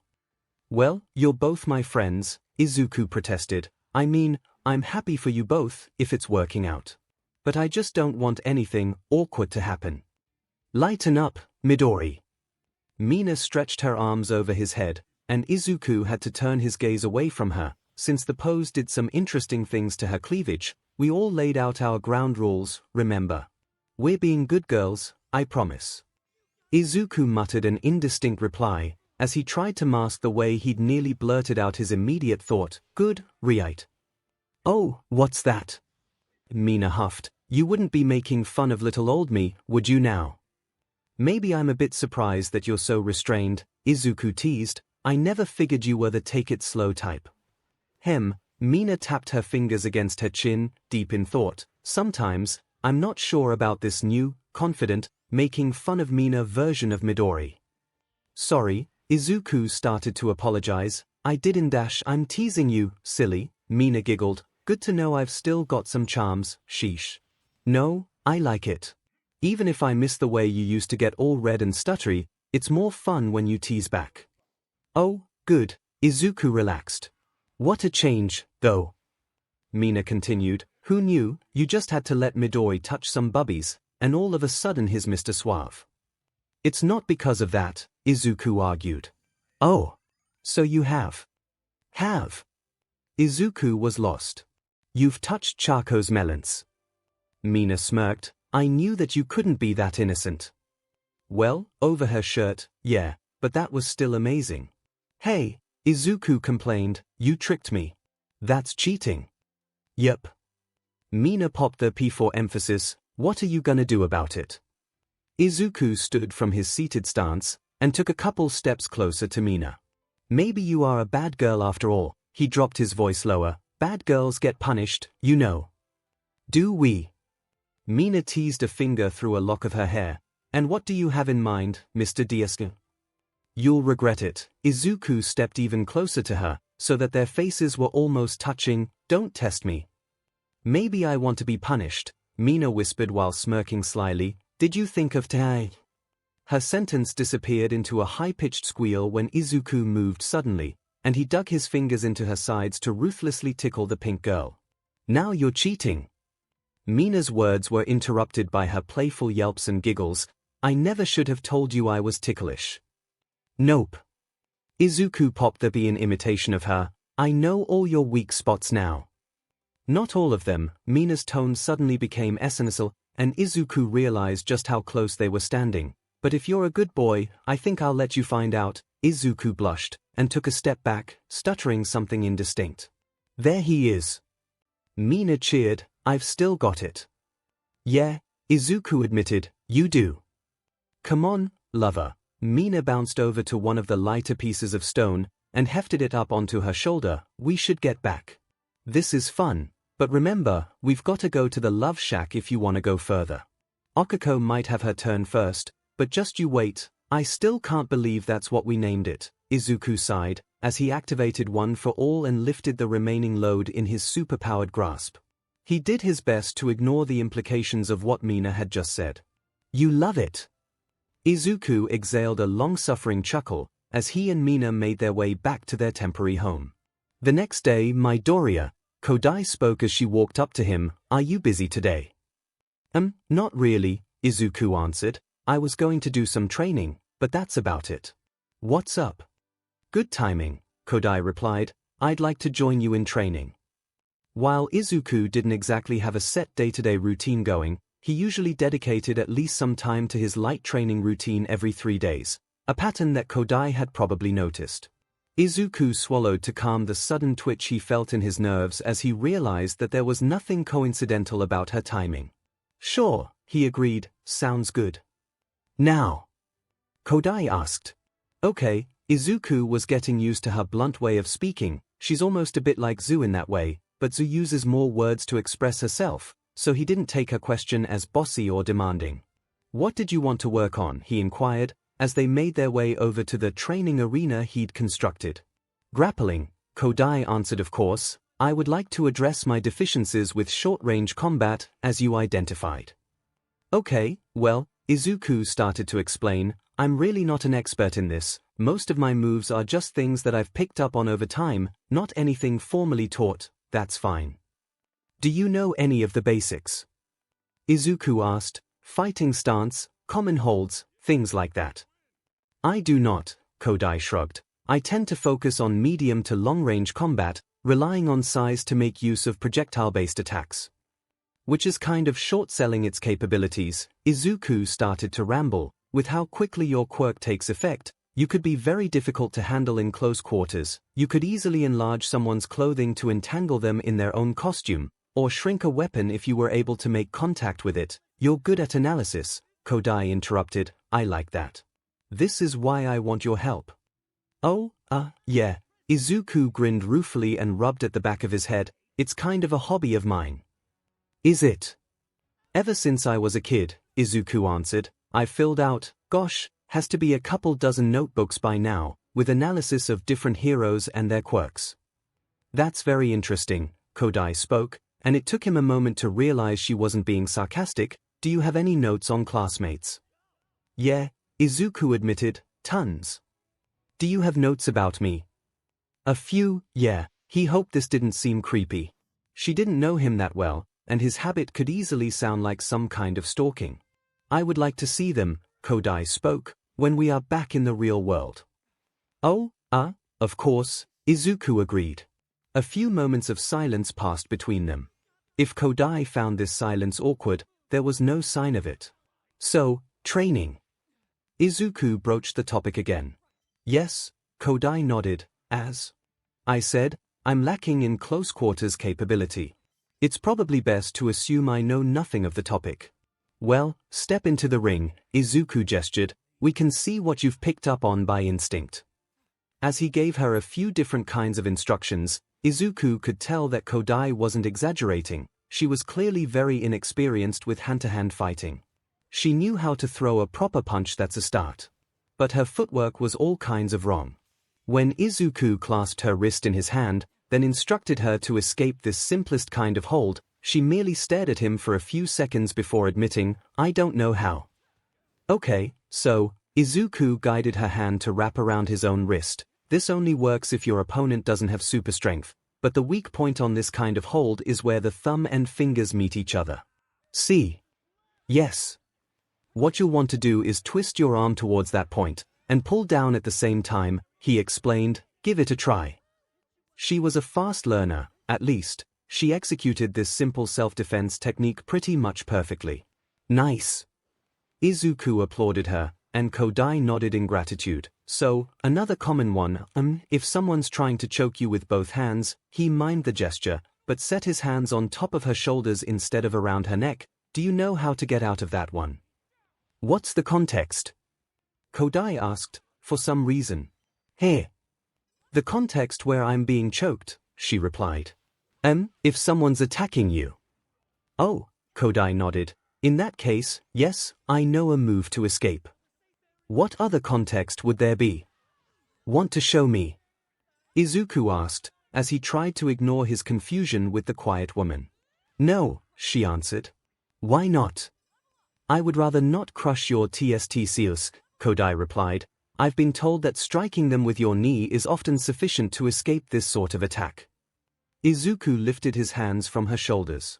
Yep, let's not do that, he agreed. How about if someone's choking you from behind? In a fight, she asked, once again confusing him. Of course, Izuku really didn't get why that needed to be clarified.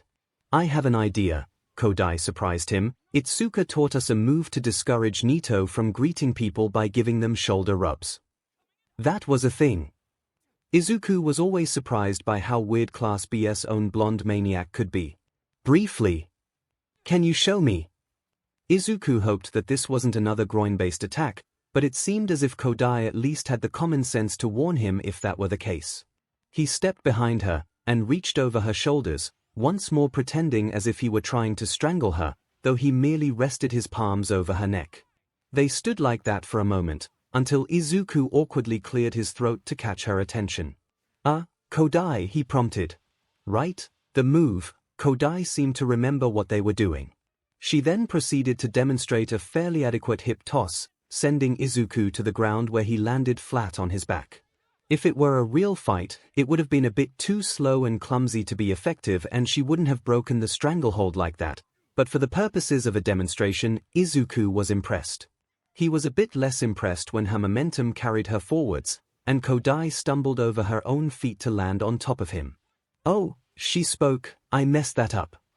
That's okay. Izuku reassured her, that's what training is for, to learn.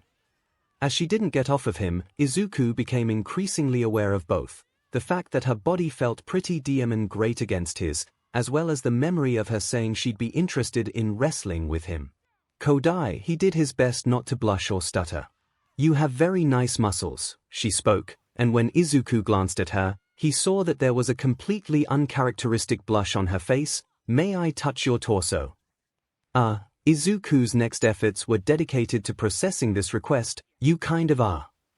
No, I mean, like this, Kodai corrected him, and then slid one of her hands up the bottom of his t-shirt. Her small hand trailed lightly over his abdominal muscles, all the way up to his pec, which she squeezed approvingly before Izuku could even react. Maybe not here. Izuku yelped.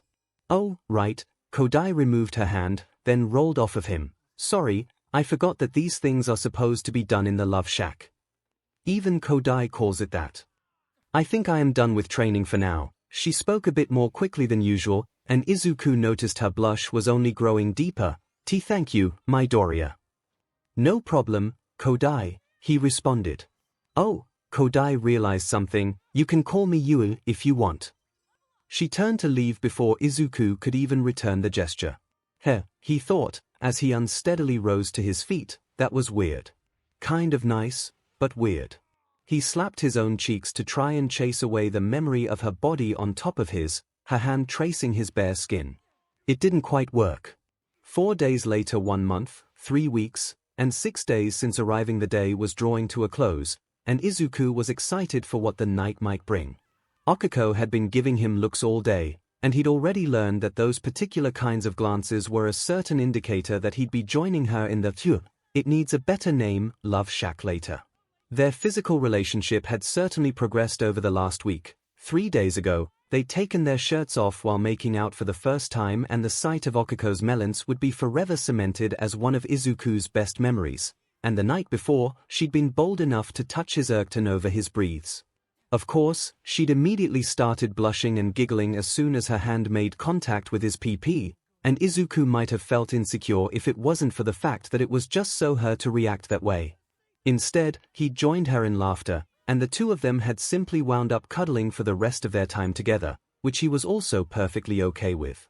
Still, Izuku was very, extremely, totally aware of how attracted he was to her, and the possibility that this attraction might soon have even more NTMT forms of expression was an idea that he had a difficult time ignoring. Sure enough, as he'd hoped, shortly after everyone else went to bed, Okuko turned to him in the common area of their cabin, with a smoldering expression on her face. "Deku," she whispered, "wanna go to the other room?" That's a much better euphemism, Izuku thought, as he nodded eagerly. The pair giggled quietly with each other as they made the brief trip over, and as soon as they had crossed through the door, pausing only to flip the sign out front to occupied. One of Mina's suggestions, they latched on to one another. Okuko crushed into his chest as she leaned up to kiss him, and without hesitation, Izuku brought his arms around her, reaching down to cup her butt. He squeezed her firmly, and found the little noises of enjoyment that she made absolutely perfect. Before long, she'd wrapped her legs around his torso, so that he could lift her off the ground entirely. He walked the pair of them towards the bed in the back of the love shack, which might have just been a basic mattress, some flat pillows, and a thin blanket, but as far as Izuku was concerned, it was his new favorite place in the whole imaginary world. Okuko slurred between kisses, pulling away for a moment. "You know, tomorrow's going to be 2 months that we're here, yeah." Izuku failed to see the relevance when he could be kissing her instead. "We'll probably have another party." She walked her fingers over his collarbone, making Izuku shudder from the delicate sensation. He agreed, as his brain was entirely occupied by more immediate concerns. "So, we probably won't get to spend tomorrow night together," Okuko explained, and then reached down to pull her shirt off, removing the clothing in one smooth motion. "Melons," Izuku concurred, as he filled his hands with the anatomy that had similarly filled his thoughts. Her biases were on the bigger side, not that Izuku would hazard a guess at a cup size, but soft and bouncy, capped with pink nipples, her are really about the size of his thumb and forefinger in a circle. Absolutely perfect. Izuku's thoughts were entirely focused on appreciating the sights and feelings he was lucky enough to participate in. Okuko giggled, and paused her explanation to pull him back down for another kiss. Izuku managed to awkwardly wriggle out of his own shirt, and even though he preferred how they felt in his hands, the feeling of Okuko's breasts pressed against his bare chest was something that, well, he had no idea how he'd ever lived without it. They started to kiss more passionately, and their tongues danced against one another. He thought that the pair of them still tended towards the sloppy side of making out, but as far as Izuku was concerned, that was absolutely ideal. He grunted in surprise when her legs wrapped around him again, pulling them even more tightly together. Izuku's PP, still covered beneath his pajamas, pressed up between her legs, which caused both of them to gasp at the feeling. "Can I?" Okuko asked, leaving the rest of her question unsaid. "Yeah," Izuku eagerly agreed, hoping that he didn't seem too eager. Her hands slowly trailed over his bare chest, then down his abdomen, until, as they both scared in a breath in anticipation, Okuko reached past the band of his breathes, and her fingertips brushed against the of his PP. Izuku made a noise of pleasure, and he felt himself throb from this lightest touch. If he thought that felt good, the feeling when she wrapped 3 fingers and her thumb pinky extended, of course around him, then slowly began to pump her hand up and down his length was absolutely, mind-blowingly incredible. Izuku spoke, and she stopped for a moment. "Can I touch you, too?" Okuko nodded, and he saw her cheeks turn red. He leaned down to gently kiss her, and slowly, cautiously reached under the waistband of her shorts. His fingers passed over her short strp of PBIC hair, before he carefully stroked upwards between her legs. Okuko hissed out a noise, and Izuku loved hearing it. He had a basic idea of what he was doing, mostly from SecEd and the occasional internet foray, but still had to fight the rising thrill in the back of his mind, the panicked excitement he felt at the knowledge that it was him making her feel good. As thrilling as the whole experience was, his attempts to pleasure her at the same time as she stroked him had led to an awkward angle, the couple's arms halfway interlocked as they both navigated each other's breaths. They shared a look, and with no need for words, each withdrew their hands, before both of them hurriedly shuffled out of their clothing. "I shaved my legs," 𝐒𝐭𝐻𝐿 kind of half-squeaked, as he saw her truly naked for the first time, "well, other than when we arrived here. But I didn't shave, down there. I hope that's okay." "You're so appealing," Izuku breathed out, and 𝐒𝐿𝐻's happy smile was clear evidence that her insecurity had fled her thoughts. "Let me see you too, do," she gestured at him, and he realized that he'd instinctively crossed his hands over his groin the moment he'd taken his breathes off. He fought back a brief stab of his own security, before he removed his hands, revealing his irked PP to her in its entirety. "Oh, wow," 𝐒𝐿𝐻 glanced up at him, wow. You're big." "Thanks," Izuku's stammer made a brief return. "So, did you wanna do what we were doing, again?" 𝐿𝐻 spread her legs a bit wider, and Izuku cautiously leaned forward, allowing the pair to reach between each other's legs once more. This angle worked much better. Before long, they'd established a rhythm, 𝐒𝐻 reaching over top to slide Izuku's PP, while he reached under to run his fingers against her PP. "She's really wet," Izuku realized. "Kiss me again," 𝐒𝐻 asked, and he shuffled up the bed a bit to grant her request. "Oh!" Izuku breathed out in surprise as he realized that 𝐒𝐻 had changed the angle she was moving her hand in, and now, every time her hand neared the head of his PP, he felt something very warm against his tip. "I was thinking," 𝐒𝐻 gave him a quick kiss, "we've, technically been sort of dating for a month now, yeah?" Izuku had a hard time focusing on her words. 𝐿𝐻 started, "Do you wanna go further?" "Further?" he squawked. "All the way?" 𝐒𝐻 asked, and he could tell she was a bit nervous to make this request. Izuku felt an impulse to reassure her that they didn't have to mutter something about not wanting to push her into doing anything she wasn't comfortable with, but, thankfully, the smarter parts of his mind realized that she had asked him this because it was what she wanted. "I didn't bring a condom," Izuku explained. "Actually, I don't even have any here. I guess I'd, have to ask for, well, 𝐻 moved her other hand to press her fingertip against his lips. "I'm safe. Turns out, Momo has no issue making BRTH control pills for all of us." Yeah, 𝐒𝐻 looked up at him, and he was in awe of how appealing her brown eyes were in that moment. "So, if you're ready, I'm ready." I think, Izuku could have spoiled the moment by being nervous, but for once, he decided to go with what felt right. "I'm ready, yeah." A moment of understanding passed between the two, and 𝐒𝐻 angled his PP a bit lower, tilted her own hips up a bit. Slowly, cautiously, and carefully, Izuku started to press his hips forward. The warm sensation he'd felt earlier kept growing and growing, until the very head of his PP slid between her PP lips, entering her by the barest fraction. "Go slow to start, 𝐻?" 𝐒𝐻 asked. "Of course." Izuku kissed her, and "I might not last the longest, that's totally fine." She kissed him in return. "Let's just feel good, alright?" Izuku moved his hips forward a little further, and slowly, but inevitably, his PP slid inside 𝐒𝐻. He paused for a moment when she sked in a breath, when he was about halfway in, but after she got used to the feeling, she nodded at him in encouragement, and he kept going. "Oh, God," 𝐒𝐻 hummed when he finally bottomed out inside her. "You feel so good." Izuku made his pleasure known. "So do you." She planted a quick smooth against the side of his neck, then wrapped her arms around his shoulders. "You can start moving now." The feeling of slowly sliding his PP out of her PP was equally as amazing as when he'd first put it in, and Izuku felt himself shudder as he started to begin moving his hips in small movements. As he'd kind of feared, it didn't take him long to start feeling his CLMX building, and by the time that 𝐒𝐻 seemed comfortable enough that he could begin pumping his hips in earnest, Izuku was getting close to his peak. "I'm not gonna last much longer," he admitted. "Good," 𝐒𝐻 spoke huskily, then brought her legs up around his hips one last time that night. She clenched her calves around the back of his legs, pulling him into her hard. "I want you to come, Deku. I wanna feel it." I inside?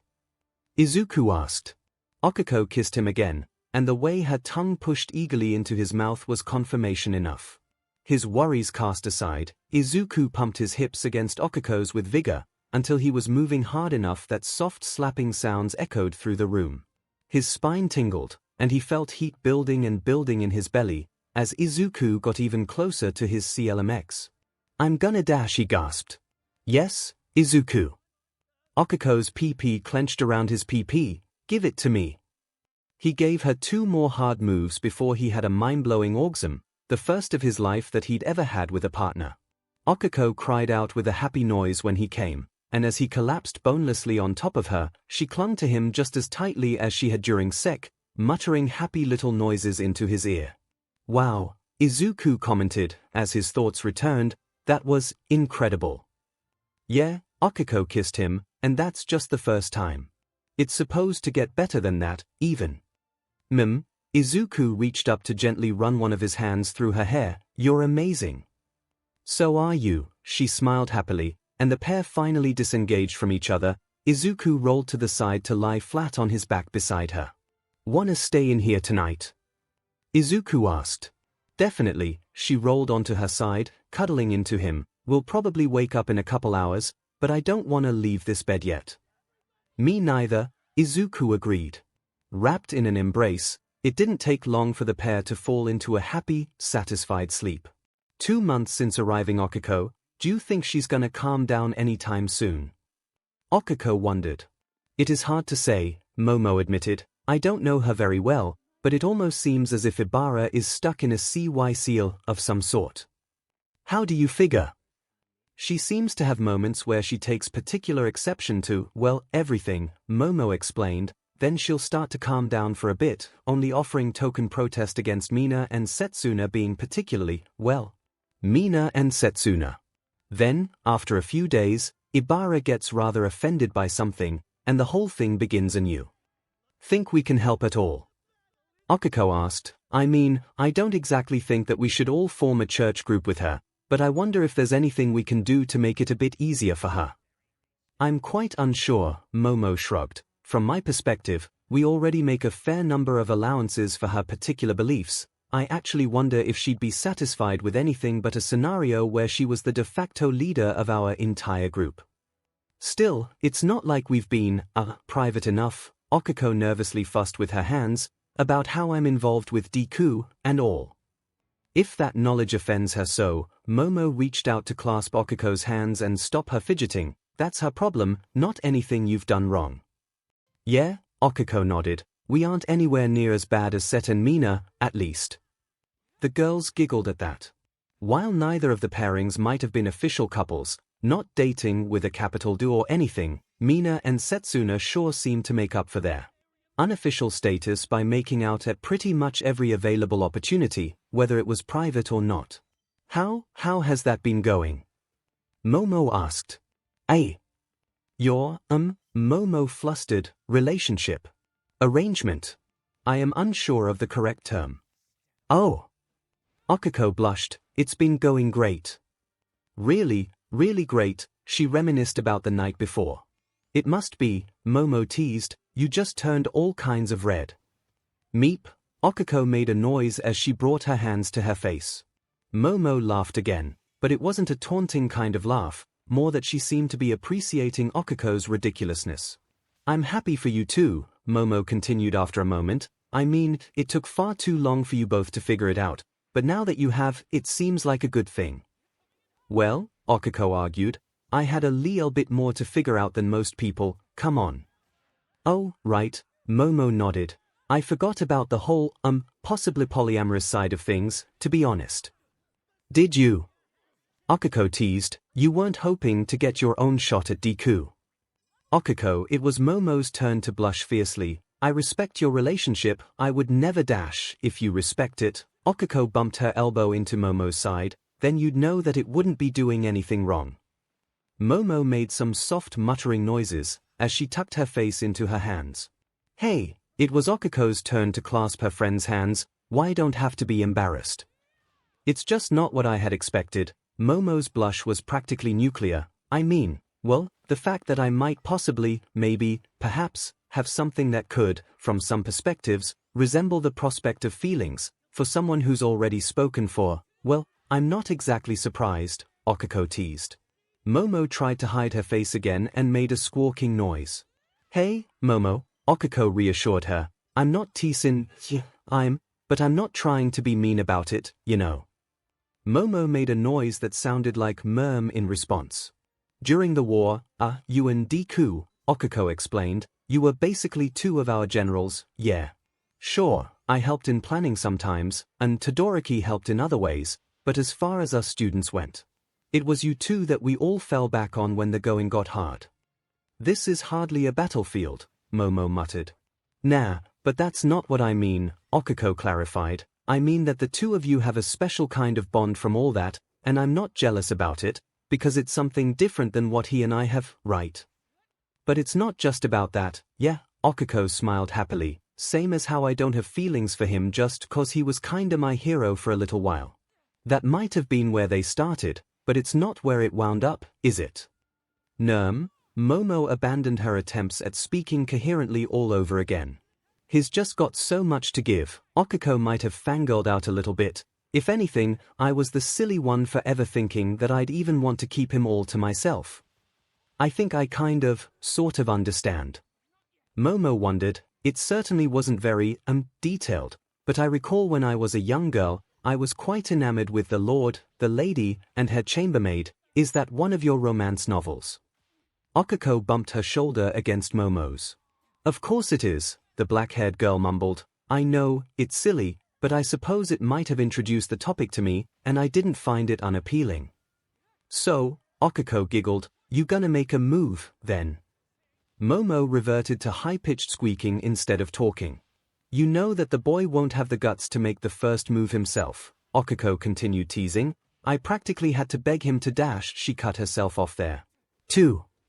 Momo was still bright red, but she smelled BLD in the water, her opportunity to get revenge for 𝐒𝐿𝐵's teasing. To what, exactly? Nung. 𝐒𝐿𝐵 said in a sing-song voice, you'll see for yourself eventually. Maybe. The two broke down into a whole new round of laughter at each other's blushing awkwardness, and 𝐒𝐿𝐵 was more reassured of her choice than ever. She hadn't felt the slightest hint of jealousy or possessiveness, even with her latest insinuation. Later that night, Izuku never have I ever served detention, 𝐒𝐿𝐵 announced. Izuku took a sip from his drink, as did Momo, Mina, and Setsuna. Ooh, you're a bad girl like me, Mina chirped. What did you get detention for, Set? For spying on your class, actually, Setsuna explained. Nito had some scheme in mind during second year, before round 2 of our joint class exercises, that he thought would give us a leg up. What happened? Aizawa-sensei caught me in, 2 minutes, Setsuna laughed. I had to write assignments about ethics for a week. If only those lessons had stuck, Ibara huffed. Oh, hush, you, Setsuna waved off the criticism. I might as well go next. Never have I ever aced a test. That is because you do not apply yourself, Ibara groused, before she obediently took a small sip of her own drink. Momo and Yui did the same, as did Izuku himself. This is actually kind of fun. Izuku pondered the drinking game they were playing, certainly less dramatic than Truth or Dare, or whatever else Mina has in mind. As 𝐒𝐿𝐵 had predicted, the 7 students had decided to celebrate the monthly anniversary of their arrival in the place formerly known as Dina World, another, better name pending. Izuku's thoughts still lingered on the celebrations that he and 𝐒𝐿𝐵 had shared the night before, and at times, a goofy grin came over his face for no apparent reason as far as the others knew, at least. Never have I ever, Momo began the next round, failed a test. She looked smugly satisfied as Mina, Setsuna, and, once again, you drank on that round. I am surprised that my ruse caught you, Momo giggled. You seem to be academically accomplished, from what I know. I failed a few English tests, Yui explained. It's a very irrational language. It can be understood through tough, thorough thought, though. Izuku repeated a little tongue twister that present MIC had once taught. Which rhymes with thought, but not with tough, their class. Enough academics. Mina decided, we're here to have fun. Academics are fun, Momo argued. Nope. Mina popped the P. Here's one for you all. Never have I ever had a crush on a pro hero. A round of grumbles went through the party, before everybody but Momo, Mina herself, and 𝐒𝐭𝐻𝐿 took a drink. Oh, Ibara. Spill. Mina bounced in excitement. Who was your hero crush? I am ashamed to admit, Ibara sighed, there was a time when I found myself appreciating the visage of the pro-hero Hawks in a way that went beyond admiration of his accomplishments. That makes sense, Izuku thought to himself. When his wings grew back in, his feathers had all gone white, instead of red. He practically looked like an angel when he showed up on the battlefield once more. Too much of a pretty boy, Setsuna joked, I like 'em rough and tumble. You know, Mako, Kamu Woods, Ryukyu. 𝐒𝐿 spit out some of her drink. I interned with Ryukyu, she protested. Don't make it weird, Set. What about you, Midori? Mina teased, since you're such a hero expert, I'd love to know who made the grade for you. Izuku muttered an answer under his breath. Didn't catch that. Mina shuffled closer to him and leaned her face into his shoulder. Come on, we're all pals here, spill. Spill. Pixie Bob. Izuku admitted, and felt a blush rising along his neck. It wasn't like an obsession or anything like that, I just thought she was pretty. So you've got a thing for intense girls? Setsuna joined in the teasing. Makes sense, Charco can get pretty dang scary at times, yeah. I do not. 𝐒𝐿 protested. 𝐒𝐿, Momo interjected, you declared war on our entire class before the first sports festival. 𝐒𝐻𝐸𝐵. 𝐒𝐿 made a wordless noise of protest, unable to come up with an argument against this accusation. Oh, that's too bad for me. Mina's voice was all sing-song. I'm not intense at all. Babe, Setsuna chuckled, you're practically the definition of too much. Well, you like it. Mina stuck her tongue out. Setsuna leaned towards Mina, as if she were about to take said tongue into her mouth, and only Ibara loudly clearing her throat stopped her. If anyone has questionable taste, Yui interrupted, it's me. I had a big crush on Endeavor, before, well, all the controversies came out. Endeavor? Setsuna cackled, honey, he's like more than twice our age. At the time, Yui explained, I was exploring a daddy kenkei. I've moved on from that. My KNKS are more age-appropriate now. Lord protect us, Ibara whined a prayer. Our Father who art in heaven, wrong kind of daddy, Ibara, Setsuna drawled, which prompted the vine-haired woman to blush a deep scarlet and make inarticulate noises of protest. Mina, you cheated, Momo interrupted, it was not that long ago that you were, thirsting over Mako. Or, F. Mina cried out, and Ibara was too preoccupied to chastise her. Guess I got a drink double, then. She made a show out of finishing her beverage, and took a mock bow before she stood up to make another. Setsuna swatted at Mina's but as she walked past, which prompted a whole new round of giggles from the two troublemakers, and a whole new level of outraged spluttering from Ibara. Yui, you're up, Setsuna announced. The quiet girl pondered for a moment. Never have I ever had secretary. Yui. Ibara shouted, this is an inappropriate prompt for this sort of game. Unheeding of her complaints, Mina took a swig of her drink, and after a moment of hesitation where she lifted, lowered, and then raised her mug once again, so did Setsuna. Izuku tried to be nonchalant and subtle about the sip he took, but 𝐒𝐿 completely failed to be stealthy, as she made an eep noise before hurriedly taking a big sip of her own drink. Ui.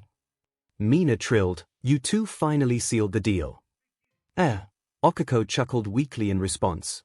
Greenie, you lady killer. Setsuna's fist floated in front of his face, and Izuku weakly bumped his own against it. How was it? This should be private knowledge. Ibara interjected, shared only between lovers. It was really good, 𝐒𝐿 stammered out quickly, before she blushed fiercely, slapped her hands against her face, and started to float through the air. The room broke into raucous noise, as Mina and Setsuna bombarded 𝐒𝐿 with questions. 𝐒𝐿 made squeaking noises, Momo and Yu spoke to themselves under their breaths, Ibara tried to keep everyone in line, and Izuku basically lost all hope of making sense of the whole thing.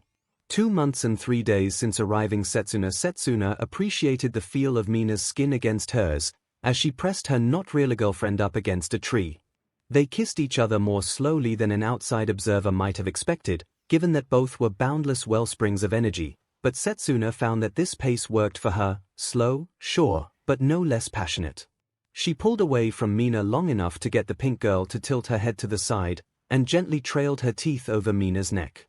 Good thing my teeth look a lot pointier than they actually are, Setsuna thought. I think I've got a bit of an all thing, and biting is, phew, very good. Mina voiced her approval, and reached down to squeeze Setsuna's butt, which pulled the two women a bit closer together. Setsuna's thigh slid between Mina's legs, and in turn, she wound up straddling one of Mina's. Experimentally, Setsuna pressed her leg upwards, which made Mina squeak in surprise.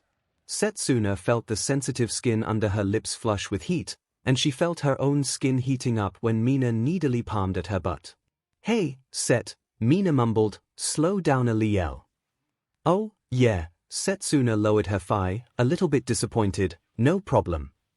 "It's not that I don't like doing this," Mina explained, "just not quite ready to go too much further, quite yet."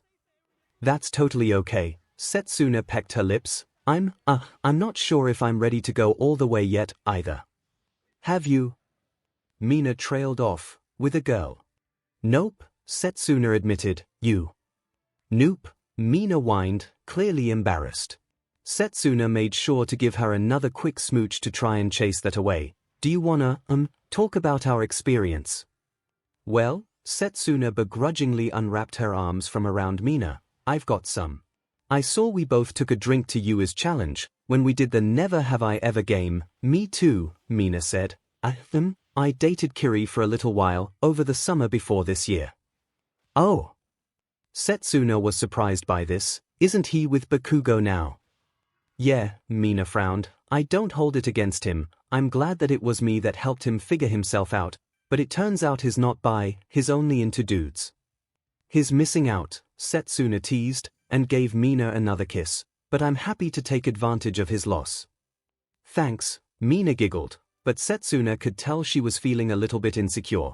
"I guess I'm just worried that, well, we might go a bit further than fooling around, and you might figure out that you're not into it, too." "You don't have to worry about that," Setsuna reassured her. "I might not have had much hands-on experience yet, but you can be damn sure that I'm into girls." She reached out to squeeze Mina's but to emphasize her words, "just as much as I'm into boys. I'm into everyone, really. If somebody's a babe, they're a babe." "You're a babe too." Mina initiated their next kiss. "I hope I'm not letting you down, you know." "It's not that I don't want to, it's just a bit soon." "Nah, I get you," Setsuna admitted. "To tell the truth, I'm a bit nervous too. I haven't, gone all the way yet, with a boy, even." "No." Mina crooked a finger under her own chin in thought, which was absolutely adorable to Setsuna. "But you took a drink." "Kind of like your situation, I guess," Setsuna explained. "Not quite the same, but similar in spirit. End of second year, 𝐒𝐭 started dating Sen for a little bit, and I was bummed because I had a big crush on her. Well, so did 𝐒𝐻𝐼, and when we started getting together to commiserate our love lives, it turned into some fooling around and stuff."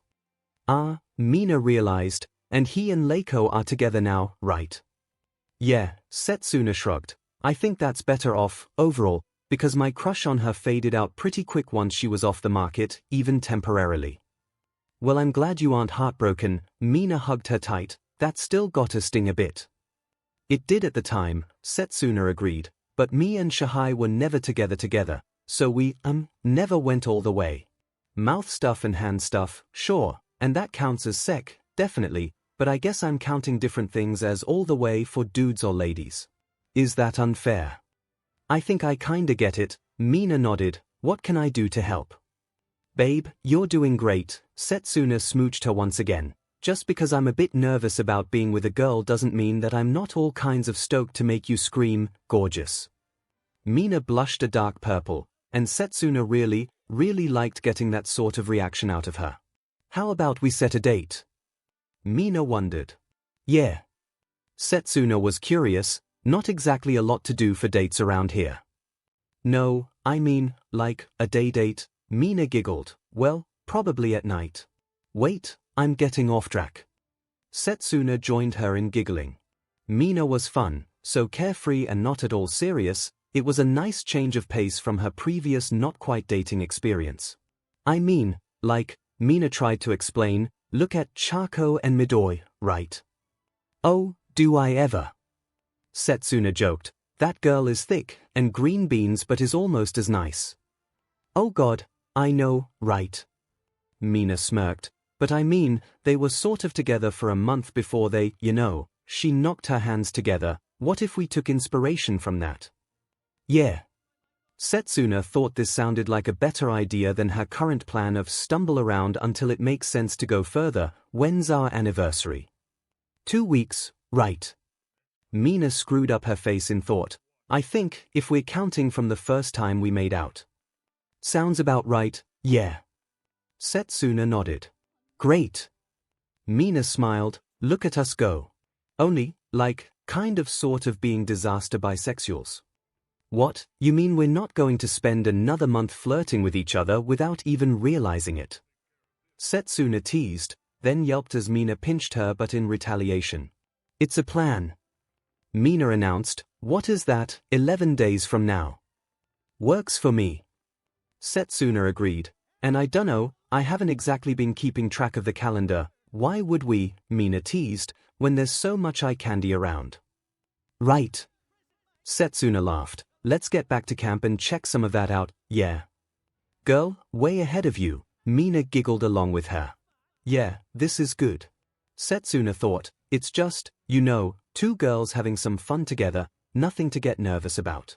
2 months and 1 week since arriving, Izuku Momo's earlier fears had proven to come true. As the days wore on, the temperature steadily climbed, until the daytime had become so hot that it was kind of exhausting to do anything other than lay around in the shade. At night, they'd taken some steps to try and alleviate the oppressive heat, had made attempts to improve the airflow throughout their cabin, but there was just nothing that any of them could do to make the daytime head less stifling. Well, I guess that's one way, Izuku realized, as he whipped his head in the other direction. Setsuna! Ibara shrieked, put a shirt on. Whyyyyyy. Setsuna whined, it's hot as ball out, we've all seen each other naked already, and it's not like Greenie isn't gonna see my melons again at some point.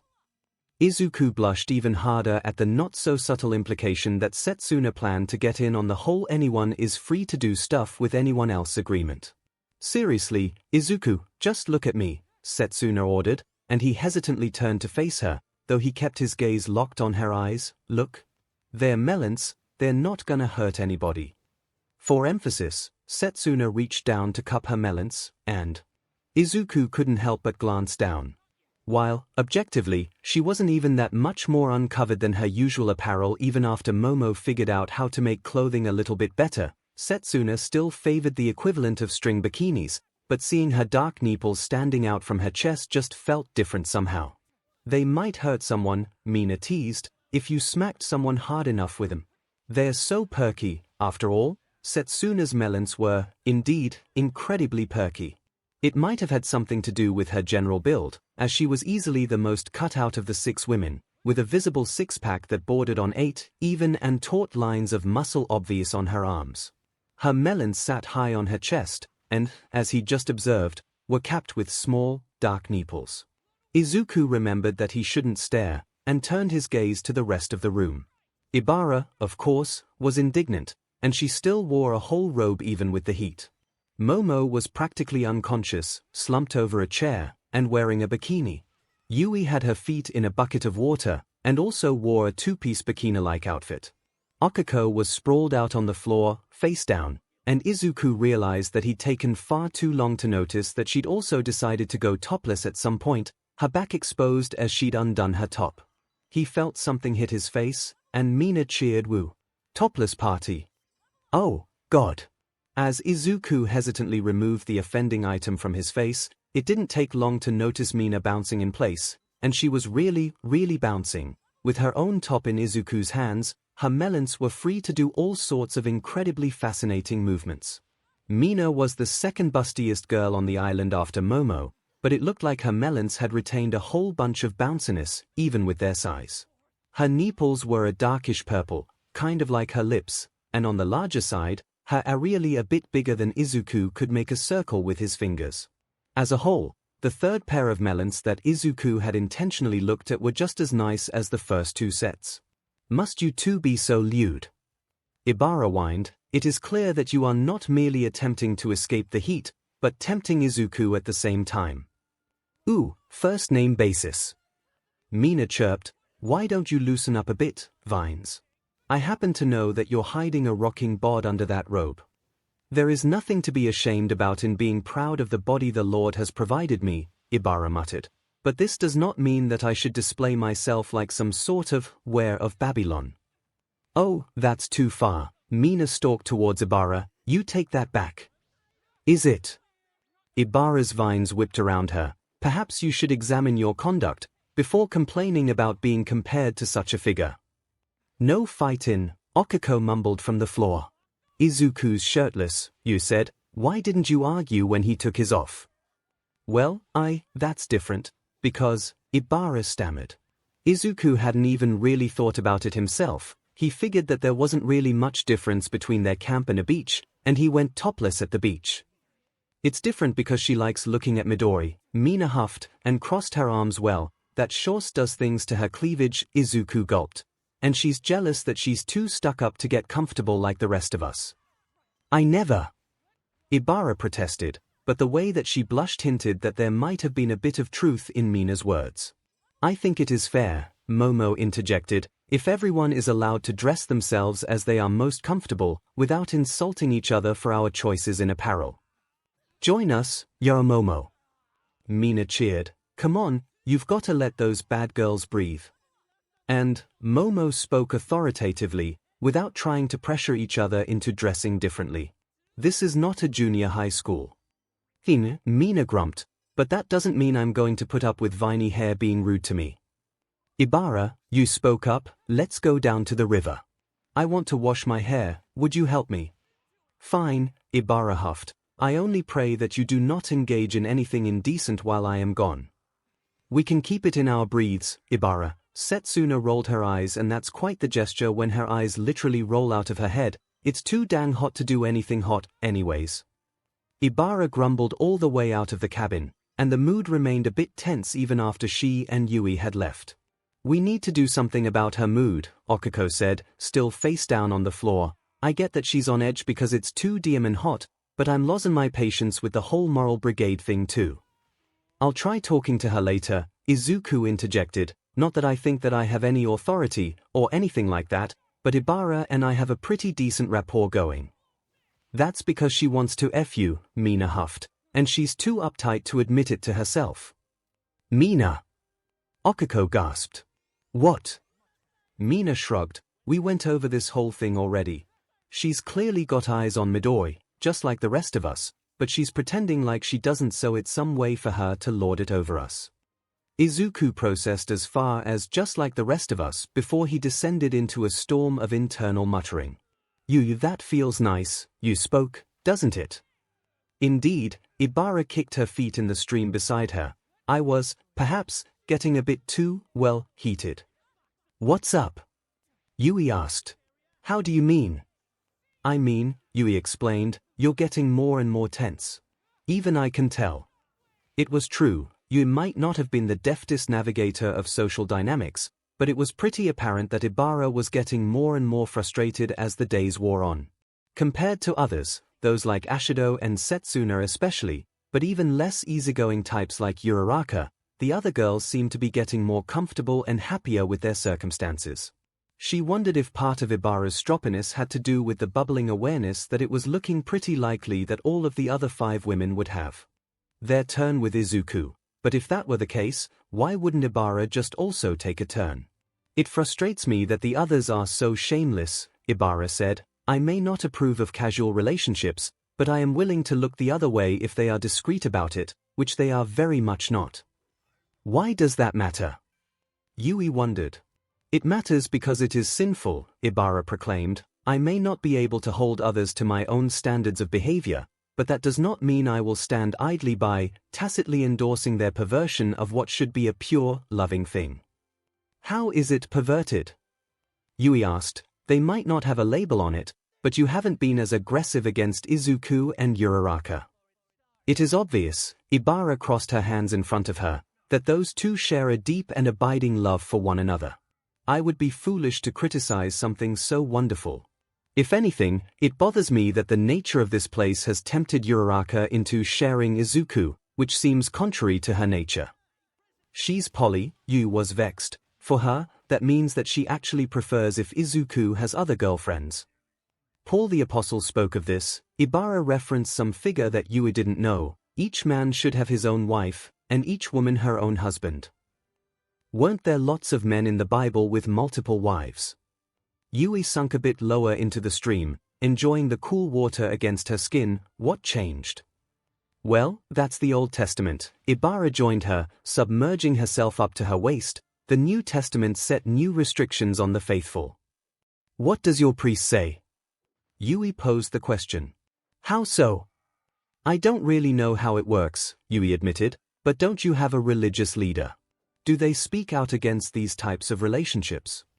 Well, Ibara frowned. No, not as such. The message of my church is that love is love. Unlike times in the past, when bigotry was allowed to hide under the guise of religion, we do not look down on men who love men or women who love women. So, again, what's the difference? Yui just didn't understand. If a man loves a woman and another woman, why is that wrong? Ibara made a series of noises of protest, but didn't speak any actual words. Do you have feelings for him? Yui cut to the chase. Ibara made an uncharacteristic noise of confusion, and sunk deeper into the little stream, until her head almost dipped beneath the surface. Are you jealous that Izuku wouldn't be able to love you and only you? No, it's not. Well, that is, no, Ibara stammered. Oh, that's pretty obvious. Yep, you observed, you're jealous. Impossible, Ibara huffed. Jealousy is a sin based on greed. I cannot be greedy with something that I do not possess. But you want to, you shrugged, so you've basically got two options, right? If you can get over the fact that he's in a poly relationship, you can find your own kind of happiness with him. If you can't, then it's not your relationship to interfere in, and you should be happy for the people who are part of it. I fear they will treat him like a toy, Ibara admitted. Setsuna and Ashido are not shy about their affection for one another. I worry that if they bring Izuku into their embrace, it will be as naught but a temporary lover, a callous and hurtful way to express love. Maybe it'll be a casual thing, you hummed, maybe not. Even if it is, I don't think they'd be hurtful about it. Uraraka would flip out if that was the case, and she's been quite relaxed about that possibility. How can you be so blasé? Ibara wondered. It is not hard to see that you, too, share similar feelings towards Izuku. I'm not exactly great at relationships, Yui answered. I don't want to dive right into a lifelong commitment right away, in case I miss something about why it wouldn't be a good fit. Now that he's with Uraraka, I feel like that makes it easier. I can try and see if there's enough chemistry there to become something more serious, or if there isn't, I'd be happy with a physical relationship for a while. You're dictionarying yourself, Ibara insisted. You are a wonderful woman, and you would make any man or woman, a happy one.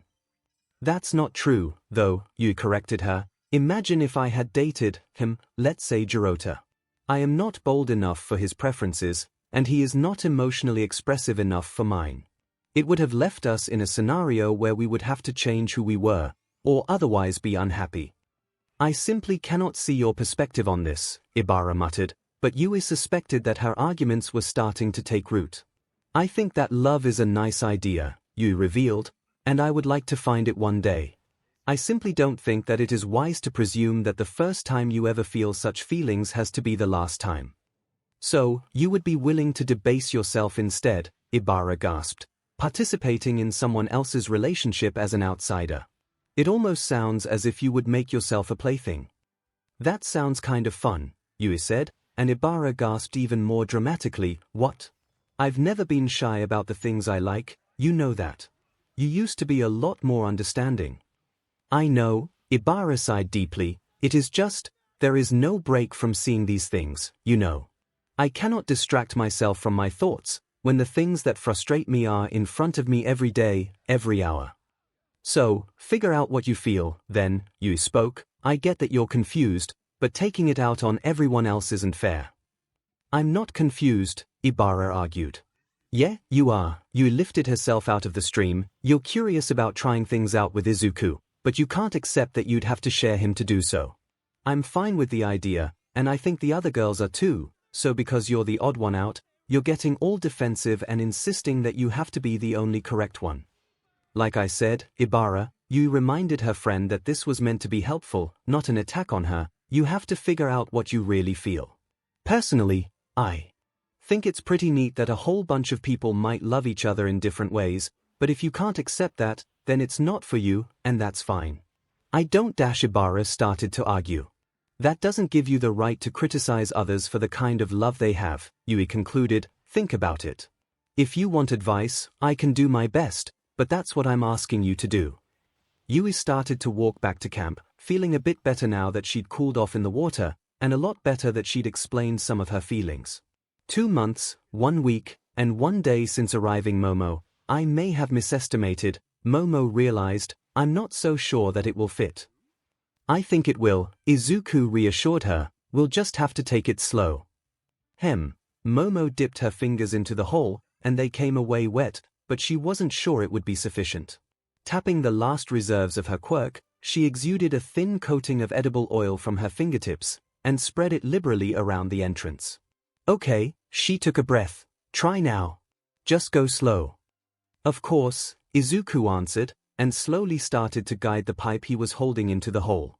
At first, Momo feared that she'd been correct, it's too large, but slowly, inevitably, the slid inwards. When Izuku had completed his motion, and the long was fully embedded, he withdrew slightly. He gave a couple of experimental pumps, and then, almost immediately, fluid spouted forth from the tip. We did it! Izuku cheered. He stood back, and he and Momo observed their work. Together, they'd created a miniature well out of a barrel, a careful redirection of the nearby stream, and a water pump that Momo had painstakingly assembled over the course of days. Fantastic! Momo joined his cheer. This will make gathering water much simpler. You're such a big help. Izuku pulled her into a hug. Seriously, Momo, we'd be way worse off without your help. I just wish my quirk was cooperating more, Momo admitted, and this little well wouldn't be anything worth mentioning if it wasn't for all the labor you put in, digging everything out. That's nothing, Izuku dismissed her compliment. It'd just be a hole in the ground if it wasn't for you. I suppose, Momo pondered, as she idly rested her cheek against his shoulder, we both might be downplaying our contributions slightly, aren't we? Sounds like us, Izuku chuckled, and Momo appreciated the way his chest rumbled against her with his laughter. You know, Momo raised a different topic, we are quite similar, aren't we? Definitely, Izuku easily agreed. I still don't really believe it when other people look to me for suggestions, let alone as some kind of leader, or something. Me neither, Momo wrapped her arms around him a bit tighter, but, once again, I suppose that we should each give ourselves a bit more credit. From where I stand, your qualities are plain to see, and, well, if you have the same opinion as me, I'm not going to question your judgment. You might want to reconsider that, Izuku joked. You've watched me break my bones how many times, now? Far too many. Momo always hated to see it, but if nothing else, and there are plenty of other good qualities he possesses, Izuku was remarkably resilient. Even though his arms were scarred, his fingers slightly gnarled, he never seemed to suffer from lingering pains or weakness. If he did an absolutely remarkable job at hiding it. Has Chako been bringing that up with you, too? Izuku asked. The whole we're kind of similar thing. Now and then, Momo hummed. In truth, Okako had reached a point where she was becoming something very close to insistent with her suggestions that Momo and Izuku would make a good pair. After taking a long time to process her own thoughts, Momo had to admit that she believed the truth behind her friend's words. Izuku wasn't the sort of man that she had dreamed of as a girl, but that was because she'd never seen herself with someone so genuinely heroic by nature, She had always thought it more realistic that she might wind up in a relationship with someone steady and reliable, but not overly passionate or prone to sweeping displays of emotion. In the past, she'd thought that content would probably be the most intense feeling produced from a future relationship, but now, she had started to think that it might be possible she was experiencing something a bit more intense than that. What do you think about her claims? Momo asked. Well, I think she's talking me up a bit too much, Izuku answered. I mean, yeah, I'm pretty good at the whole heroism thing. That's an understatement, Momo thought, but I'm not really anywhere near as smart as you, even if I study pretty hard, and stuff. I'd consider you fairly brilliant, Momo complimented him. Granted, your talents are especially pronounced when it comes to tactics and strategy, but I'd hardly say that you're a slouch when it comes to science or literature or other academic topics. I mostly read old fantasy and sci-fi, Izuku chuckled again, not the literature that you enjoy. You might be giving me a bit too much credit, Momo mused, considering how many romance novels I read, not exactly high literature, those.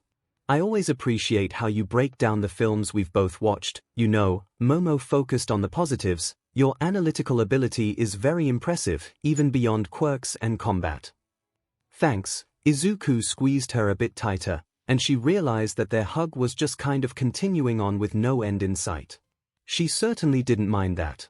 I assume, Momo inquired, that even if Okuko's polyamorous status was what led to her conditions on your relationship, you're not opposed to them. I'm not actually too sure, Izuku hummed, but before Momo could feel disappointed, he explained, I mean, I get the idea behind some kind of casual entanglements, however they are defined, but even if we aren't official, what I've got with Okuko sure feels like a relationship. Momo hummed. She measured her own reaction to this statement, and found that she didn't feel jealous or disappointed. She'd known for years that Okuko and Izuku adored each other. After all, do you think that status makes you less likely to, well, consider other options? Maybe, Izuku agreed, but I think it's more along the lines of, I'm not sure if I'm the best at keeping things casual. If something happened between me and a girl who wasn't Okuko, I might start feeling the same sorts of feelings for them, too. Of his many good qualities, Momo was perhaps most entranced by how much Izuku had to give. She couldn't help but recall the time that he'd broken himself and thrown a match just to help Todoroki overcome some of his personal issues, and the two men hadn't even been acquaintances at that point, let alone the steadfast friends they were now. She had no doubts that, however many people might be involved in separate relationships, well, if they could truly be considered separate, with Izuku, he'd be guaranteed to share just as much of his warmth with everyone in his life as he would with Okuko. Momo came to a decision. Izuku, she asked, and he turned his head to face her. Yeah. Momo lifted her head, and slowly, carefully pressed her lips into his. Her first kiss might not have happened where she'd expected. This certainly isn't a private event of some sort, but when it came to who she shared it with, she was rapidly coming to believe that this was, indeed, what she'd been waiting for. They separated, and Momo felt a silly smile crossing her features. I think I'd like to do that again, sometime, she promised. That sounds really nice, Izuku spoke quickly, but managed not to stammer. Momo hummed in thought, and hugged him once again, before she released him, and they started to walk back to camp. I'll have to tell Okuko that I'm on board, Momo thought, which sounds kind of exciting. 2 months, 1 week, and 3 days since arriving. Mina was pretty sure she was dying. Possibly even melting. Potentially about to spontaneously combust. Whichever horrible end she was about to meet, the cause was clear, the oppressive heat that summer had brought to the place formerly known as Dino World. This blues, she whined. Midori, baby, why can't you make us a pool again? I mean, I could. Izuku turned to her, then startled and blushed. I've been going topless for the last 4 days, and you're still reacting that much. Before he continued speaking, it's just, if the water sat in a pool, it'd heat up to be just as hot as everything else is. There wouldn't be much point to it after like an hour. I'm tired of going up to the stream every time I want to cool off, Mina protested, it's so far away. It's like a 10-minute walk, Izuku sighed, at most. But it's boring. Mina argued, like, yeah, it's nice to splash around and cool off, but that's it. Do you want me to go with you? Izuku offered, taking the bait she'd just put forward without hesitation. Absolutely. Mina cheered, let's go. Now. Now. All right, Izuku muttered something under his breath she didn't catch. What's that, Midori? Just thinking, Izuku answered, mysteriously. What about? Maybe if we build a canopy, he answered, making a pool here might work. But the air temperature would still play a factor, less thinky. Mina grabbed his hand and pulled him along with her, more splashy. Even though she'd complained about the length of the walk, Mina had to admit that the time passed quickly as she and Izuku made their way to the nearby stream. It definitely helped that Izuku was becoming a better conversationalist. Instead of breaking off into his signature muttering storms in the middle of talking to him, he was actually becoming pretty outgoing. Akiko's new role in his life was clearly a good thing, given that he seemed to have more confidence in general, and, while he still got all blushy and averted his gaze most of the time, he was even able to handle close proximity to topless women without getting weird. Man, we're lucky that it was Midori that came along with us, Mina thought, not only because he was the last single boy, wait, is he still single? Anyways, but also because he's just such a nice dude. Any potential benefits to their friendship aside, Mina was glad that it hadn't been someone like Todoroki too serious. Or Bakugo fun in small doses, but he'd be reduced to constant shrieking at this point who had wound up as the sole male among the 7 students. Yae! Mina cheered as soon as they approached the stream, and immediately bent down to remove her bikini bottoms. She heard Izuku make a strangled noise behind her, but she ignored it in favor of practically diving into the cool water. Come on in, Midori, she chirped, the water's fine. He made some muttering noises, and gestured at his own clothing. He'd reverted back to wearing something vaguely resembling a loincloth, before continuing to stand there, not doing anything. Oh, right, she remembered, and turned to face away from him. A moment later, he gently lowered himself into the stream, a respectable distance away from her, his eyes arduously fixed straight ahead of him. You know, Mina teased, I'm gonna see it eventually. Meep, Izuku replied. You've impressed me, though, Mina continued to tease. Imagine a few months ago. You would have had a slide by now, surrounded by topless girls most of the day. Moop, Izuku made another not-a-word noise in response. Maybe you're not all that into melons. Mina wondered, I mean, Chaco's got a pretty great pair, but that girl has one bodacious butt, maybe you're a butt guy. Eap.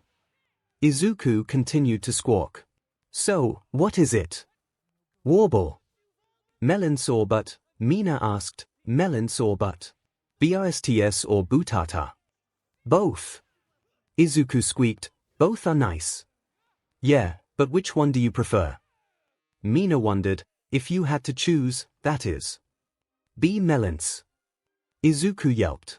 Really, Mina turned to face him, and he just kept staring ahead. Then why aren't you checking us out all the time? I don't want to stare, Izuku said. But I don't mind if you do, Mina giggled. Seriously, I've got some pretty rocking melons, if I can say so myself.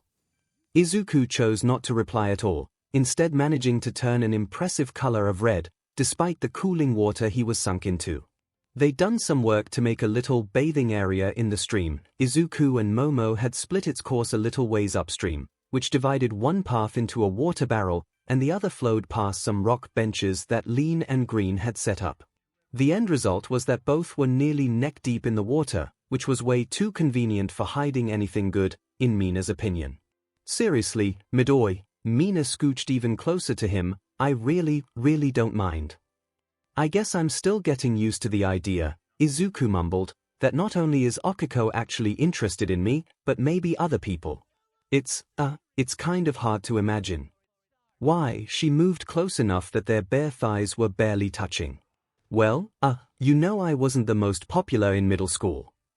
Izuku answered, or elementary school, or, the first part of high school too, now that I think of it, well, that is, shush, she reached over to pat his shoulder reassuringly, what, you didn't have much experience before this?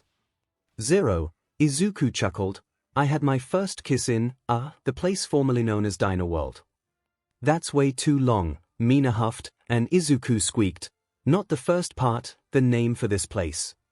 Oh, yeah. I'm gonna call it Vacationland now, I think, Mina decided. As far as the rest goes, she slid her hand down Izuku's considerable arm until she reached his wrist. Mina pulled his hand up, out of the water, and planted it firmly on her left melons. Mina!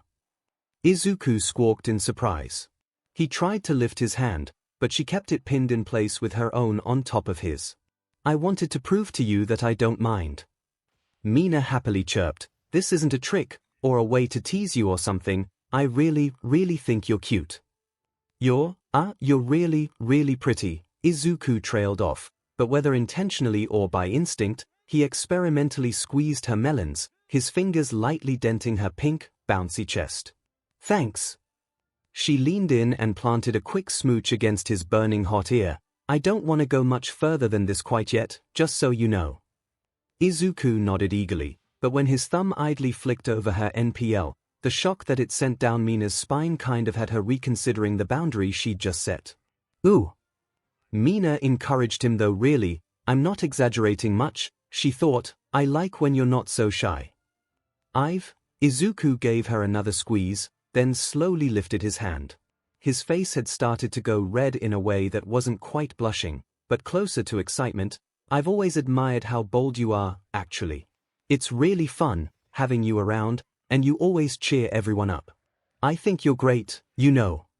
Oh. Mina felt a little blush of her own at his words. Thanks, Midori. You're great too.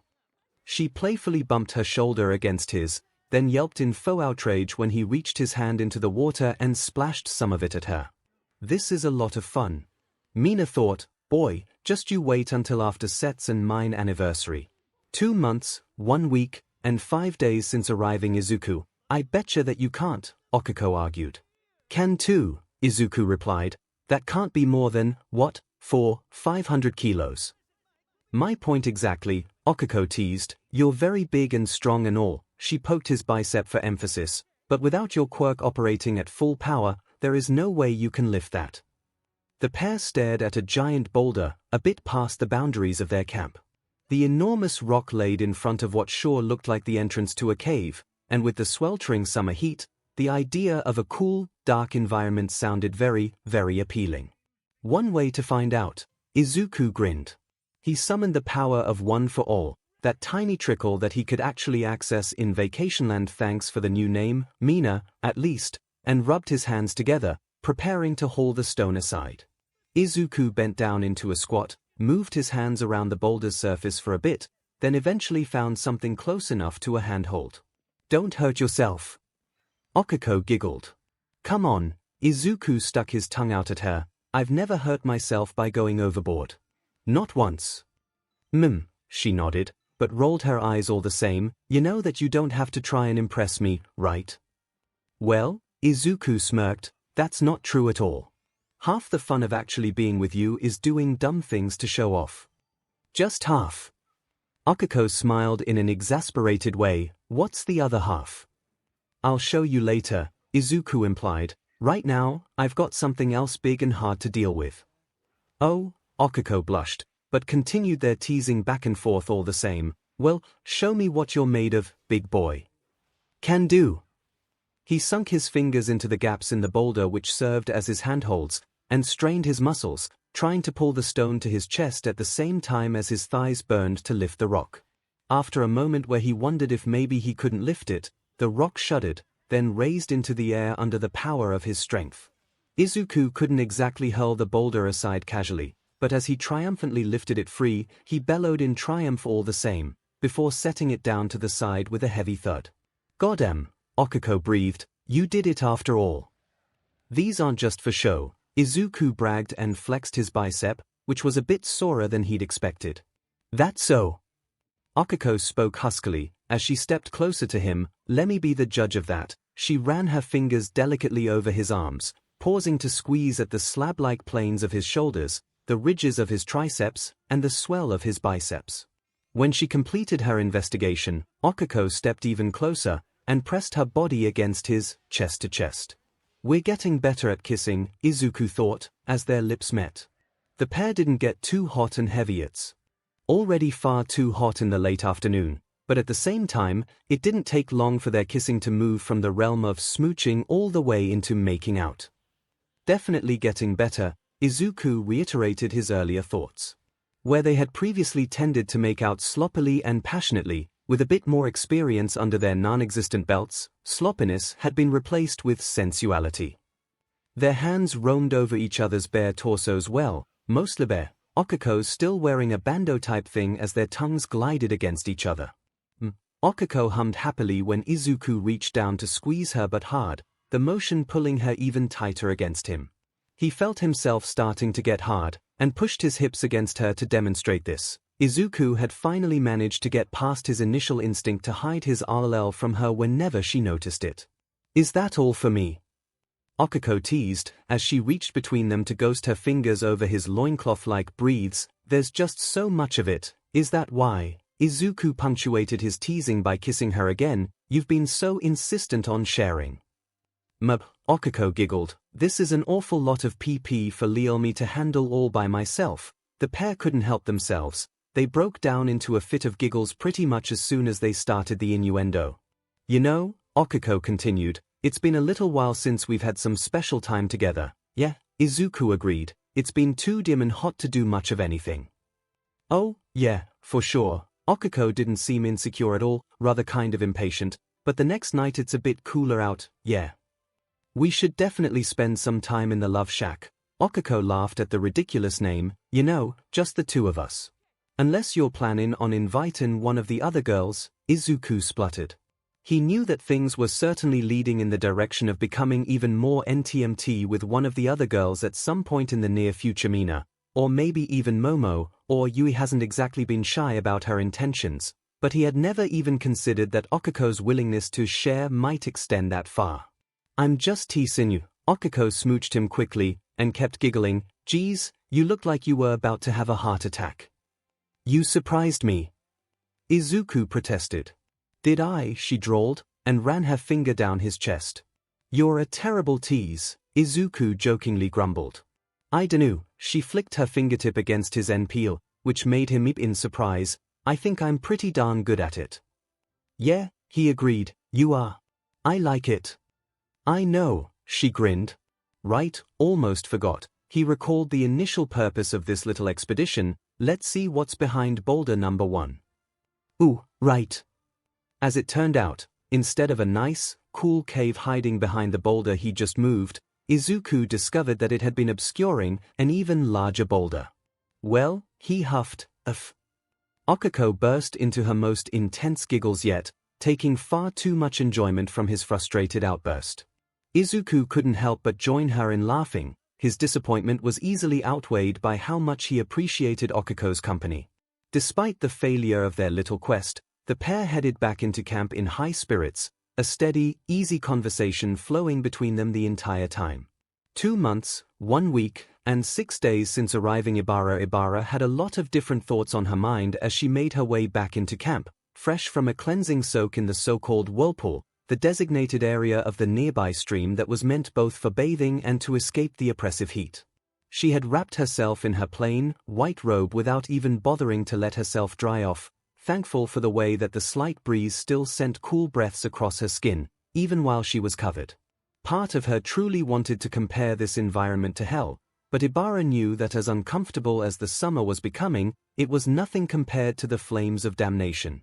"Where I might reside for eternity," she feared, "as I am naught but a creature of envy, of pride, and of wrath." Her conversation with Yui the week prior hadn't exactly been a revelation, but it had certainly given her a lot to think about.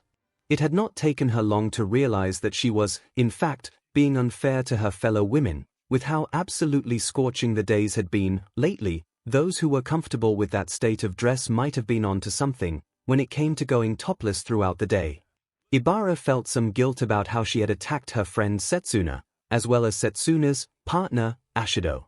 While there was still quite a bit that Ibara found troubling about their dynamic with the others in their camp, it wasn't as if casual flirtation suddenly became more offensive when the two women were simply dressing appropriately for the weather. Ibara knew better, and worse, she knew that she knew better.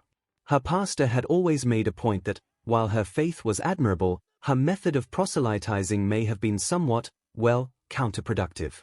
It is hard to convince people to accept the love of God, he had explained, by reminding them of their sins and castigating them for such, even though we are all sinners. Religion was a strange topic for many people. Ibara also knew this. After the advent of quirks, many existing religions had become less popular over time, at times even threatened with being supplanted by new beliefs based around the existence of quirks. Even within her own church, another thing that Ibara knew was that she was one of the more devoted followers of the Bible. While she did not believe herself to be prejudiced or cruel about her observations, she suspected that many of her fellow worshippers would have been more supportive of her classmates, were they standing where she did. Ibara understood that she'd have to work on being more accepting of her fellow stranded students, even if their relationships, or is it relationship, singular? She wondered, confused her. I've been too prideful to see that I was the one causing discord and strife, Ibara mused, blind to the way that I was lashing out because of my own shortcomings, ignorant of how I've been affecting the others. She had a lot to make amends for, but Ibara wasn't sure if she deserved their forgiveness. She very nearly ran into the sole male member of their group as she re-entered the camp. Izuku Midoriya seemed to be in his own world, his head tucked down against his chest, a single hand resting against his chin. "Oh, sorry." Izuku apologized to her. "For some reason, I wasn't paying attention." "The fault lies with me," Ibara explained. "It is I who nearly walked into you." No, Izuku brushed aside her admission. "I was busy thinking about stuff, and didn't even look where I was going. Anyways, how are you holding up?" "How so?" "Well, the heat, for one." Izuku grinned wryly as he waved his hand around, gesturing at their surroundings. "But, I mean, you haven't really been talking to the others too much lately. I'm a bit worried." "Your consideration is as appreciated as it is misplaced." Ibara was, as always, impressed by how deeply Izuku cared for everyone else. "That's because I have been terrible to them," Ibara admitted. "I cannot take back the words I have said, and I find myself at a loss for how to say anything better. I'm sure if you apologize, they'll forgive you." Izuku met her gaze, and Ibara found herself lost in the emerald green of his eyes. "I think everyone's a bit short-tempered, with how he cut himself off. Dang hot it's been." Truly, it has been DMN hot. Ibara felt herself blush at the blasphemy, but it was a first step forwards. "But I cannot blame my shortcomings on this alone." "Give it a try," Izuku suggested. "They might surprise you." "What were you thinking about earlier?" Ibara changed the topic. "Oh, I was trying to think of some way to cool down the camp," Izuku answered. "Building a roof over the whole thing was one idea, but that's just going to trap heat inside. My next thought was trying to dig out a basement, but I don't have any idea what kind of ground we're on top of, so I was thinking I'd head out a bit past the walls, see if I can get some sort of idea." "Would you like my assistance?" Ibara offered. "My quirk should be of some use with digging." In truth, she wasn't looking forward to the idea of dirtying herself just after she'd bathed, but this sounded far too close to pride even in her own thoughts. "No, you just got back from bathing." Izuku had suddenly turned red, and averted his gaze from her. "Indeed," Ibara answered. "Sorry, have I offended you in some way?" She wondered why his demeanor had suddenly changed. No, it's just, Izuku stammered a bit. "You're kinda wet." "What?" Ibara was shaken. "I did not even realize that I was aroused, let alone that it was obvious enough for him to tell." She glanced down at herself in shock, and quickly understood that this wasn't what Izuku had meant at all. Instead, her white robe clung to her body much more tightly than her usual fashion. While they had not become transparent enough as to become obscene, her clothes now outlined her breasts and torso, adhering to her flesh so that her nipples were faintly visible. She felt herself blushing fiercely, but in that moment, resolved herself to take a step towards changing, being more accepting of earthly matters. "Well, it's very hot out." Ibara did her best to dismiss her own fears. "I find that the breeze is more cooling if I am like this." "Makes sense." Izuku squawked, still facing away from her. "Izuku," she put a hand on his shoulder, "I appreciate your respectfulness, but I am not ashamed of the body that I have been blessed with. I am not indecent, You have no need to avert your gaze from me. When he turned back to face her, she saw his gaze trail down her body briefly, before his eyes snapped back up to meet her own. Curious, she thought, I just felt much warmer after that. Anyways, Izuku tried to change the topic, thanks for the offer and all, but, no, I think I'm good to try this little fool's errand by myself. He started another sentence then trailed off. Yes. You don't have to. I just think, that is, it might be a good idea if you tried talking to the other girls. I agree, Ibara sighed. I have much to repent for, but I would hate to spoil their mood by continuing to be unsociable as I have been. You've been fine. Izuku tried to cheer her up. After all, we're talking right now. Thank you, Izuku. Ibara put her other hand on his shoulder and steeled her nerves. I appreciate your counsel. I have a request, if you would oblige me. Of course. Izuku nodded eagerly. Could I, she forced the words from her lips, hug you? Oh. Izuku casually wrapped his arms around her and nearly lifted her off the ground with his enthusiastic gesture, of course. All too soon, he lowered her back to the ground and gave her a wide smile as if to say, see, you can be friends with people after all. Thank you. Ibara felt even warmer than she had, once again. Anytime. Izuku cheerfully announced, I'll see you soon, Kay. I look forward to it, Ibara agreed, and the man walked away after giving her a silly little wave. As she watched him leave, Ibara couldn't help but let her gaze linger on the way his shoulder muscles flexed under his skin, entranced by the casual strength he exuded. Such a strong, faithful man, she thought. I can think of ways he might serve me. What? She had no idea where that had come from. No. Be free of lust. She slapped her hands against her own cheeks, trying to drive those images from her mind. Out, idle hands of the devil. Ibara unconsciously rubbed her thighs together, and as she realized what that meant, turned around to flee within the camp's walls, utterly embarrassed by her lack of restraint. To say nothing of those ideas I just had. 2 months and 2 weeks since arriving Setsuna. Tonight's the night.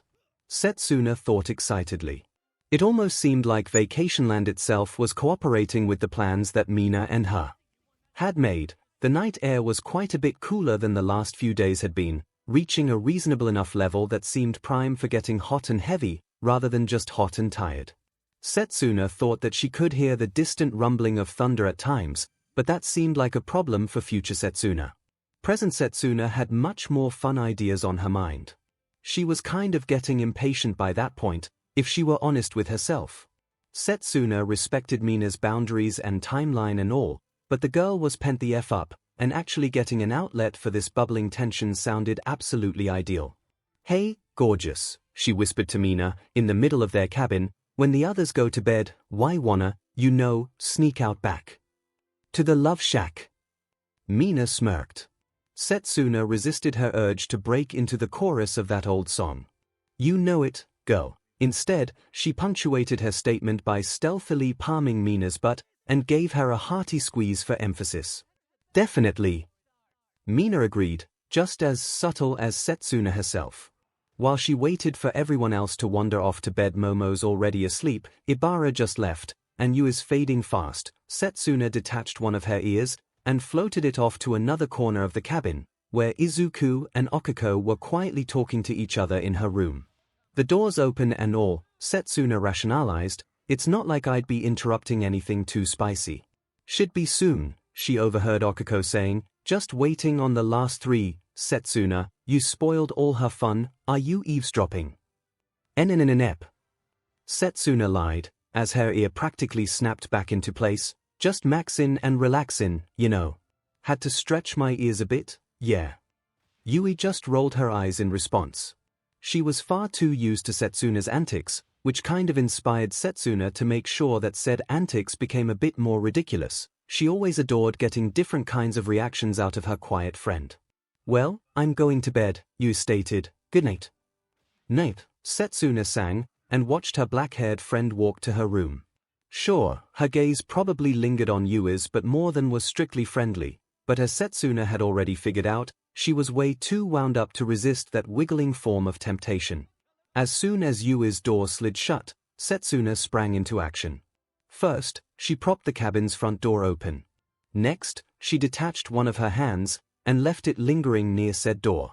Third, she swooped over to Mina and hauled the pink girl into her arms, then silenced Mina's giggles by pressing their lips together hard.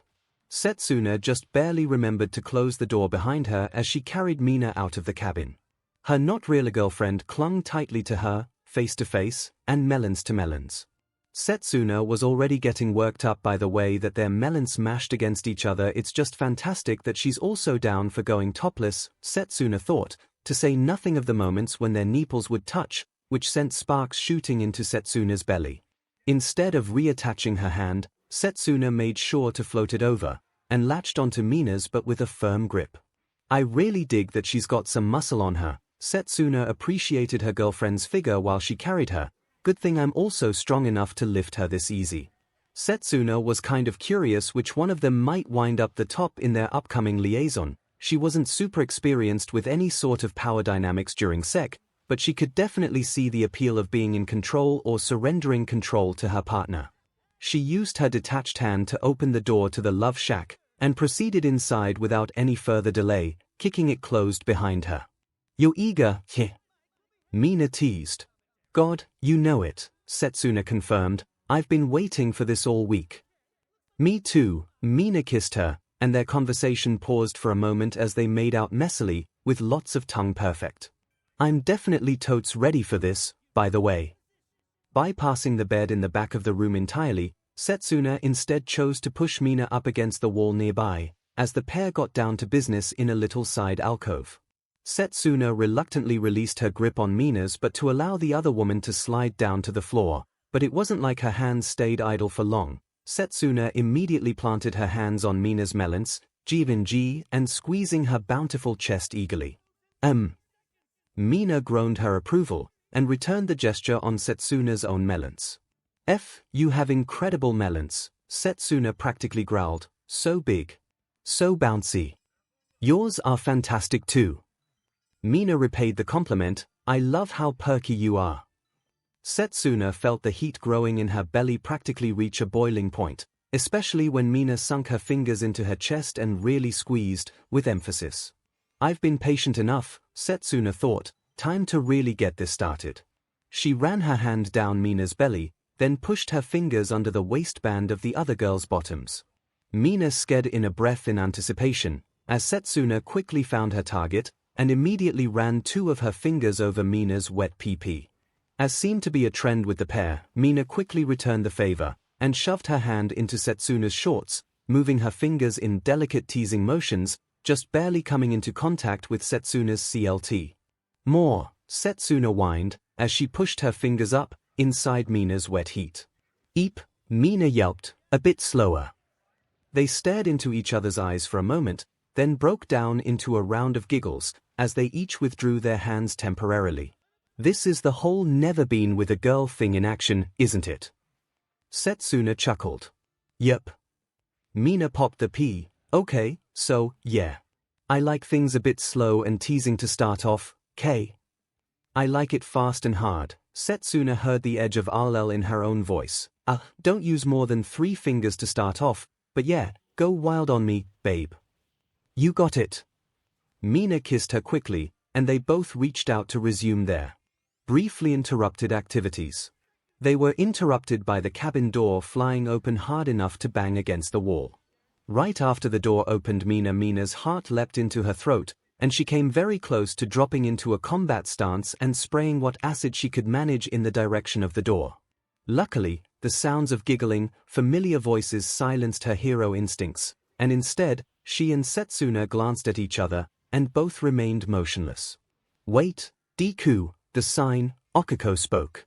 "Oh, right," Izuku said, and there was a clattering sound, before the door swung shut just as dramatically as it had opened.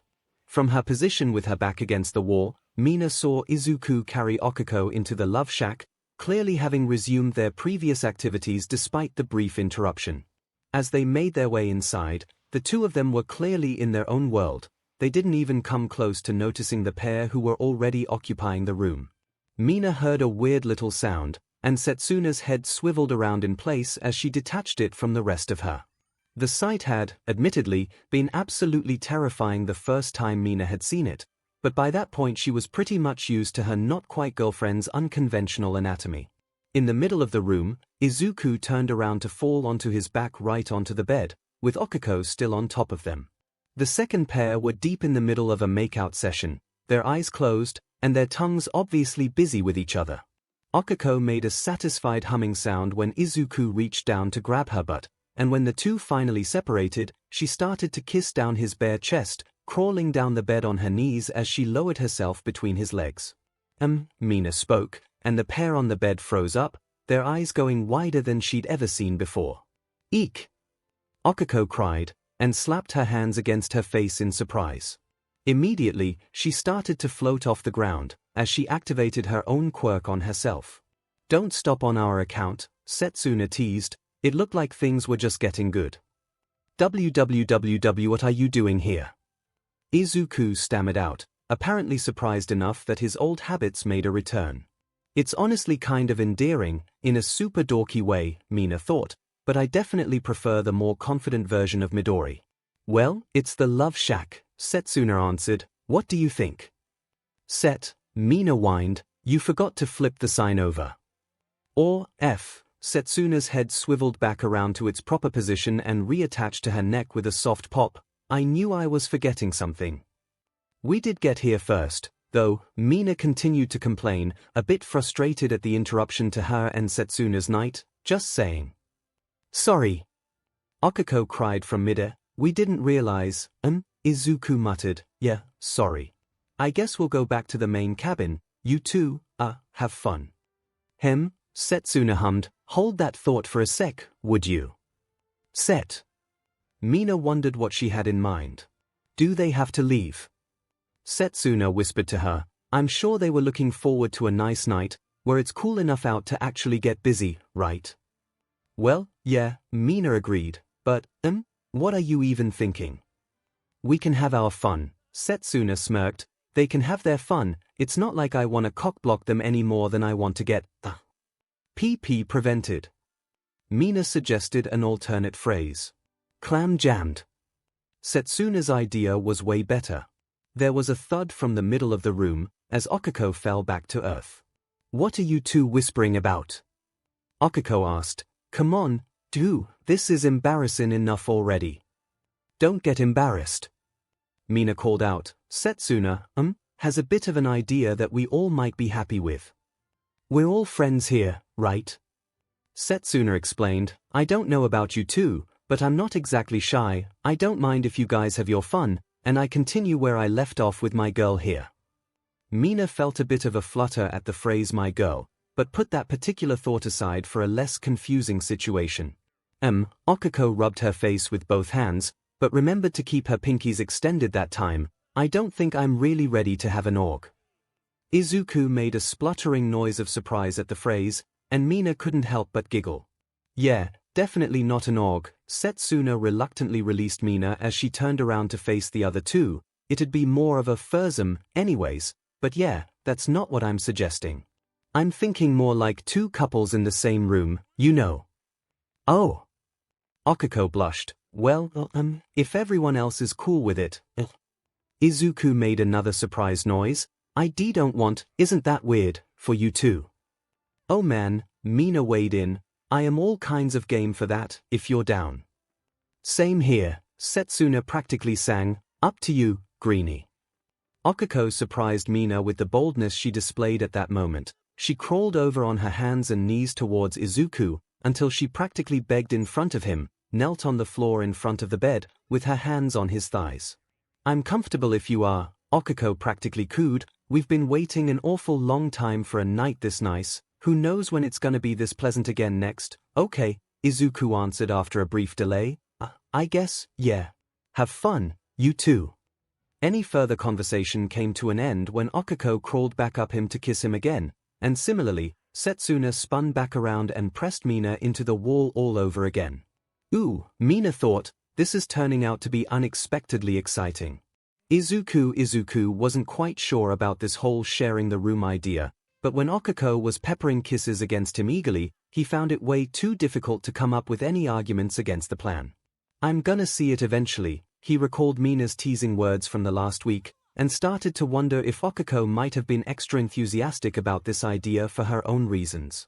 This might be almost like a bit of a trial run with Mina and Setsuna, he figured, without actually, doing anything with them. Right. 𝐒𝐭𝐻𝐻 resumed where she'd left off before, knee walking down to the end of the bed until she was crouched between his legs once again. Izuku nervously glanced over to the side, but his fears about the other two women watching him like a hawk were put aside by the much more interesting sight of the pair kissing each other vigorously. His gaze snapped back to 𝐒𝐿𝐻𝐻 when he felt her fingertips teasing along his lower belly, just above the waist of his shorts. "You're awful overdressed, I think," 𝐒𝐿𝐻𝐻 teased, and she slowly, almost tortuously started to peel the clothing down. "Why don't I help you out with that?"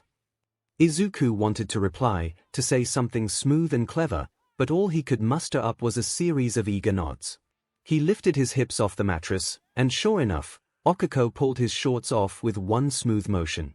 He'd been almost throbbing hard just a short while before she undressed him when he and 𝐒𝐿𝐻𝐻 were in the middle of a passionate makeout, which meant that, thanks to the previous activities and their resumed FRPLY, there was too much heft lingering in his PP for it to truly be called soft in that moment. This state resulted in his PP flopping freely when 𝐒𝐻𝐻 pulled his breathes off, and it landed heavily against his own thigh, almost coming close to smacking into 𝐒𝐻𝐻's face from the motion. "Oh, wow," 𝐒𝐻𝐻 said quietly under her breath, then she slowly, agonizingly moved her face a bit closer. "I'm impressed every time." Izuku scared in a gasped breath when her tongue delicately extended to trace along the top of his, and he felt himself rapidly becoming fully hard from that bit of STMLTN alone. Of course, the visual STMLTN he got from watching her perform this act on him was very nearly as RSNG as the more tactile sensations were. 𝐒𝐻𝐻 had made it very clear to Izuku that this was something she wanted to try the next time they had some one-on-one quality time, but he hadn't really been expecting her to go through with it when they kind of had an audience. "Well, I wasn't expecting us to go through with much of anything with an audience," he thought. Izuku almost felt as if he should have been more nervous about this than he actually experienced, and he wondered if this might have been some kind of newfound confidence. "Holy midoi," Mina spoke, and her voice sounded thick, like she was close to slurring her words. "You're packing heat." "Let me see." Setsuna added in, and Izuku still didn't feel the spike of nerves that he'd been waiting for. "Oh, wow. Jesus, I'm not going to be able to call you green bean, that's like a whole butt cucumber." "Ehihi." Izuku giggled nervously, not sure how else to respond to this sort of statement. When he glanced back at the other two people in the room, he forgot how to speak entirely. Mina had one of her legs raised up high enough that it was practically wrapped around Setsuna's shoulders instead of her back, and the green-haired woman obviously had her hand between her pink partner's legs. "I think they like the show, Deku," 𝐒𝐻𝐻 added in, and Izuku looked back to her just in time to watch her wrap her lips around the head of his PP. Her cheeks dented inwards as she started to SCK, and the sensation he felt was nearly indescribable. 𝐒𝐻𝐻's hands both wrapped around his near the base, and she started to slowly glide her combined grip up and down, keeping the rest of him locked into place with the suction of her mouth. When she pulled her head back, she planted a big, wet smooch against the end of his PP, and once again, the sight of it alone was enough to make Izuku twitch in her hands. "Does that feel good?" 𝐒𝐻𝐻 asked, her voice husky. "It feels fantastic," Izuku answered honestly. She smiled happily, then lowered her head and started to SCK on the head of his PP once again, her hands moving a little bit faster around the rest of his length. "Charco, babe," Mina spoke up, "do you want some tips?" "God, yes," 𝐒𝐻𝐻 pulled off with an audible pop, a bright blush on her cheeks. "I'm trying my best, but I've got no idea what I'm doing." "I still liked it," Izuku protested, "a lot." He saw a rush of motion out of the corner of his eye, and was absolutely shocked to see Mina plop onto the end of the bed, casually lying on her side as if she wasn't watching 𝐒𝐻𝐻 give him a BLWJB. His brief look at Mina made it obvious that her and Setsuna hadn't been idle, either. She was entirely ND, and Izuku thought he could make out a slight hickey at the top of one of her collarbones. So, Mina chirped, far too comfortable with the situation. You'll want to move your head in time with your hands, okay? You're new to this, right? First time, 𝐒𝐿𝐴 confessed. Oh, Setsuna teased, as she crossed the room and flopped down onto the bed behind Mina. I actually feel special that I get to watch this. Be nice, Mina joked. I'm being serious. Setsuna waved her hands around, flustered. You two are both really cute. I'm already stoked enough I get to watch you fooling around and stuff, but it's actually kind of neat that we get to give you two babes some tips. Right, tips. Mina giggled. Speaking of which, it's good that you're working the head and all, but you might want to mix things up a bit. He might get too sensitive if that's all you focus on. Okay. 𝐒𝐴 cheered herself on, then bent down to her task once again, except this time, her head bobbed up and down, synchronized with the way she moved her hands. Izuku had to admit that it already felt even more incredible than the beginning of her BLWJB had. God, Setsuna muttered, she's got both hands and her mouth on him, and there's still room to spare. Right. Mina agreed. We weren't teasing why, Midori, you've seriously got a lot to be proud of down there. Thanks. Izuku had less than no idea how to handle this kind of compliment. Setsuna muttered something that sure sounded like, that thing's going to break me in half, but Izuku chose to ignore any possibilities that statement might have raised. It seemed awfully rude. To think about someone else while he was getting head from his not-quite girlfriend, after all. 𝐒𝐴 seemed to be emboldened by their audience, and after taking a breath through her nose, pushed her head down further than she'd attempted before. She got most of the way towards the halfway point of Izuku's PP before she stopped, and pulled back quickly, coughing slightly. You okay? Izuku asked, concerned. Oh, I'm great, 𝐒𝐴 slurred. How are you liking that? I can't go very deep yet, give it time, girl. Mina reassured her, Midori's got an awful lot of PP to handle, you're gonna have to work up to that monster. I can totally handle it, 𝐒𝐴 protested, and Izuku noticed that she had a competitive note in her voice. I'm not sure whether I should be excited or terrified. Both, maybe. I bet you can take like 3/4 of it, Mina replied, but that's impressive enough. Seriously, Setsuna muttered, I don't think I could take that beast. You bet, hey. 𝐒𝐴 turned to face Mina, and there was definitely a competitive gleam in her eye now. I'll take that bet. Without any further delay, she stood up from the bed, and shuffled out of her own shorts. Izuku found the sight just as incredible as the first time he'd seen her naked. 𝐒𝐴 was all soft curves, with pillowy breasts and a big, amazing butt. While she definitely wasn't chubby by any definition, there was a gentle curve to her belly that hid the strong muscles Izuku knew she had, a bit of a jiggle to her thighs which only emphasized the powerful lines of her legs. 𝐒𝐴 was absolutely perfect, in Izuku's opinion. As soon as she was fully ndii, she hopped back onto the bed, and quickly made her way up Izuku's body. He couldn't help but reach out to palm her breasts as she got closer to him, which made her smirk in a self-satisfied sort of way. Without needing to speak, she moved so that her pelvis hovered above his own, then reached between his legs to grip his hard PP again.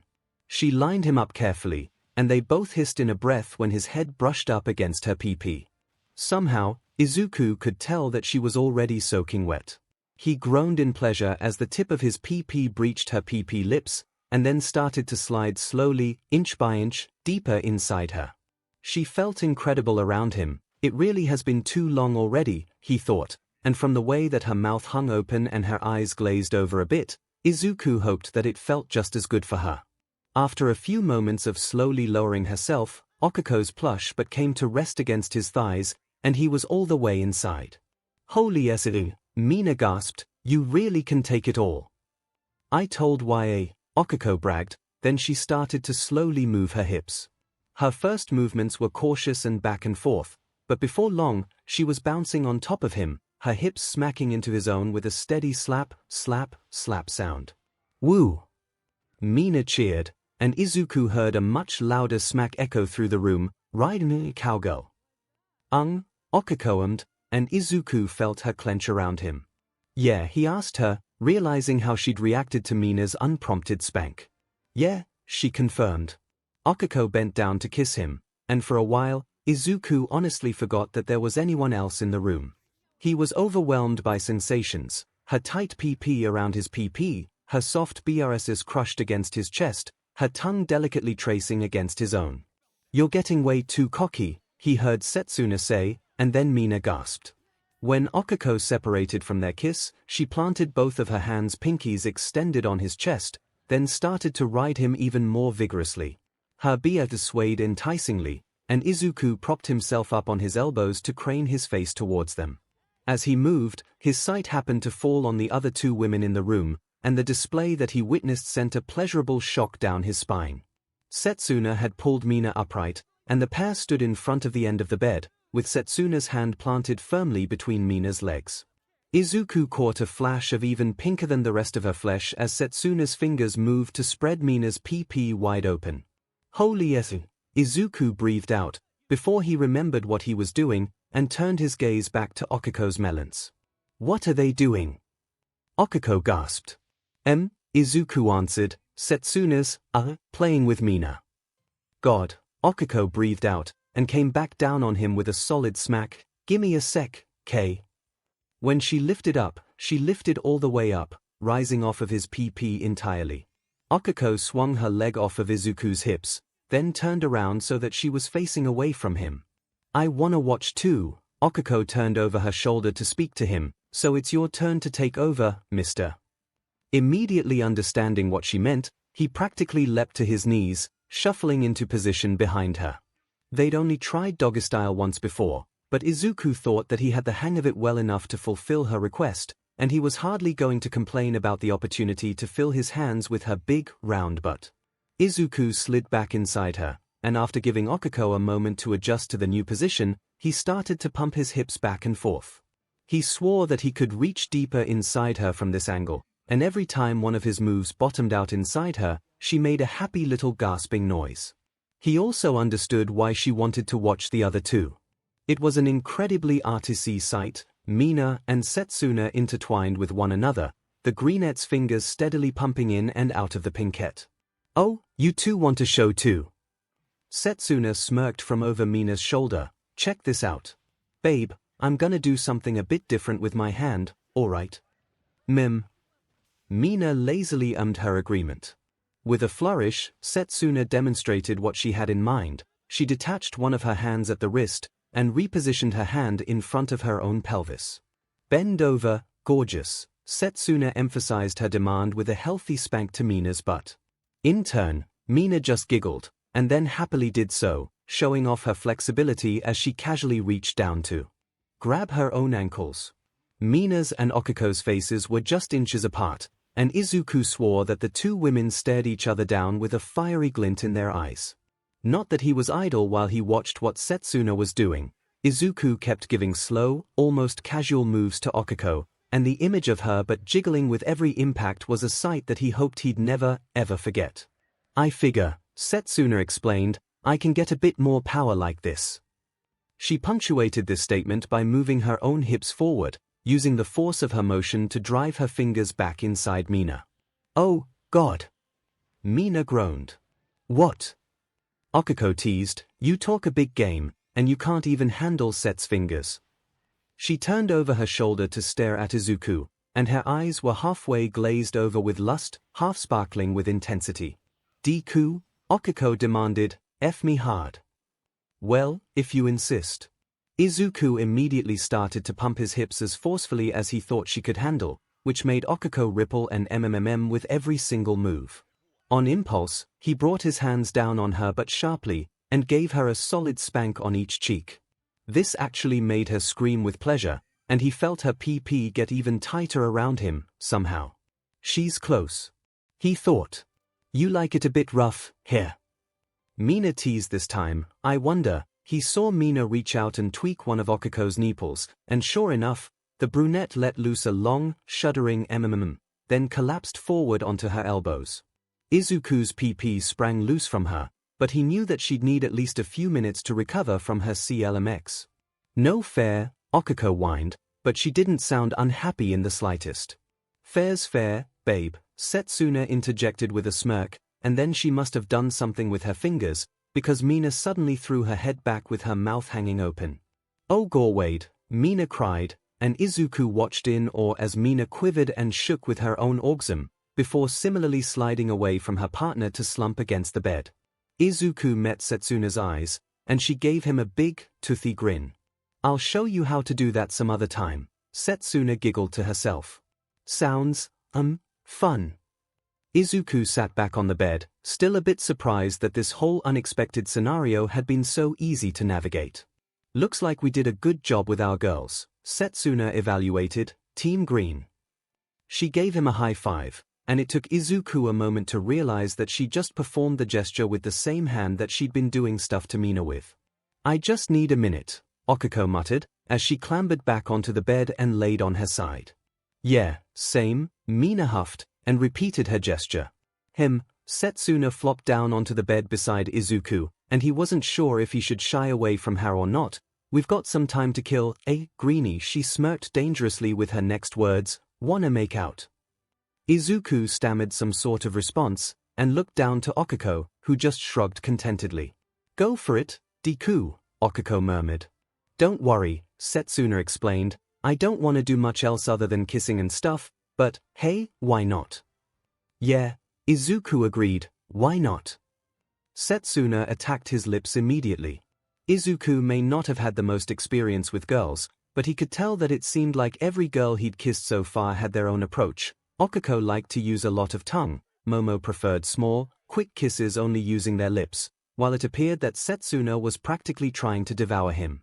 She used a lot of teeth and tongue, alternating between nipping at his lips or brushing the tip of her tongue against his. His hand floated uncertainly in the air as Setsuna wriggled a bit closer against his side and pulled his arm over herself. Setsuna mumbled, "Here." She reached down to grab the aforementioned hand, and repositioned his arm that he still had awkwardly half-raised so that his hand was planted directly on her butt. "Might as well touch some but in a make-out session," Setsuna grinned, and then started kissing him again. Izuku decided that this was no time to start feeling uncertain about himself, and gave her but a firm squeeze. Setsuna was one of the more toned women on the island. Her heroism training was clearly evident in how her abs stood out from her belly, and her biceps, though comparatively small, were well-defined. These benefits seemed to extend to her lower body. Her butt was firm and solid, yet it also had a really pleasant layer of springiness on top of her muscles. "Dang," Mina spoke up, "I think I'm done with my break, watching you two go at it like that." "Already?"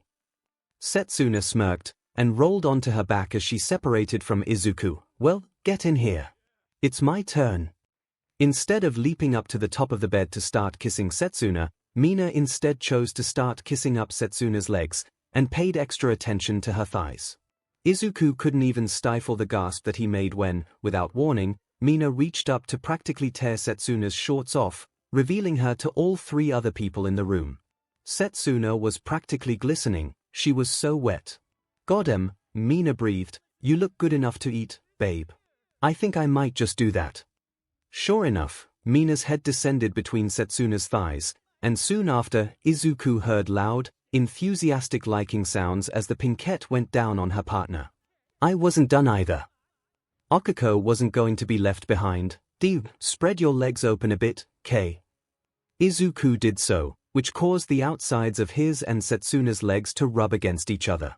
He found that the touches of her skin against his somehow made the whole situation way more electrifying, even though they hadn't done anything super NTMT to one another yet.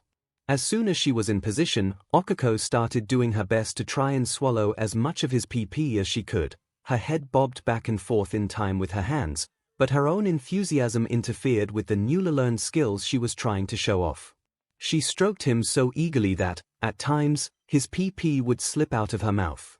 Izuku was hardly going to complain about this, especially considering that she'd take these impromptu opportunities to plant wet, sloppy kisses against the underside of his PP.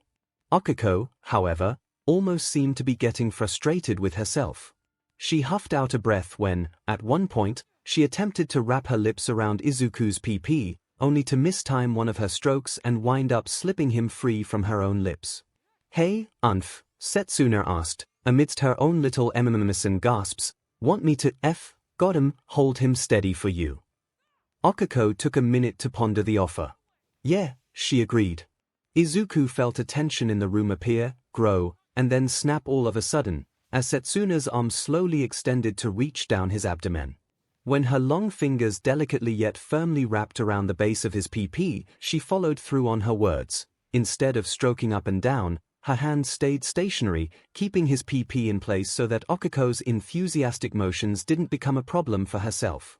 I'll help. Mina's cheerful voice was only slightly muffled by Setsuna's thighs, and just as quickly, a pink hand snaked up between his legs to wrap around Setsuna's. It was almost like the two women were holding hands with each other, rather than touching him, but the additional STMLTN was still incredible. Look, Setsuna gasped, for hands, and there's still more. Mina made an enthusiastic noise from between Setsuna's legs in response. Oh, God, 𝐒𝐬𝐽𝐽, I'm not gonna last much longer. What's that, Deku? 𝐒𝐿𝐼 popped free from his PP. Tell me, 𝐒𝐿𝐼, tell me what's gonna happen, Deku, 𝐒𝐿𝐼 demanded. Tell me what I'm gonna make you do. 𝐒𝐿𝐼. Izuku cried out, I'm gonna come. She moved up a bit higher, and started to JRK him off even faster, aiming his PP towards her melons. After just a few pumps, Izuku felt a lightning bolt of pleasure shoot through his spine, and his hips bucked up as he unleashed a powerful orgasm.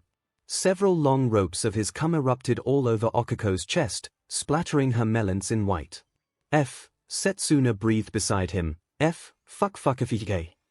Izuku was dimly aware of the way her legs kicked out and thrashed at the end of the bed, and he realized, through a pleasurable, foggy haze, that Setsuna had apparently found the sight of him leaking all over 𝐒𝐿𝐼's melons RSNG enough that it had set off her own orgasm. Got him. Mina pulled back, and sat at the end of the bed. Izuku could plainly see the moisture glistening all over her face. I think you won that race, 𝐿𝐼. We were ricin'. 𝐒𝐿𝐼 giggled as she turned to flop over on her back, but, sure, I'll take the win. Mina crawled up on the other side of the bed and snuggled into Setsuna's side. That was, wow, a lot of fun. Setsuna reviewed, we'll all have to do that again sometime. What have I got myself into? Izuku wondered. Something pretty damn and great, by the looks of it. 2 months, 2 weeks, and 2 days since arriving. Momo sprawled out in the shade, on top of a beach chair that Izuku had helpfully assembled for her. In truth, it was little more than a couple slabs of wood angled roughly the correct way, but Momo was grateful for it all the same. The heat during the day was becoming utterly unbearable, and what's worse, she was beginning to find that her quirk was even less cooperative than when they'd first arrived in Vacationland, as Mina called it. The nights had been somewhat more tolerable, but, presuming this place followed any sort of meteorological principles, this meant that rainstorms were almost certainly on the horizon. Hey, 𝐒𝐿𝐼 spoke in greeting, as she made her way over to the second chair opposite Momo's and flopped down into it. How are you holding up? I fear, Momo answered, I may be dying. The pair of women giggled with each other. The heat may have been uncomfortable, but their straits were certainly not that dire. I'm just glad that you two got that water pump set up last week. 𝐒𝐿𝐼 rolled onto her side, so that she reclined on one elbow. I don't know how he does it. Does what? Keeps trying to be helpful, 𝐒𝐿𝐼 gestured vaguely, even with all this hot going on. I imagine the heat has been especially frustrating for you, Momo teased. It must have put a stop to your nightly activities, Momo. 𝐒𝐿𝐼 smirked. Was that a reference to secretary? Look at you. I am a changed woman, Momo sighed dramatically. The heat has melted away all my inhibitions. Not all of them. It was 𝐒𝐿𝐼's turn to tease. You still aren't going topless, after all. I suppose not, Momo shrugged. It's not like I'm wearing much of anything, even so. It was true enough. While 𝐒𝐿𝐼 had joined Mina and Setsuna's ranks the day before by choosing to forego upper body apparel, Momo's own bikini was hardly anything that she'd be convinced to wear in public back in the real world, just 2 thin squares of fabric and a couple strings to hold it on. Then again, my hero costume is almost as revealing as this. And from what I've heard from Deku, 𝐒𝐿𝐼 kept teasing, it doesn't sound like things have been moving along too fast there, either. Well, Momo hummed in thought, it's not as if I'm unwilling, they broke into a new round of giggles, more out of a way to dispel any potential awkwardness than anything else. Do you ever think it's strange, Momo wondered, that you find yourself talking to other women about their relationships with your boyfriend? Well, we aren't officially official yet, 𝐒𝐭𝐚𝐲 argued, so Deku's not my boyfriend, technically. Momo stared at her impassively for a few moments. Right, she rolled her eyes, I'm quite certain that the label makes a difference for you too. Definitely. The heat must be removing your inhibitions, 𝐒𝐭𝐚𝐲 smiled, if it's actually got you using sarcasm. I was serious, though. Momo circled back to the previous topic. Is that still acceptable for you? You haven't had any doubts or thought about changing your boundaries? Honestly, nah, 𝐒𝐭𝐚𝐲 shrugged easily. I mean, I had a few moments where I wondered if it was the right call or if I was diving into the deep end on a new realization about myself, but when it's been put to the test so far, I haven't felt jealous at all. It's kind of nice, actually. Oh. Momo smirked this time. It's been put to the test, has it? 𝐒𝐭𝐚𝐲 managed to blush through the existing red flush on her face, the one that could be explained away by the daytime heat. Well, I might have watched him and set make out a little bit, do tell. Momo found that she was genuinely curious how this could have come to pass. It wasn't like I was spying or anything, 𝐒𝐭𝐚𝐲 clarified, and, promise not to tell anyone else about this, Kay. My lips are sealed. Momo's curiosity was reaching new heights. The other night, 𝐒𝐭𝐚𝐲 explained in a hushed tone, me and Deku went for some alone time, if you know what I mean. Well, Set and Mina were already in there, and turns out that they're not shy about being watched. Oh, my. Momo felt a heat rising in her own cheeks that couldn't be explained by the climate. Wait, that sounds like a bit more than watching, from what you alluded to. Yeah, it got a little bit more intense than watching, 𝐒𝐭𝐚𝐲 muttered. Anyways, my point is, seeing it happen in front of me definitely didn't make me feel jealous. Nope. What did it make you feel?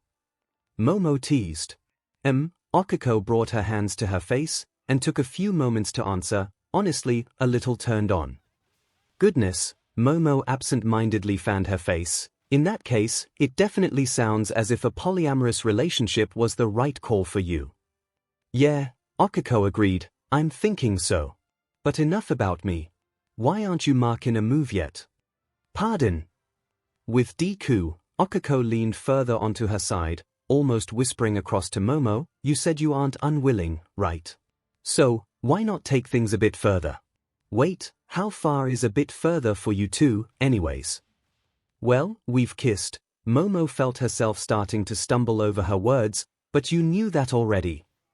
𝐒𝐿𝐴 agreed, that was like a week ago. Yes, Momo explained, and we've kissed a couple more times since. With tongue. Like, 𝐒𝐭𝐚𝐲 smiled goofily, proper marking out, or just smooching? I suppose it would be called smooching, Momo clarified. I'm not sure what to do next. How do you mean? 𝐒𝐴𝐲 wondered. I'm not experienced in these matters, Momo admitted, that is, at all. My exposure to these subjects is limited to the sex ed classes we took, and the literature that I tend to favor. Okay, Butte, 𝐒𝐴𝐲 prodded, surely you've got an idea what comes after kissing, right? In the books I've read, Momo sighed, it usually involves a lot of smoldering gazes, torn clothing, and then being thrown down on the bed and ravished. They're awfully unclear on the details of what said ravishing entails. They broke into a whole new round of giggles, which quickly escalated into outright laughter. I don't know if Deku's really much of the ravishing type, 𝐒𝐴𝐲 snorted. Well, maybe, once he gets going. Anyways, as a word of advice, if you want things to get moving along, well, you might have to be the one to give him a bit of a push. I worry that he does not longing to go further, Momo admitted. 𝐒𝐴𝐲 gave her a blank, unimpressed look. What? She wondered what was so ridiculous about her statement. 𝐒𝐴𝐲 sighed in exasperation, have you seen yourself? Anybody would be willing to go further for you. I mean, Momo was confused, I know I'm not UN attractive, but I am hardly that striking. Momo, 𝐒𝐴𝐲 got up from her seat, and crossed the distance between them, then reached out and clasped her hands to Momo's face. Momo, are you listening to the words coming out of your mouth? Yes. Momo's voice came out with a lisp, thanks to the way 𝐒𝐿𝐼 was smushing her cheeks. I'm nothing facial. Girl, 𝐒𝐿𝐼 threw her head back and groaned, you are literally a goddess. What even are you talking about? No, don't be silly, Momo argued, as 𝐒𝐿𝐼 released her face. I'm too tall to be ladylike or cute, too muscular to be delicate, but not well built enough to be powerful, you know. 𝐒𝐿𝐼 didn't reply, just waved her hands at Momo's body, her face an expression of utter bewilderment. Yes, that's what I'm talking about. Momo was also increasingly vexed. I am certainly curvaceous, but it is not the way that, say, you or Mina are, it's simply that I am a large-framed woman in general. 𝐒𝐿𝐼 reached out to plant her finger against Momo's lips. I swear to God, I am about 15 seconds away from strangling you right now. You are being ridiculous. No, I'm not, Momo tried to argue past 𝐒𝐿𝐼's digit. Okay, look, this isn't even me being insecure about myself, 𝐒𝐿𝐼 sighed, and brought her other hand up to knead at the spot between her eyebrows. I like my body, I think that it's pretty nice, actually. But you, Miss Yorozu, are things spectacular. Then why have I never been flirted with? Momo wondered. I don't mean, say, Kaminari or Mineta, I mean real flirting. Well, I mean, you've always had a thing for the strong, silent types, right? That is hardly an uncommon archetype, Momo argued. Even if Izuku doesn't exactly fit the silent mold, it's actually pretty endearing how he can get on a roll when he gets excited. I'm sure lots of women go for those sorts of men. And you prefer respectful, nice men, hopefully. Of course, Momo nodded. I have excellent taste, as we both agree. In that case, 𝐒𝐿𝐼 dropped her hands to the top of Momo's chest. What are you expecting? That Deku's gonna be all hey, gorgeous, great melons, mind if I have a squeeze? To emphasize the ridiculousness of her statement, 𝐒𝐿𝐼 enacted the gesture. Granted, her hands weren't on Momo's breasts, but they weren't far off, either. On. Momo gasped at the contact, and they both stared at each other in surprise. The two women broke into an even more intense bout of laughter, as if they just realized the circumstances which they found each other sharing. Okay, you get my point. Right. 𝐒𝐿𝐼 wiped a tear of laughter from her eye. Deku's probably utterly terrified of pushing you further than you wanna go. I know he sure was with me. So, if you want him, you need to go get our man. Isn't the expression your man? Momo wondered. Shush. Not important right now. 𝐒𝐿𝐼 blushed all over again. I swear, the two of you can both be utterly impossible sometimes, I'm this close. She held her thumb and forefinger a tiny fraction apart, to throw in both of you in the love shack, locking the door, and not letting you out until you've got over yourselves. I suppose that would be a case of thrown to the bed and ravished by proxy, him.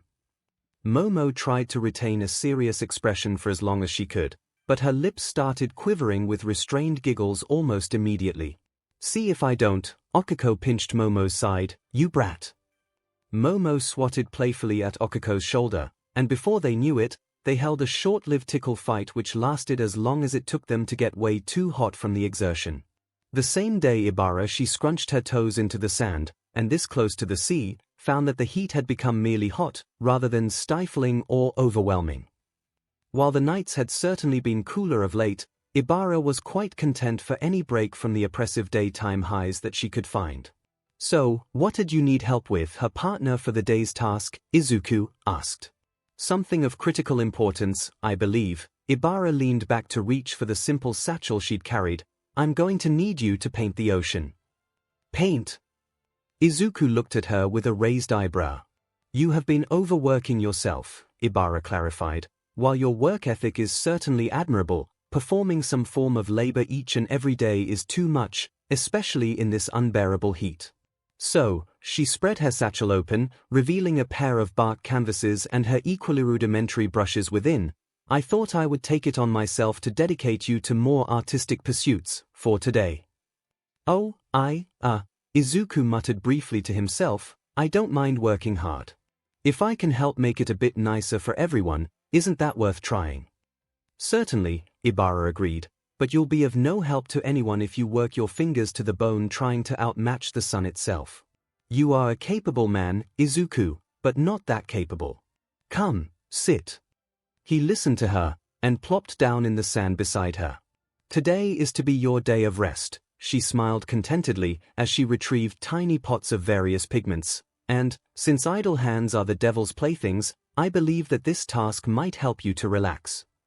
That's very kind of you, Izuku smiled back at her, but you don't have to worry about me, you know. I've dealt with worse, definitely.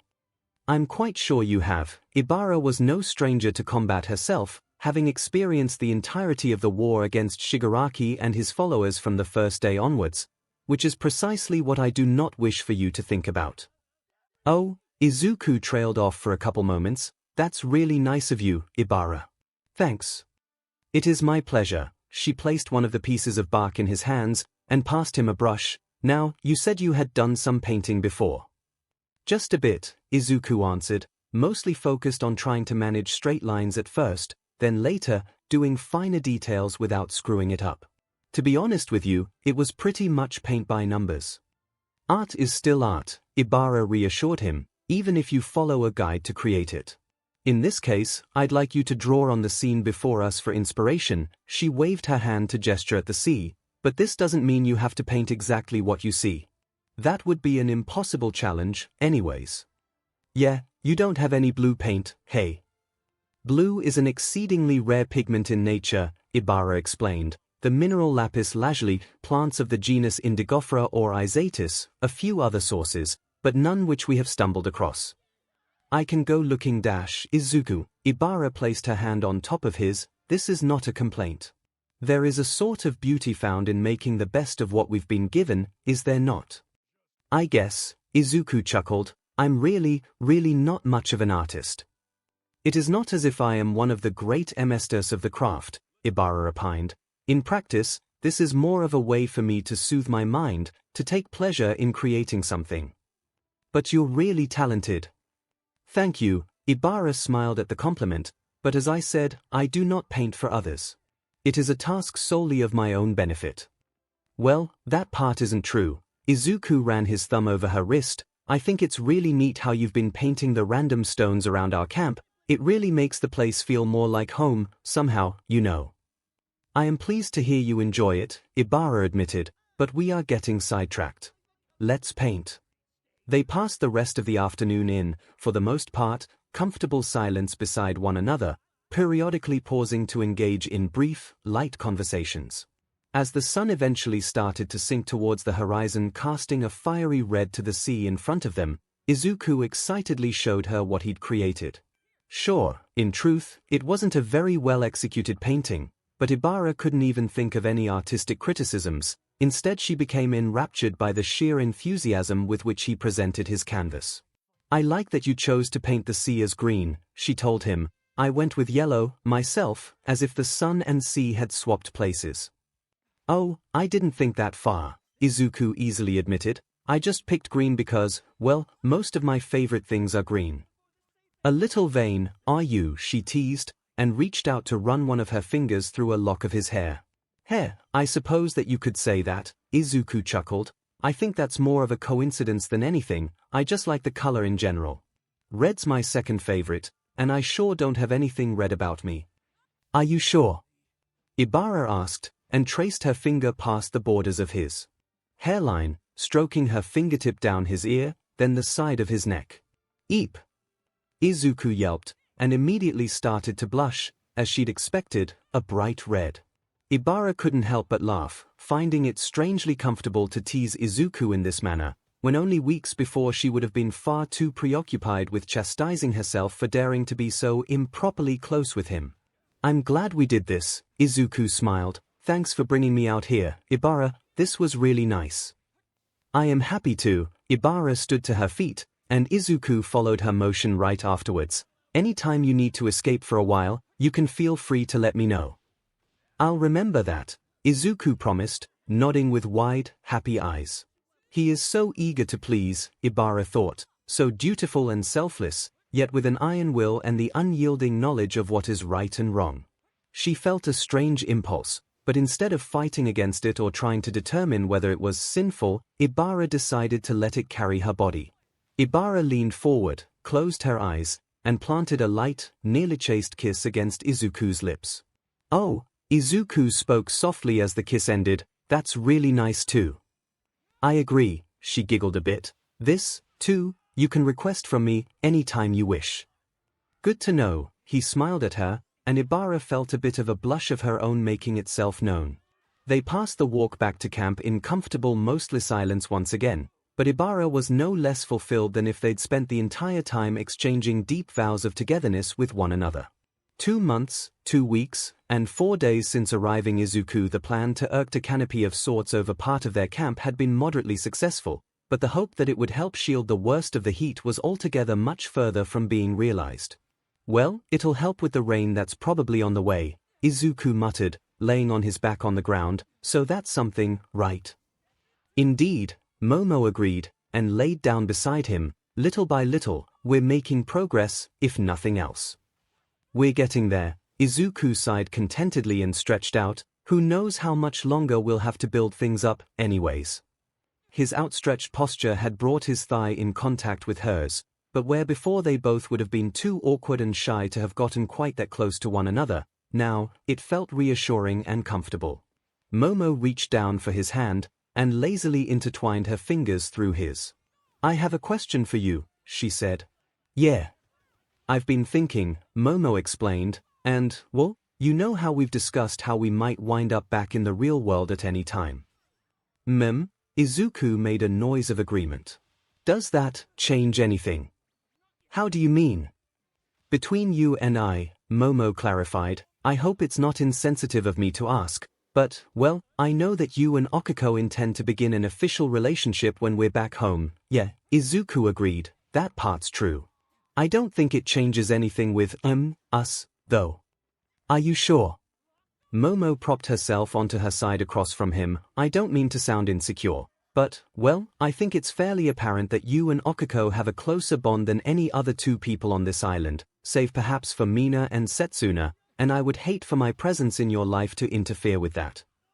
"Well, you've talked to Okiko about this." Izuku ran his thumb in a circle over the back of her hand, hoping that the contact would reassure her, "and so have I. Everything that she's said, it sure sounds like she's fully on board with the whole poly thing, and I really don't think that it's just limited to this island." "No. I mean, I can't promise when it will be." Izuku gave her a little smile. "But, when we're back in the real world, if you're interested, would you like to go on a date?" "I would absolutely adore that," Momo nodded eagerly. "I must admit, I may be somewhat impatient as to when that day might come." "Oh." Izuku propped himself up onto his side. "In some ways," Momo pondered, "couldn't we consider this a sort of date?" "Well, I like to think I'd manage something a bit more romantic than a construction project," Izuku joked, "but, yeah, I guess so." "Quite a successful date, in my books," Momo confirmed. "Well, I got to spend time with you." Izuku gave her a full, bright smile that time, "so of course it's a great date." She gave him a silly little smile with that comment, and Izuku marked it down as a successful attempt at flirting. "What do people usually do at the end of dates?" Momo asked, and from the tone of her voice, he guessed that she knew the answer quite well. "Oh, Izuku stammered a bit. "Well, that depends." Apparently, she decided to provide the answer for him. Momo rolled off her back, then kept going, so that she came to rest directly on top of Izuku. "I think it's something a little like this," she teased, then kissed him. Izuku would never be the type to compare the different women in his life against each other as some kind of competition or ranking, but he couldn't help but contrast them, at times. Each woman seemed to have a different sort of feel to her, a different vibe when they spent time together, and in Momo's case, it was a slow, cautious, and yet no less involved sort of intimacy that they tended to share. "You should show me," Momo requested, "what else people do. At the ends of dates, that is." Izuku ran his hands up her spine, in a motion that was, as with everything else they did together, slow and careful. She wiggled slightly against him, and he felt her lips curl up into a smile against his own. When he reached the middle of her shoulder blades, Izuku reversed course, and his hands trailed back down the path they'd just followed. Instead of stopping at her lower back, he kept going a bit lower, until his hands came to rest on her curvaceous rear end. "Oh!" Momo gasped when he squeezed, firmly, but not roughly, and Izuku took advantage of her exclamation. When her mouth opened, he leaned back up to press his lips against hers again, but this time, he traced his tongue slowly over her bottom lip. Momo ummed contentedly, and cautiously extended her own tongue to meet his. They explored each other like that for a while, and Izuku appreciated this slight lemont form of kissing, no matter how slow it was. He also appreciated her, but in his hands, he wasn't that pure of heart.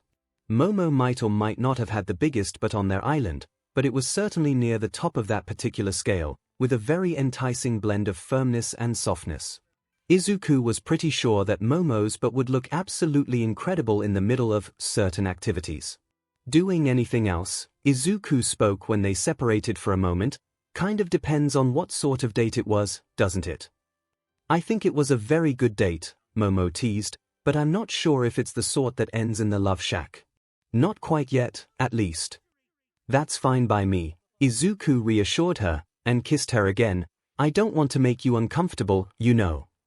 In truth, he wasn't quite sure if he was ready to take things quite that far, with someone other than Okiko himself. Not just yet. It wasn't that he felt that he was committed to Okiko. She had made it very clear that he was more than welcome to explore a relationship with Momo, in particular, and any of the other girls, in general, just that, if he were honest with himself, the idea kind of made him a bit nervous. "I'd be terrified of pushing her too far, too fast," Izuku thought. "It's not like she's fragile or anything, she just doesn't know the meaning of quit, and I don't want her feeling obligated." "Of course," Momo agreed, "and you haven't.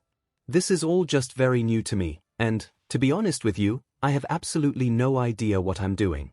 I'm worried I'd be, well, bad at it. If anything, I'd prefer that you take the lead." "I'm not that much more experienced," Izuku chuckled. "I mean, sure, I've learned how to kiss better, but you should have seen me when I first started out. Phew, I was a mess. I'm just lucky that Okiko was patient with me."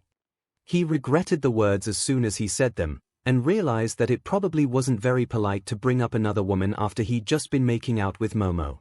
The momentary stab of awkwardness that he felt was washed away by Momo's reaction, though. She just laughed a genuine, melodic giggle, and even though it looked like she had a thought of some sort in response to his words, she seemed entirely unbothered. "She's an incredible woman," Momo agreed. "Her patience is only one of her many good qualities, isn't it?" Phew. Izuku decided that honesty was his best policy. "I was worried that, mentioning her like that might have been a big mistake." Momo laughed airily.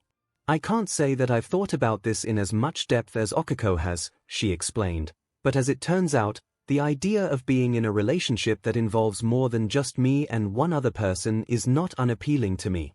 So, yes, it comes with the territory that you'll likely mention your other partners." Yeah. Izuku realized he had a more pressing issue that he had to mention. "Speaking of the love shack, by the way, I'm not saying we should go there, not at all, but, if we aren't, then we should probably take a little break before things go much further." Momo raised an eyebrow in confusion, but when she shifted in position a bit, the way Izuku scared in breath as her hips pressed against his gave her a pretty clear hint as to what he meant. "Oh, goodness," she cried, and started to giggle at herself immediately after. "I think I know what you mean." Momo surprised him by pushing her hips forward a bit, grinding her pelvis into his by the slightest degree, in a way that meant she'd definitely have realized exactly what part of him was pressed up against her. "That," Momo teased, "is something we will have to handle later, I think." "You're not as bad at this as you think," Izuku returned a joke of his own. "You've got teasing down, at least." 2 months, 2 weeks, and 5 days since arriving, Mina. "Bip, you know you're rad," Setsuna said, "and I totes respect your opinion, and all, but you cannot be serious." "I'm telling you." Mina insisted. "Spider-Man would totally beat Batman." "Do you have any idea what they're talking about?" Momo interjected. "None whatsoever," Ibara added. "Well, at least neither of them are making fun of Set for being so wrong," Mina thought. Ibara's been pretty chill lately, by her standards, actually. The vine-haired woman had even apologized to Mina and Setsuna for denigrating and insulting their character in such a felonious manner, which Mina was pretty sure that she meant she was sorry for being a beach to them. Spider-Man has super strength. Mina started counting off on her fingers: super speed, spider sense, and web shooters. Batman's a rich guy with a fancy car. "No," Setsuna proclaimed, "he's the world's greatest detective. He fights villains way tougher than Spider-Man could, on the regular." "I don't know these heroes," Momo interrupted. "Are they American?" "You could say that," Setsuna explained. "They're pre-Quirk comic book characters." "Oh," Momo smiled and nodded, in a way that sure looked like, "I have no idea what you're talking about." "Back me up here, Yomomo," Mina insisted, banking on her classmate being too afraid of looking unknowledgeable about something to disagree. "Superpowers beats no superpowers." "You don't know that," Setsuna insisted. "Besides, Batman is like the world's best martial artist against someone who's basically a brawny thug. Spider-Man has no chance." "Power is certainly not the only thing that matters," Ibarra stated calmly. "There are many heroes in our world who have risen to great heights with a weak power that requires great skill to use. Best Jeanist, for one." "Yeah, and All Might was the #1 for a decade straight." Mina rolled her eyes. "Skill is good, sure, but raw power is a skill all on its own, isn't it? Wanna wrestle about it?" Setsuna waggled her eyebrows suggestively. "You might have the power, but girl, I've got the skills." "You know I'm gonna take you up on that." Mina had a pretty good idea of how their wrestling match might go, "but don't think you can distract me with your tempting ways." Ibarra didn't even cross herself in response to this reference to sinning, which was progress. "Does Batman get prep time?" Yui, surprisingly, spoke up. Mina hadn't really considered this. "Sure." "Then Batman wins," Yui answered as if it were conclusive. "See," Setsuna whooped, "you're outnumbered. 2-1, Spider-Boy loses." "Oh, that's it," Mina decided. "I'm calling in the big guns. Midori." After a moment, Izuku appeared from the other room, where he'd been surprise hanging out with Okako. "What's up?" "I need you to win a debate for me," Mina proclaimed. "Who wins, Batman or Spider-Man?" "Oh man." Izuku sat down on a chair and immediately brought his hand to his chin in thought. "There's so many factors to consider. What are the terms of the contest? Is it a straight-up fight? Where is it held? Gotham, New York, or a neutral location? Do either of the combatants have time to prepare?" Mina beamed her most sinister smile and turned to face Setsuna, then mouthed, "You deserve this," to her. Setsuna replied by sticking out her tongue petulantly. "Mina said that Batman gets prep time," Yi interrupted Izuku's mumblestorm. "Oh." Izuku nodded once, decisively, "Then Batman wins." "No," Mina wailed, "you were supposed to be my secret weapon." "What are we crying about?" Okako asked as she entered the room. Mina and Setsuna were arguing about a comic book character, Momo explained. Mina just lost the argument. "No, it's no fair," Mina complained. "I take it back. Neither of them gets prep time. No preparation. They both get dumped into an unfamiliar city, and they have to beat each other up." "Still Batman," Yui interjected. "Actually, that environment favors Spider-Man," Izuku hummed. "With his spider sensibility, he should be able to detect when Batman is creating a plan against him, and in a straight brawl, it'd be tough for Batman to compete against Spider-Man's speed and strength." "Yeah." Mina whooped. "Tie game, beaches." "Wait a minute," Yui raised a finger. "Izuku, you're biased." "Hey." Izuku scratched his head. "How so?" "You're literally Spider-Man." "What?" "Super strength, super speed." Yui started listing off Izuku's, quite frankly, confusing number of quirks, the ability to sense danger, and rope-like projectiles that you use for mobility and capture.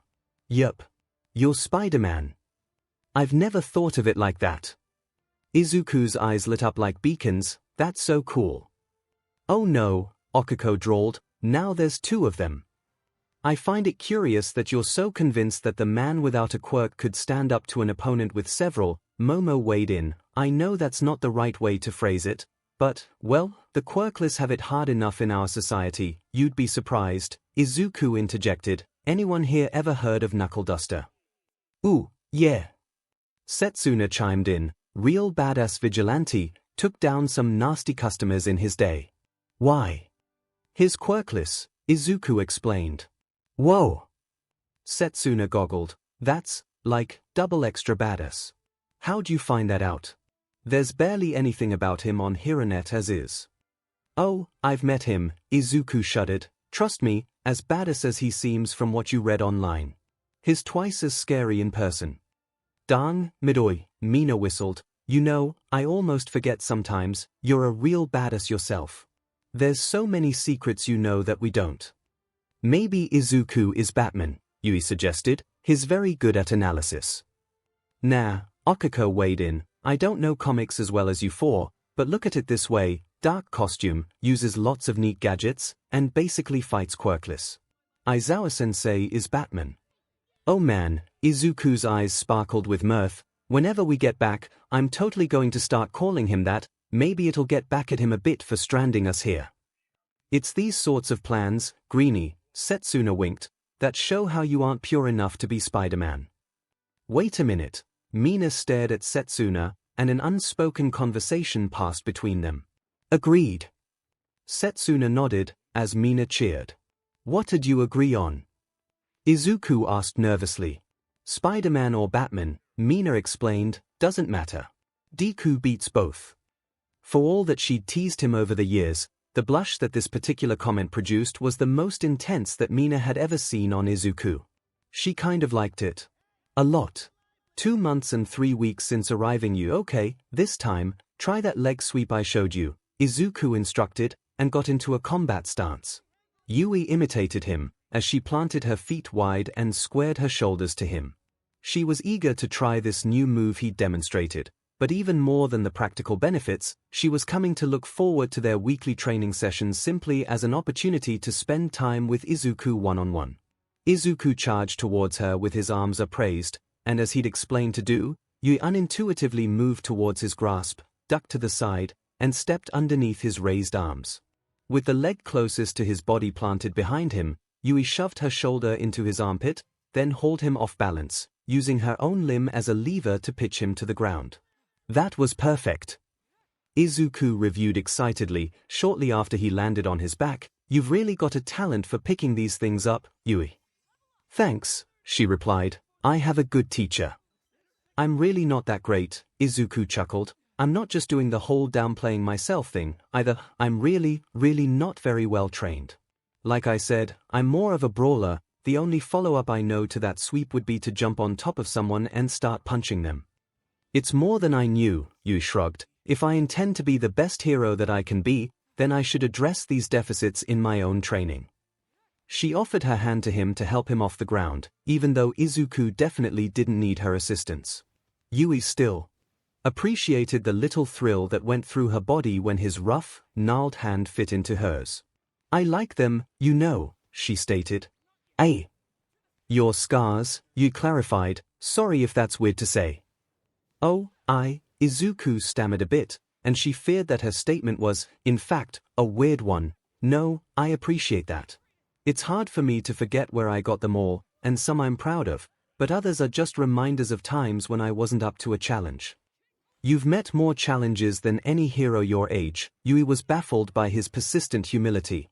She wondered if perhaps her own heroic instincts were too weak, that she tended to look back on past victories as triumphs, rather than trying to assess the things she could have done better.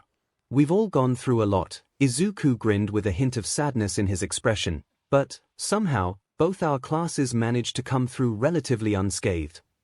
Setsuna lost an arm, Yui recalled. It grew back, though. Yeah, I don't think that counts, Izuku chuckled. The same as it didn't with Mizo, Shoji, from our class, when he lost 2 of his. He had 8 on that side of his body, at the time, so it wasn't really a big deal. Quirks are so cool, Yui smiled. Yours is probably the coolest. Izuku's gaze went distant for a moment. I'm really lucky, yeah. What was this one from?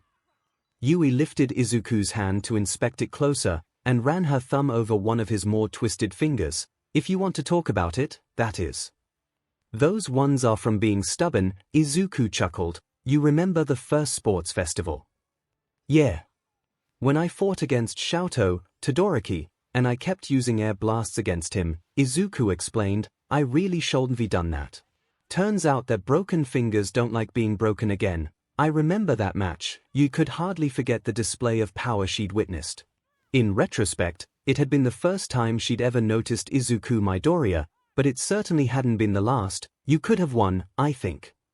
Maybe, Izuku smiled, but I had another goal than winning. Oh. Well, I'm sure you've heard about Xiaoto's, family troubles. Izuku chuckled nervously. At the time, he was refusing to use his fire. I decided that I wasn't going to stop until I helped him accept his own quirk. Wow, Yui raised Izuku's hand to her lips and pressed a soft kiss against his scarred digits. You're a true hero, you know. I'd like to think I try to be, Izuku spoke softly, but, you know, it's hard to actually accept it. It's pretty easy for me to accept, Yui continued. There aren't that many truly heroic heroes out there, even if it's the job title. You're going to be one of them. Their conversation was interrupted when a heavy droplet of water smacked directly into the middle of Yui's forehead. She blinked in confusion, then looked upwards. Oh, she noticed, it's going to rain. Demon, Izuku muttered, we should wrap this up, then, let the others know. We worried that rain was on its way, but we don't know how heavy it's gonna come down. Should cool things off a bit, at least, but that's assuming that it doesn't storm hard enough to take our roof out, or worse, if it floods our site entirely, or, you calmly led him back towards their cabin as he continued to mumble his way through various disaster scenarios. This sort of thing was precisely what she had been talking about earlier. The instant that Izuku noticed that something could go wrong, he was already planning on ways to help save people from various calamities. For Yui, when she'd noticed the rain, her first instinct had been, oh, I guess our sparring is over. That's too bad. She wondered once again if this was some sort of failing on her part, but after she mulled it over for a bit, she eventually decided that this was simply another indicator of how special Izuku truly was. As they passed by the so-called love shack, Yui paused. She glanced back to Izuku, who was rattling off various scenarios about different potential flood levels, and decided that she really wanted to show her appreciation for him in a particularly demonstrative way. She guided him inside the doors of the love shack, then turned to step closer to him. Oh, hey, Izuku seemed to just remember where he was. I've very much enjoyed spending time with you, Yui explained, both today and in general. I'm glad I've had the chance to get closer to you. She pressed up against him and craned her head up. Without giving him any time to mumble or feel awkward about anything, Yui started to kiss him passionately, shoving her tongue into his mouth right from the start. When they separated, a thin trail of saliva still connected their lips, and Yui found that she really liked how that looked. I'm hoping we can get even closer soon, she whispered to him. That's what I wanted to say. Let's get back to the cabin. Izuku nodded, kind of half-stunned, but he had a dopey smile on her face that Yui enjoyed seeing even more than anything else she'd laid eyes on that day. 2 months, 3 weeks, and 2 days since arriving 𝐒𝐭𝐻𝐿 awoke in the middle of the night in a panic, her limbs thrashing around wildly as she tried to figure out where the explosions were coming from. That wasn't one of Bakugo's, her mind raced, we're under attack. When thunder boomed overhead once again, she realized what she'd actually been awoken by, and huffed out a breath in disappointment. While her brain understood that she was just hearing a thunderstorm, her instincts kept screaming at her that she had to prepare for a fight. She climbed out of her bedroll. Now I'm wide awake. As she blinked what little sleep remained out of her eyes, 𝐒𝐿 decided that while it was technically breaking the rules that they'd all agreed on, she didn't particularly feel like trying to get back to sleep alone. She padded out of her room, intending to make her way to Deku's bedroom, but before she could make it that far, she noticed that she wasn't the only one who'd been awoken by the storm. Mina! 𝐒𝐿 called out softly to her pink-haired classmate, who sat on the couch in the middle of the cabin, practically shaking. Eep! Mina jumped where she sat, and spun around to face 𝐒𝐿 with wide, panicked eyes. Oh, hey, Charco. Can't sleep? 𝐒𝐿 asked. Nope. Mina chuckled nervously, not so much. There was another crack of thunder, even louder than the first two that she'd been conscious for, and Mina shot up 2 feet into the air with a yelp. Are you scared of thunder? 𝐒𝐿𝐴 asked, concerned. Little bit. Mina pulled her blankets up to hide her face. I know it's silly and I'm being immature and I should just grow up and all that, but, she giggled in a high-pitched, unsettled way again, I guess I can't help it. You're not being silly. 𝐒𝐿𝐴 walked over and sat down on the couch beside her. It's got me pretty on edge too, why no? Yeah, 𝐒𝐿𝐴 agreed. Ever since, the war, I don't really do too well with sudden loud sounds. Jesus, Mina gave a wobbly little smirk, and we've been in a class with Bakugo for the last 2 years. Oh, I'm used to, 𝐒𝐿𝐴 chuckled. It's things that aren't so predictably blasty that make me nervous, you know. I don't even have that excuse, Mina mumbled. I've been terrified of thunder since I was a little girl. Now I'm a grown but adult, about to be a pro hero, and it still gets me all shaky like this. Hey, 𝐒𝐿𝐴 slung an arm around her shoulders, don't get down on yourself like that, Kay. I'm being pathetic, Mina muttered indistinctly after that particular phrase. No, you're not, 𝐒𝐿𝐴 hugged her tighter. You're one of the bravest, most positive people I've ever met, so what if there's literally one thing in this whole world that you're scared of? 2, Mina grumbled. I was always effing terrified of Gigantomachia. That's just called common sense, Mina. 𝐒𝐿𝐴 shared that particular opinion, but even then, you were there with us, when we finally brought him down for good. I guess, Mina nodded. It still doesn't make it any less silly that I'm afraid of thunder. Remember, I am too, 𝐒𝐿𝐴 reminded her, so watch yourself, Missy, because you're getting awful close to making fun of me at the same time as you're trying to talk down about yourself. You know I wouldn't make fun of you, Mina promised. Well, for that. Lots of other things, sure, but that's just friendly teasing, yeah. You're the brave one, out of the 2 of us, Mina said, that's my opinion at least. Anyways, why'd you come out here? I started feeling trapped in my room, but it's not much better out here. Oh, 𝐒𝐿𝐴 stumbled over the words. I was gonna sneak into Deku's room, honestly. Mina started to tease, some late-night hanky-panky, hey.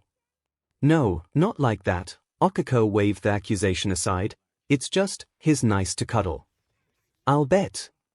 Mina agreed. Well, don't let me keep you. Go get your snuggle on, girl. Her confidence was entirely shattered by the next thunderclap overhead, which made Mina shriek and nearly fall off the couch. Okay, 𝐒𝐿𝐴 reached out and grabbed Mina's hand, then hauled her to her feet. You're coming with. No, Mina seemed bashful. The first time 𝐒𝐿𝐴 had ever seen her like that. I wouldn't want to interfere. It's okay. I'll be okay. The rumbling echo of the previous thunderclap wasn't quite loud enough to mask Mina's whimpering noise. You're not interfering, 𝐒𝐿𝐴 rolled her eyes. You're terrified, and this'll help. It does for me, at least. But it's the 2 of you, Mina mumbled, and it's all sweet and romantic and stuff. Mina, 𝐒𝐿𝐴 really didn't know what was bothering her. You've watched us have secretary. Well, yeah, Mina perked up a bit. That was great. But that's just you know. Not, like, lovey-dovey type stuff. 𝐒𝐿𝐴 pulled Mina along behind her. You're not interfering with anything, because I'm inviting you, you dork. Now, come on, if you quit being difficult, you can be in the middle. That, apparently, was enough to deal with whatever insecurity Mina had been struggling with, because the pink girl practically rushed 𝐒𝐿𝐴 forwards after that promise, rather than lagging behind. The pair walked softly through Deku's open door, where he was laying sprawled out in the middle of his own bedroll. From the way that his chest rose and fell evenly in the faint moonlight, it seemed as if he, at least, was able to sleep through a storm. Hey, Deku. 𝐒𝐿𝐴 spoke softly, as she knelt to slide his shoulder. Machiko, he mumbled sleepily, slurring his words together. What's up? Mina and me can't sleep, 𝐒𝐴 whispered, cause of the storm. Can we stay with you?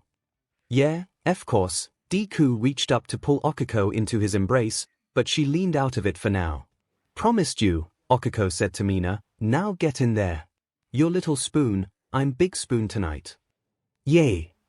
Mina whisper cheered. and it certainly didn't take her any further convincing to launch under Izuku's thin blanket and crush her face into his chest. 𝐒𝐭𝐻𝐲 slid into bed behind her, and wrapped an arm around her friend to pull Mina tight against her own chest as well. It only took a few minutes for the calming embrace to work, apparently, because before long, Mina was making soft, almost snoring noises. Thanks, 𝐒𝐭𝐻𝐲 leaned over her head and kissed Deku's cheek. No prob, he reached over both women to sling one of his arms over Mina and 𝐒𝐭𝐻𝐲 at once. Night.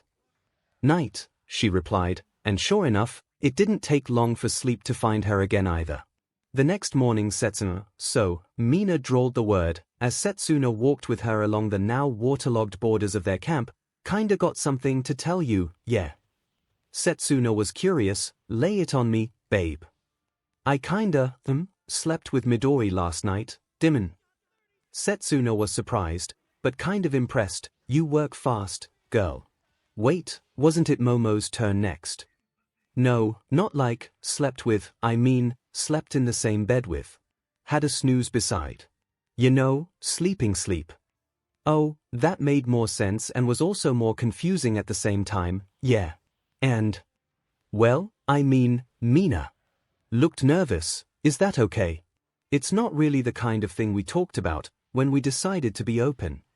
Mina, babe, Setsuna slung her arm around Mina's shoulder and gave her toothiest grin. You absolutely have my permission, not that you even need it, to have a slumber party with Izuku if you want. Hell, maybe I'll join you, next time. Oh, 𝐒𝐿 was there too, Mina clarified. Heh, figures, Setsuna chuckled. Wait, how'd that work out, then? Weren't you afraid of getting in the middle of their love fest? I was scared, Mina admitted, and Setsuna's confusion reached a peak. I'm scared of thunder, Mina whined. I know, it's silly, but I can't help it. Oh, Setsuna hadn't realized that, but this also didn't exactly seem like something worth confessing, like the way Mina was acting. Well, that is. Yeah, but, Mina mumbled, apparently cuddling with Izuku makes it better. Not surprised, Setsuna smirked, he's such a big, strong, protective man and all. Hey! Wait a minute. Setsuna thought she might have come to a realization about why Mina was acting so guilty. Why didn't you come snuggle me? I give pretty good cuddles too, I'll have you know. She wasn't actually offended, but it did seem like a question worth asking. Babe, Mina giggled, you sleep like a log and snore like a chainsaw. Not exactly the most soothing kind of sleep cuddles. Fair, Setsuna laughed it off. I'm all kinds of confused right now, though. You're acting like you expect me to be mad at you for something, but I'm really not getting why you'd think that. Well, aren't you a little frustrated?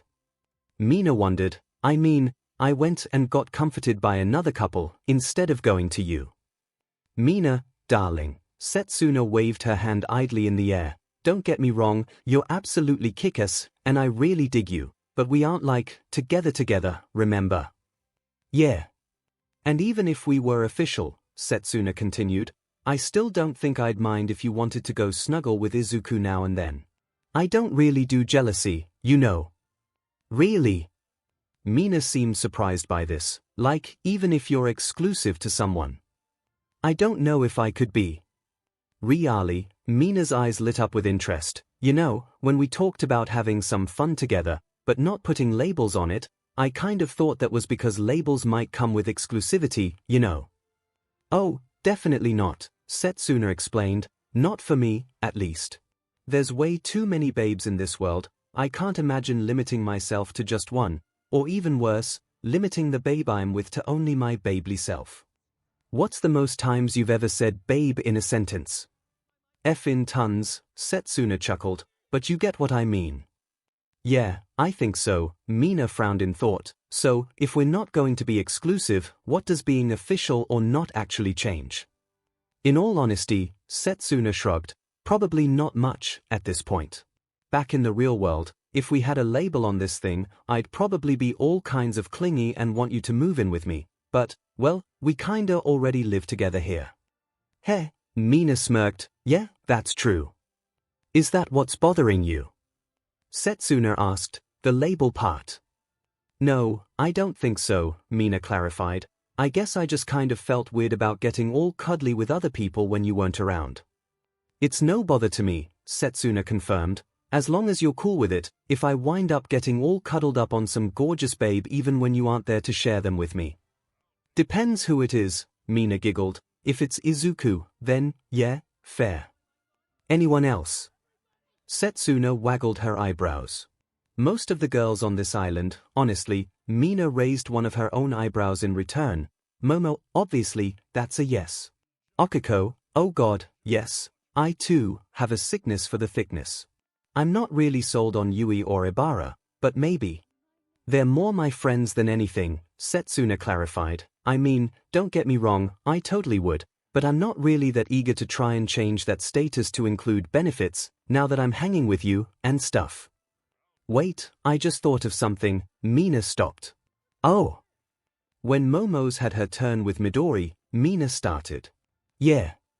Setsuna recalled the way that, while the 6 women on the island hadn't ever officially discussed the idea of taking turns, they didn't need to discuss how obvious it was that Momo was the next in line, after Okiko. One of us two is probably next, since we've already touched his junk and all, Mina continued. Are we taking turns? Or do you want to go both at once? Should one of us be before the other one? That's a good question, Setsuna admitted. I hadn't really thought about that. I don't know if it matters much to me whatever way it goes down, Mina nodded to herself. Same, girl, Setsuna grinned. As long as I get some of that PP, I'll be happy. Right.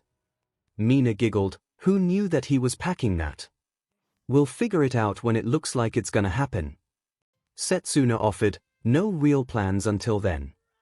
Works for me. Mina slung her arm around Setsuna, resting her limb in the small of her back. Thanks for being so cool. Like, in general, but also cool about walking me through all this.